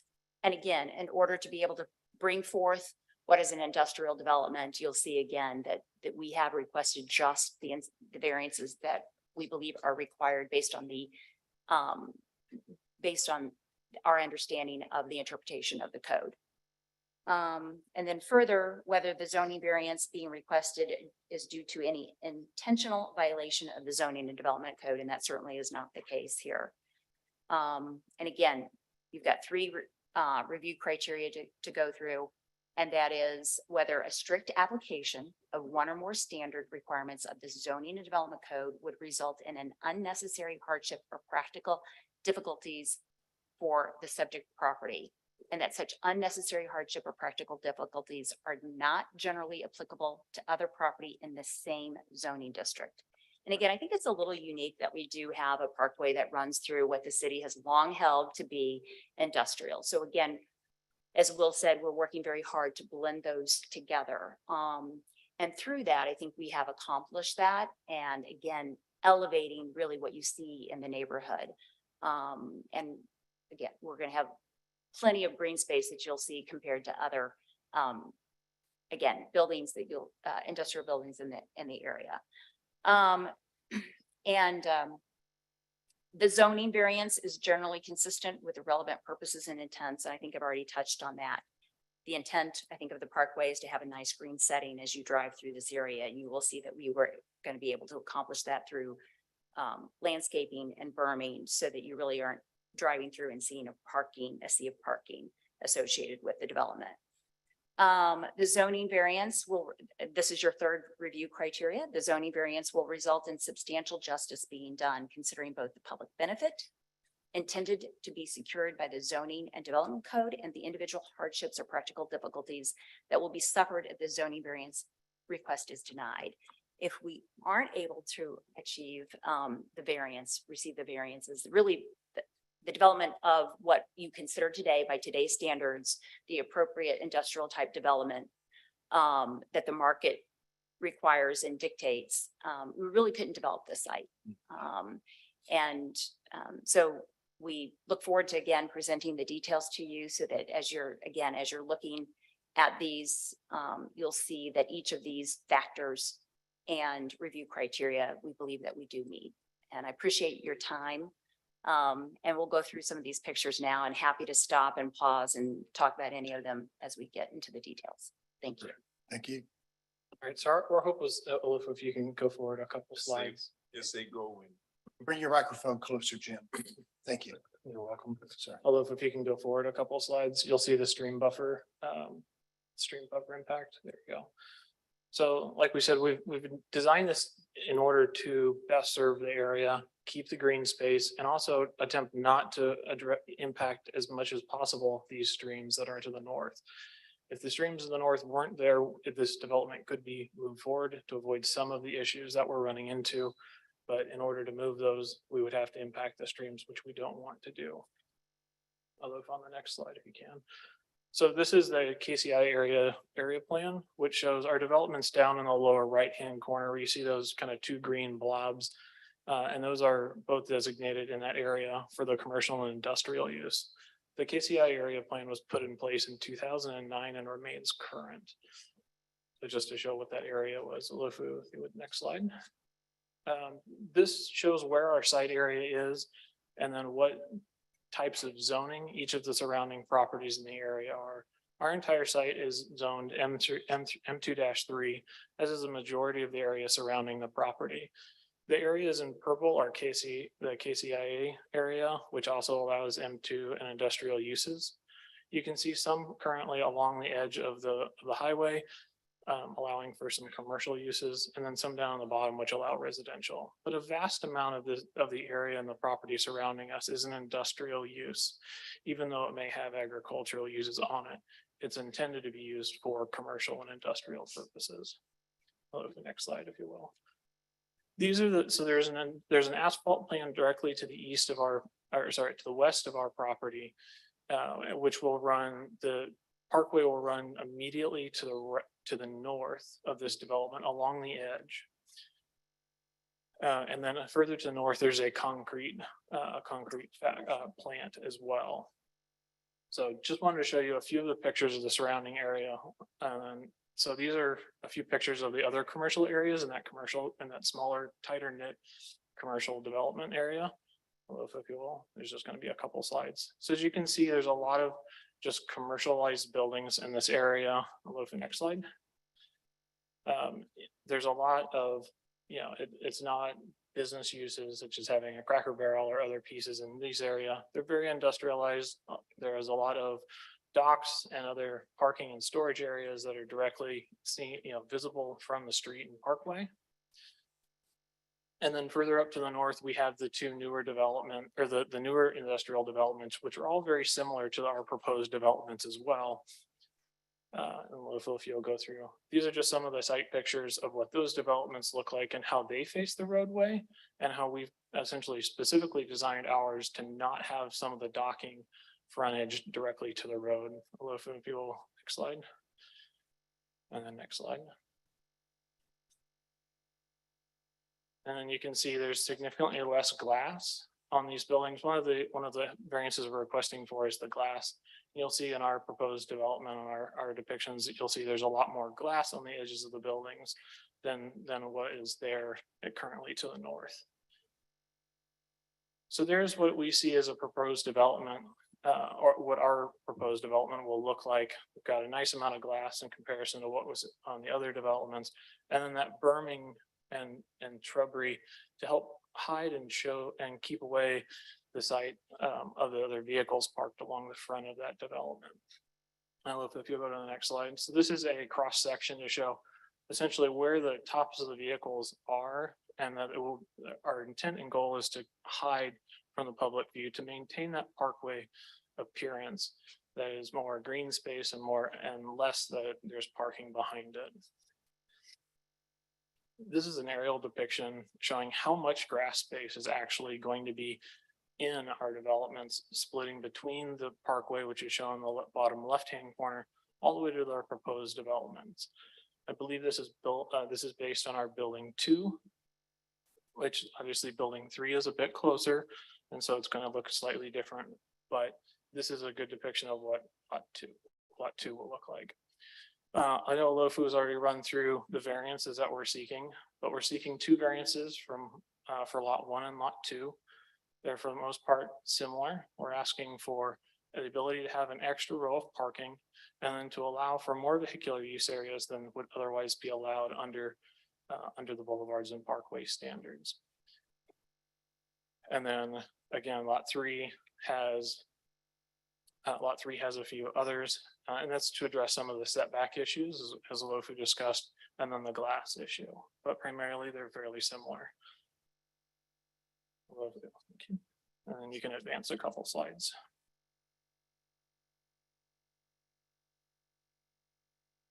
So like we said, this is a 3-phase development. This is our first phase of the development that we're addressing, and we have 3 buildings that we're going through in these developments.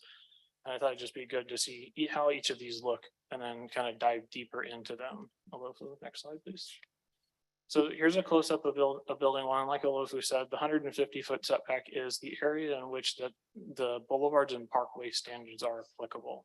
And so anything outside and north, so here the building lies outside of the boulevard and parkway standards. The only thing applicable to the boulevard and parkway standards is our parking and our drive aisles. All the other areas of this development are outside of the boulevard and parkway standards and are not required to follow. Thank you, Alofu, if you'll advance the slide.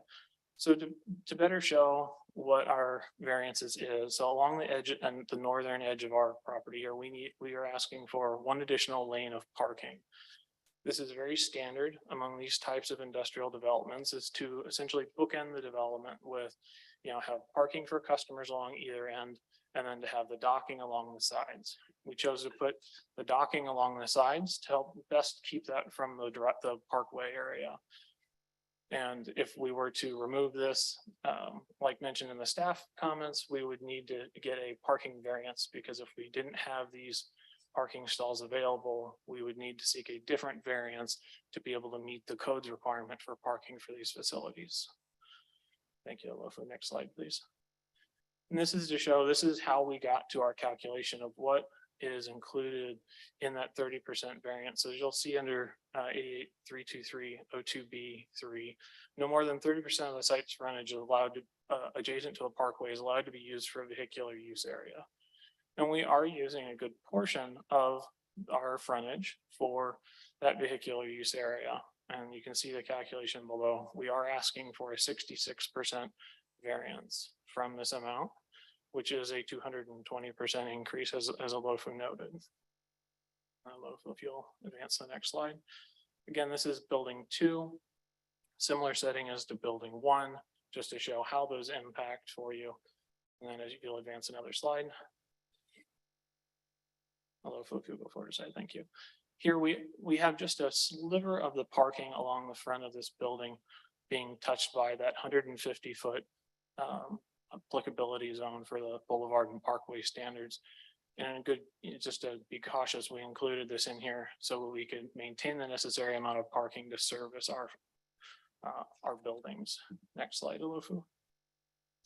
And again, similarly to lot 1, lot 2 shows the same amount of the 30%. This shows you how we got to our calculation. It shows that we are using approximately 90% of our frontage. We're asking for a 61% variance. Alofu, next slide, please. Building 3, as Alofu mentioned, is a slightly more impacted. As you can see, that red line for the 150-foot boulevard and parkway standards runs through a portion of our building, which means a portion of the building is applicable or is applicable to the boulevard and parkway standards. for the most part, we've met those standards. The only piece of our building that doesn't is the glass, which is one of the variances we've requested. Lofa, if you'll go to the next slide, please.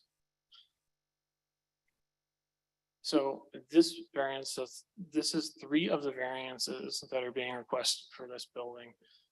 We are asking for the small green sliver, which is that one additional row of parking, which is, I think, about 15 or so parking spaces or less.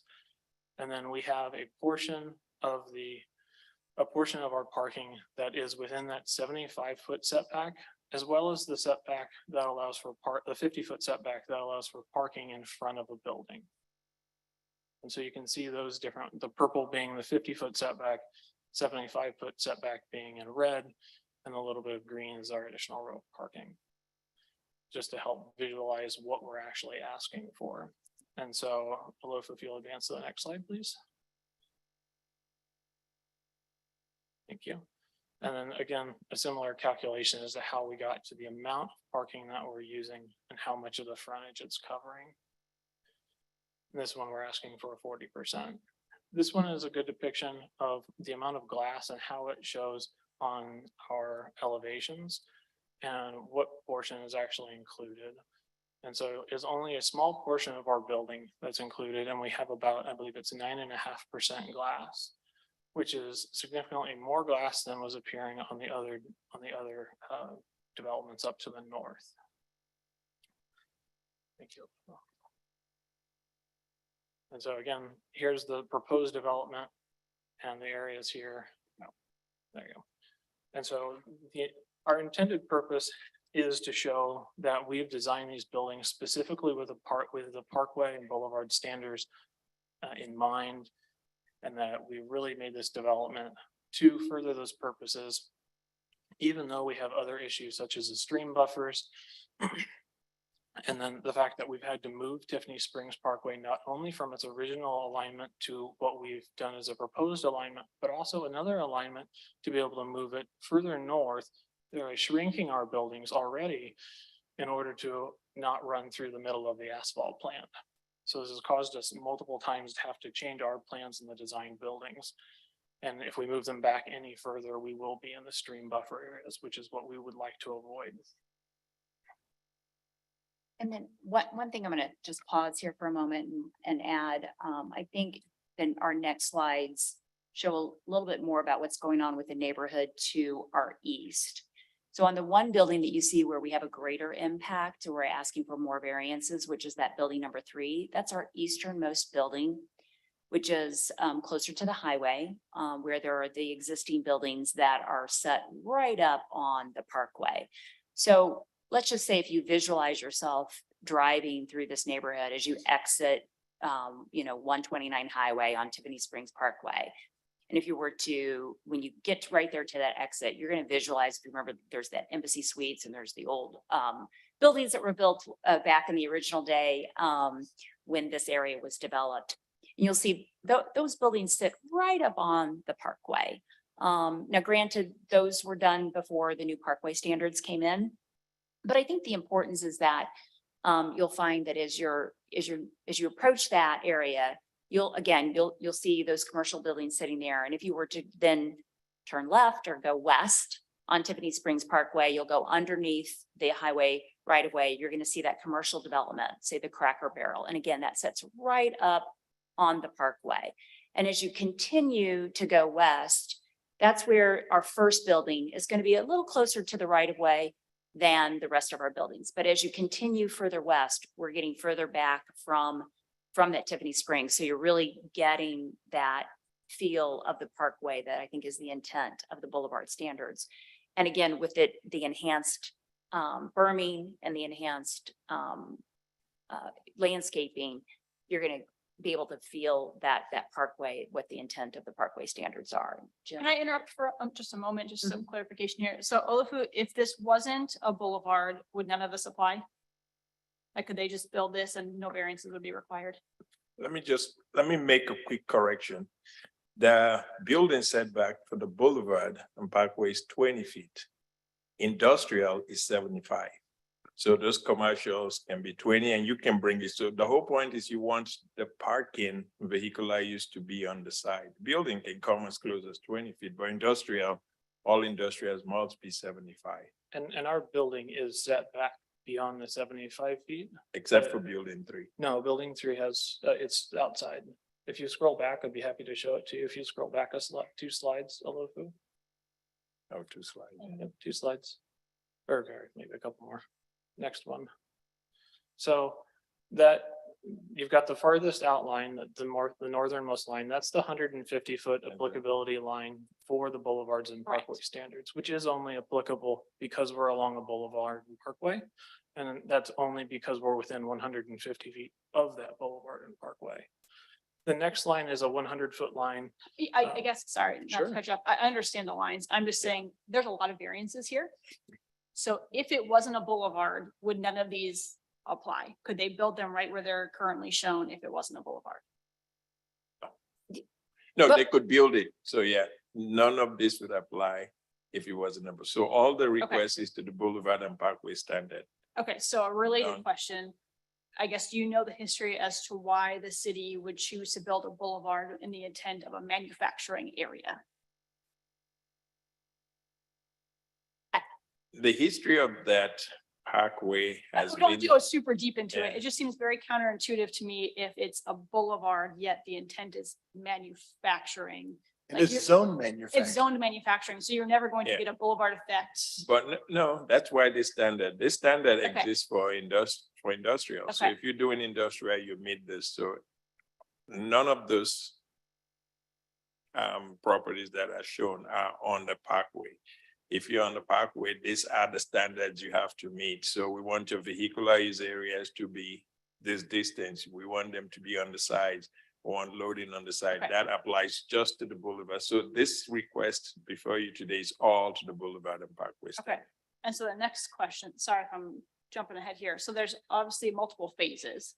So would you also need variances for the other phases that are on the south side of Tiffany Springs? So at some point in time for what would be buildings 4 and 5, that's phase 2. And we anticipate that we would need variances for them as well. Now, exactly what those will be, we don't yet know. Okay. We've come in and applied for only those that we think would be potentially that we would start the building within 2 years, since those standards, since your variances really only have a life of 2 years. So that's the reason why you're not seeing the request for those. But ultimately also want to reinforce that, yes, if this were not a parkway, you'd probably see buildings set much closer to the roadway and potentially have the truck docking facing the roadway. Except for, I think this particular developer certainly does make an effort in all of its developments to bring forward what is a very high level building standards. So. And I guess, so as we look at lot 3 that has the most variance requirements, obviously I understand not wanting to push further back with the stream buffer. But have you considered shortening the building 100 feet? You're still getting, 500,000 square feet of space, and then you would kind of negate some of those variances at least? Well, and I'm not the developer, so, but I do think that a lot of consideration was given. There's been a lot of shifting in these buildings. One of the things that is essential, the developer is obligated to build the parkway. And so we are trying to maximize what is the buildable area at the same time, be able to bring forward what we think is going to be a very nice product for the area. It is hard to find users for less than a certain amount of space. And so we do need to design it in a way that it can be occupied. And one more question, as we look at transparency, obviously I see you have these kind of 2-story volumes on the corner, and the transparency requirements is for the first floor. So have you not considered, if I'm understanding that correctly, first ground floor transparency? I'm not sure what value the 2-story brings. Is there ways to bring more glass to the first floor? I understand if it's a warehousing facility, there's not a need for glass, but there's a lot of warehousing facilities in the Kansas City Metro right now. And there's just no glass anywhere. And it's kind of unfortunate to see all the metal buildings and all the EFS and everything that's installed with no transparency. So what else have you explored in order to add more transparency to these? This is about as elevated as a industrial building can get in the marketplace, especially from a speculative standpoint. We sort of, Roxanne touched on this a bit, we sort of try to meet the top of the standard for this type of development use. We bring a lot of extra glass to these buildings because we think it attracts the kinds of tenants we like to work with. It attracts the businesses the quickest. It helps them to sometimes pay a premium in markets where we have to do things like build a parkway or meet some topography issues or develop to that standard. So what we have designed in our rough rendering, we have a couple slides after this one, is a fairly high level of design, and it's featured in Lenexa at College and Renner and some of our buildings there on the northwest corner.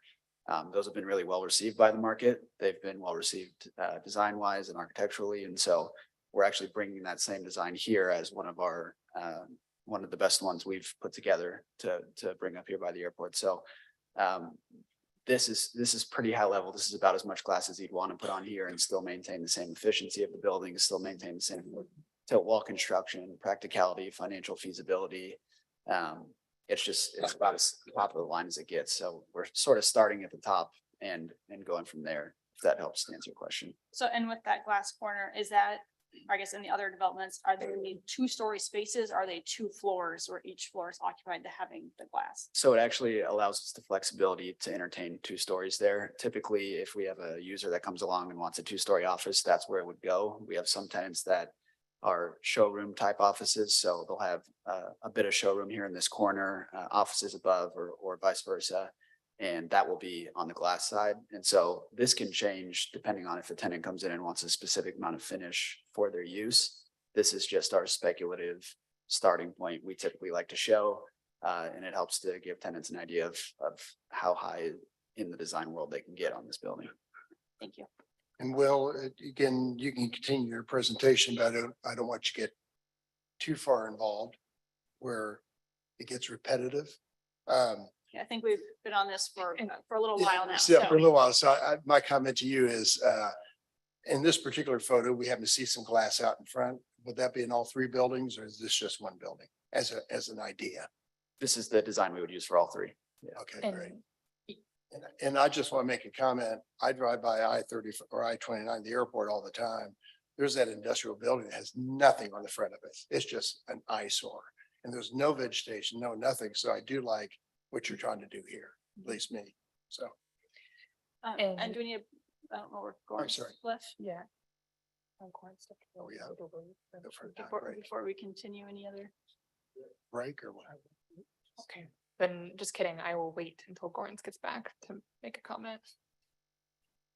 Sorry. Just noticed he was not there. So we good? Well, I assume we need all of us as we continue. Oh, yeah. to wait Sorry. Oh, the what time? conversation. I'm ready to go potty. Short. 2 minutes. Stop. He was coughing, so I didn't know if he was getting a drink of water. Perhaps.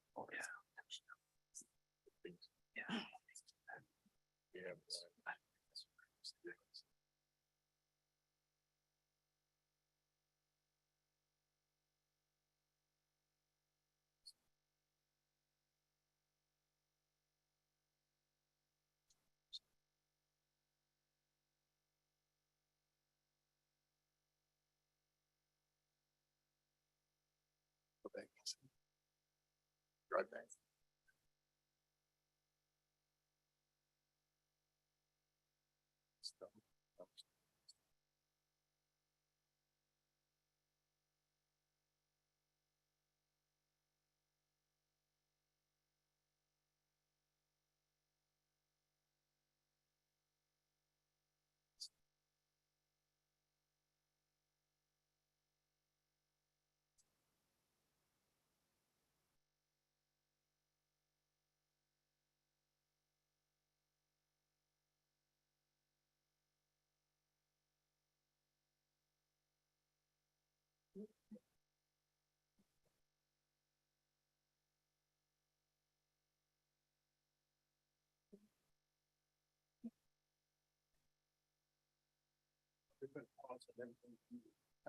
Thank you.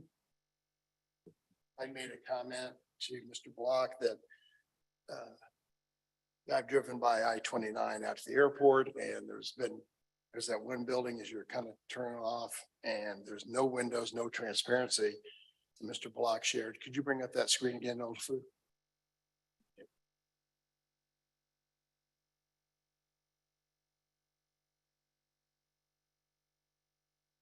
There you go.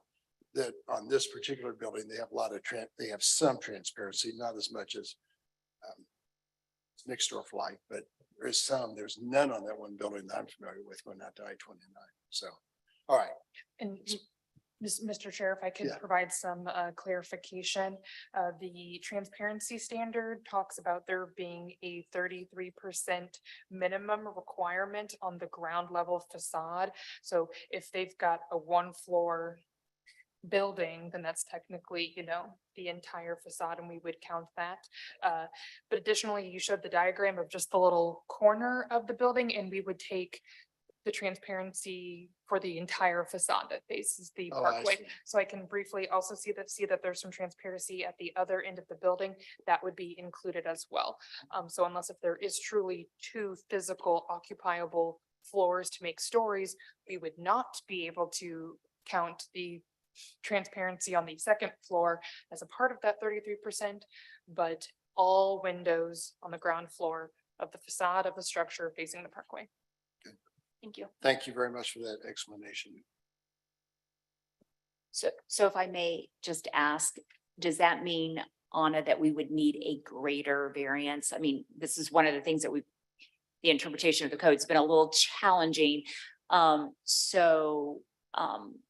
With the design that we have, and we're thinking that the transparency is only applicable when we're within that 150 feet, correct? Yes. And so I just want to make sure that we're then asking for a sufficient amount of variance based on the interpretation that I think you just described. Yeah, and there were no building elevations provided with the variance request, so I could not do that calculation. But we would consider the entire facade adjacent to the parkway, not just the closest 150 feet to the parkway. Okay. So our calculation then is only based on this 1/4. So theoretically, we would have more glass than the 9.5%.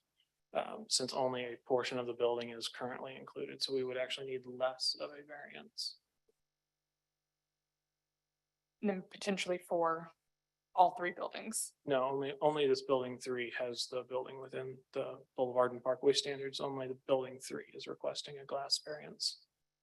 So in other words, this is the only building that sits actually within the 150 feet. So our understanding of the code is that if the building itself does not sit within 150 feet, that glass requirement does not apply. And so therefore, building 3 is the only one that actually is within the 150 feet. So that's the only one, that's the only place where we're asking for that glass variance. Right. And in previous building permit reviews that I've had for properties adjacent to the parkway, it's any lot or building adjacent to the parkway or boulevard. So the code reads, if adjacent to and within 150 feet of the parkway, like we're talking about the lot, structures shall provide a minimum of 33% transparency on the ground level facade facing the parkway. So it would apply So for all it- 3 lots. So again, if it's adjacent to and within, so it has to be both, not The or. lot is not the building. But so if you look at the applicability section at the beginning of 88, I believe it's the 1st or 2nd section. It talks about the applicability of the Boulevard and Parkway standards. It only applies to the 150 feet adjacent to the parkway. And it limits in that language that it's only applicable to the extent it's within that 150 feet for the buildings or for the parkway. So it's only applicable to the 150-foot swash that runs throughout our properties. The amount that it's behind those standards, it's not applicable. And based on projects I've done in the Sure. past, that's not how it's been applied. So, And my Zoom just, sorry. oh, you're good. I just want to be clear on what variances we're pursuing, if it does need to have transparency for all of them or not, or if it's just, I've always read the code as adjacent to, so if the lot was adjacent to, then it would had to apply to those kind of standards, regardless of the 150 feet. But I just want to make sure we're clear on what's. Sorry, we are having Yeah. some technical difficulties with Zoom real quick. I just saw all that. Paulina, Alec, are we okay with the Zoom still? Something is going on, it's just spinning. My apologies. You can have the break. Have we lost the Zoom? What it looks like. My apologies, Board Member Mixdorf, continue. I don't think I have anything. Okay. I'm just more concerned about the clarity of understanding if it applies to all three lots, if it's the lot and not it's the building, the adjacent to portion. Yeah, and I would agree with that. I think it's going to be important to be clear on that. They've got an existing building design, and to the point of if they were to have a tenant come in and wanted a second story, maybe that's a mezzanine, maybe it's a full story, but you'd want to know where you stand for future development on the interior, as well as making sure that you're getting, the amount of variance that you're going to need, so you don't have an issue down the road. How do we get clear definition on how that is to be applied, how the transparency is to be applied outside the setback and within the setback?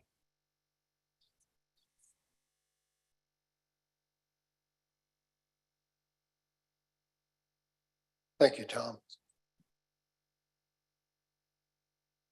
So if That we was- may, that was a question. it's section, so when we take a look at the code where we're talking about that 150 feet, if you take a look at section 88-323-01-A, and that's the applicability section that sets forth, it really controls the entirety of that code provision.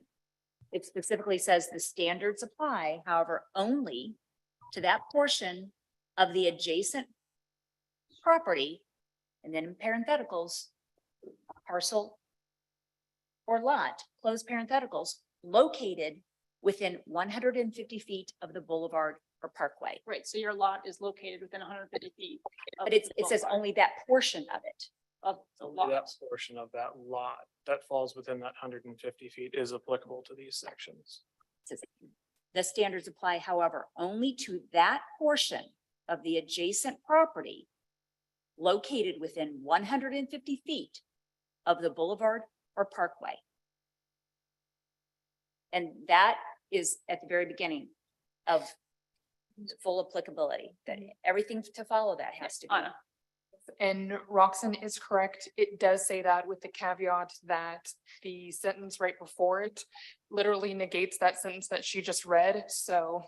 Okay, I think that's why, in my own personal experience in the past, why I've gone through projects differently, and maybe it's reading that full context as opposed to just the single line. So I can stand down on that. So then the sentence before that merely says, where do you measure the 150-foot line from? It doesn't negate it. It says when you're drawing your line, because that's been one of the questions in the code. So there are places in the code in which it says parkway right of way. There are other places in the code where it just says parkway. So we've asked the question several times of the staff, well, wait a minute. Are we now talking about where the road sits? Are we talking about where the right of way ends?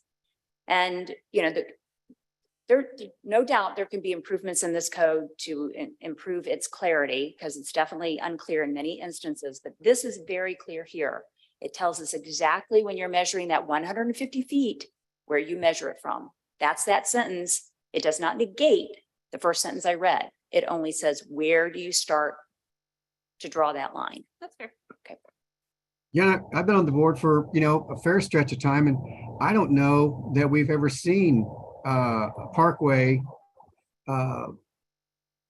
development with a building that was more than 150 feet back from that setback. I think my memory serves me, all of the facades were always within 150 feet. So this question, I don't think comes up all that often. Right, Tom. let's continue on and Olafu, you're back on sharing screen, please. You Are need there share- additional things we need to Yeah, share? is there anything else you want to say? Brett and Howard. I don't think we have anything else to add. We did have pictures of the property to the east, if you would like to see that, to see kind of how those setbacks look. We're happy to show those, but at the same time, we're happy to rest right here and answer any questions you have. Show us a few, Yeah, yeah, sure. please. Just briefly.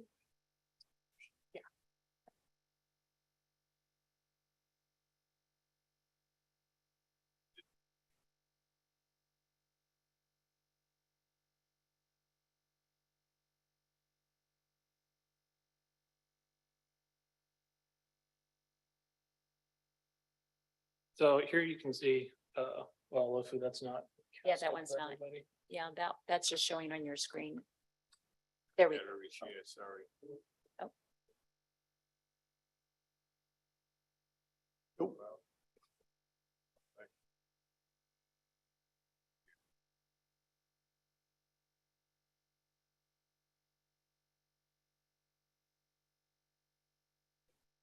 So this shows the apartment buildings that are right next to and immediately adjacent and to the east of our development. You can see there are multiple 2-lane pieces of property, multiple edges of the buildings within the parkway distance, multiple parking and vehicular use areas, both within the 75-foot as well as within the 50-foot areas. So. and But there- this is zone commercial. It is zone commercial, but they would still have the same restrictions as to the 2 lanes of parking and 1 drive aisle. And they would still have the 50-foot setbacks. And this was built prior to the It was built Boulevard prior and to- Parkway standard also, so. Next slide. This is the last one. Is there only one? There's a few more down the way. It's running a little slow. So this is a little bit further off to the east along the parkway. Again, this is a 150-foot line. Sorry, I'm not quite as pretty as the engineers with my lining. That line is the 150-foot line. And you can see there are multiple aisles of 2-way drive or 2 lanes of parking and drive aisles present within the 150 feet of the parkway. This Is that the continues, same where it was already built prior to those standards? I believe Yeah, so. this is all, so Yeah, this yeah, is if- just. If none of these are new, I think I don't need to see any Yeah, additional I ones. if they're- believe they're all. None are new. We just wanted Okay. to be able to show that as you continue to the west, we are getting a much greater setback and much more green space that you'll see as you drive through the parkway. And that was the importance that we felt that we were expanding and enhancing the neighborhood through our design. Some more comments? One. If I was on the Parks and Boulevard Committee, I would not bring up Park and Boulevard out towards an asphalt plant. I think that was short-sighted on their part. And you're just trying to work around them, and I understand that. So it looks like a decent, nice development to me. You've got all the truck traffic on the side, and you do have customer and people, cars out in front. So it seems that you've done a good job in projecting what you're trying to build. Of course, we don't have plans out there yet either, so understood. Anyone else?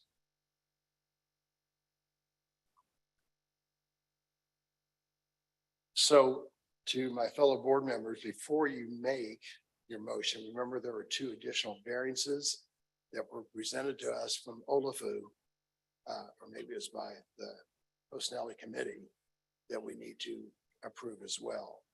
So you probably reference that to the presentation, if you're so moved to make that motion.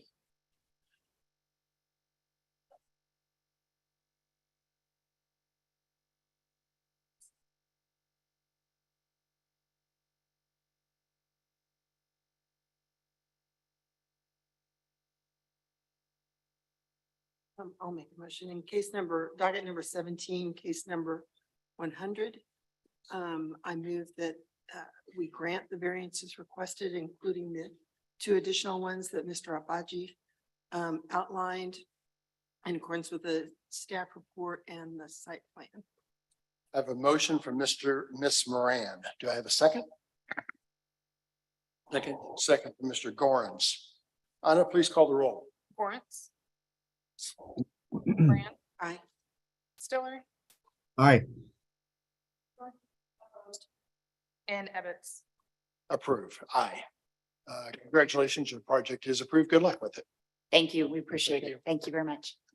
Do you want to take a break now or you want to do the last case? We have one more case. Gates. Let's ask real quick, for case CD BZA 2023-00075 for 601 Northeast Woodland Avenue. If the applicant is attending online, can you please raise your hand to make yourself known?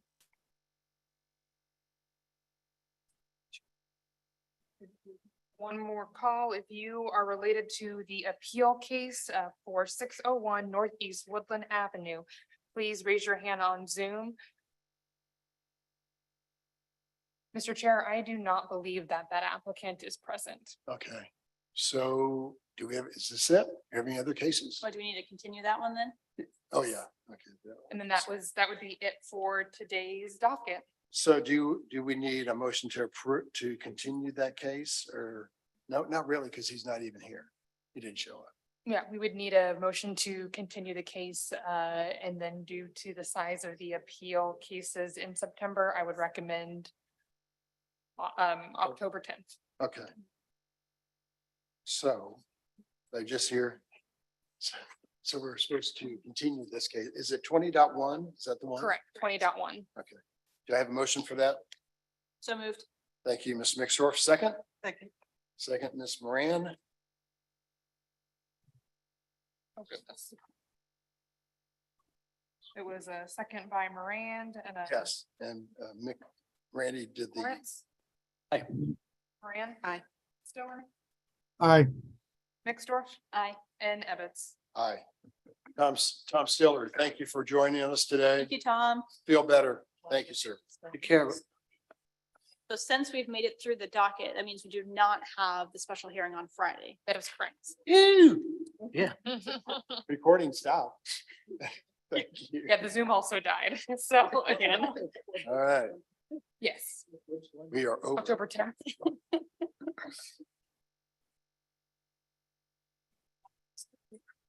Use your juice. Oh, yeah.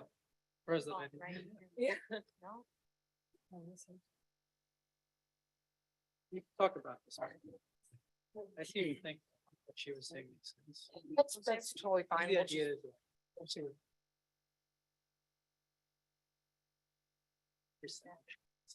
Mhm. Yeah. Yeah. It's always, oh, okay. Um, This Yeah. seems to say, I figured everyone would be estimated, so what she was saying.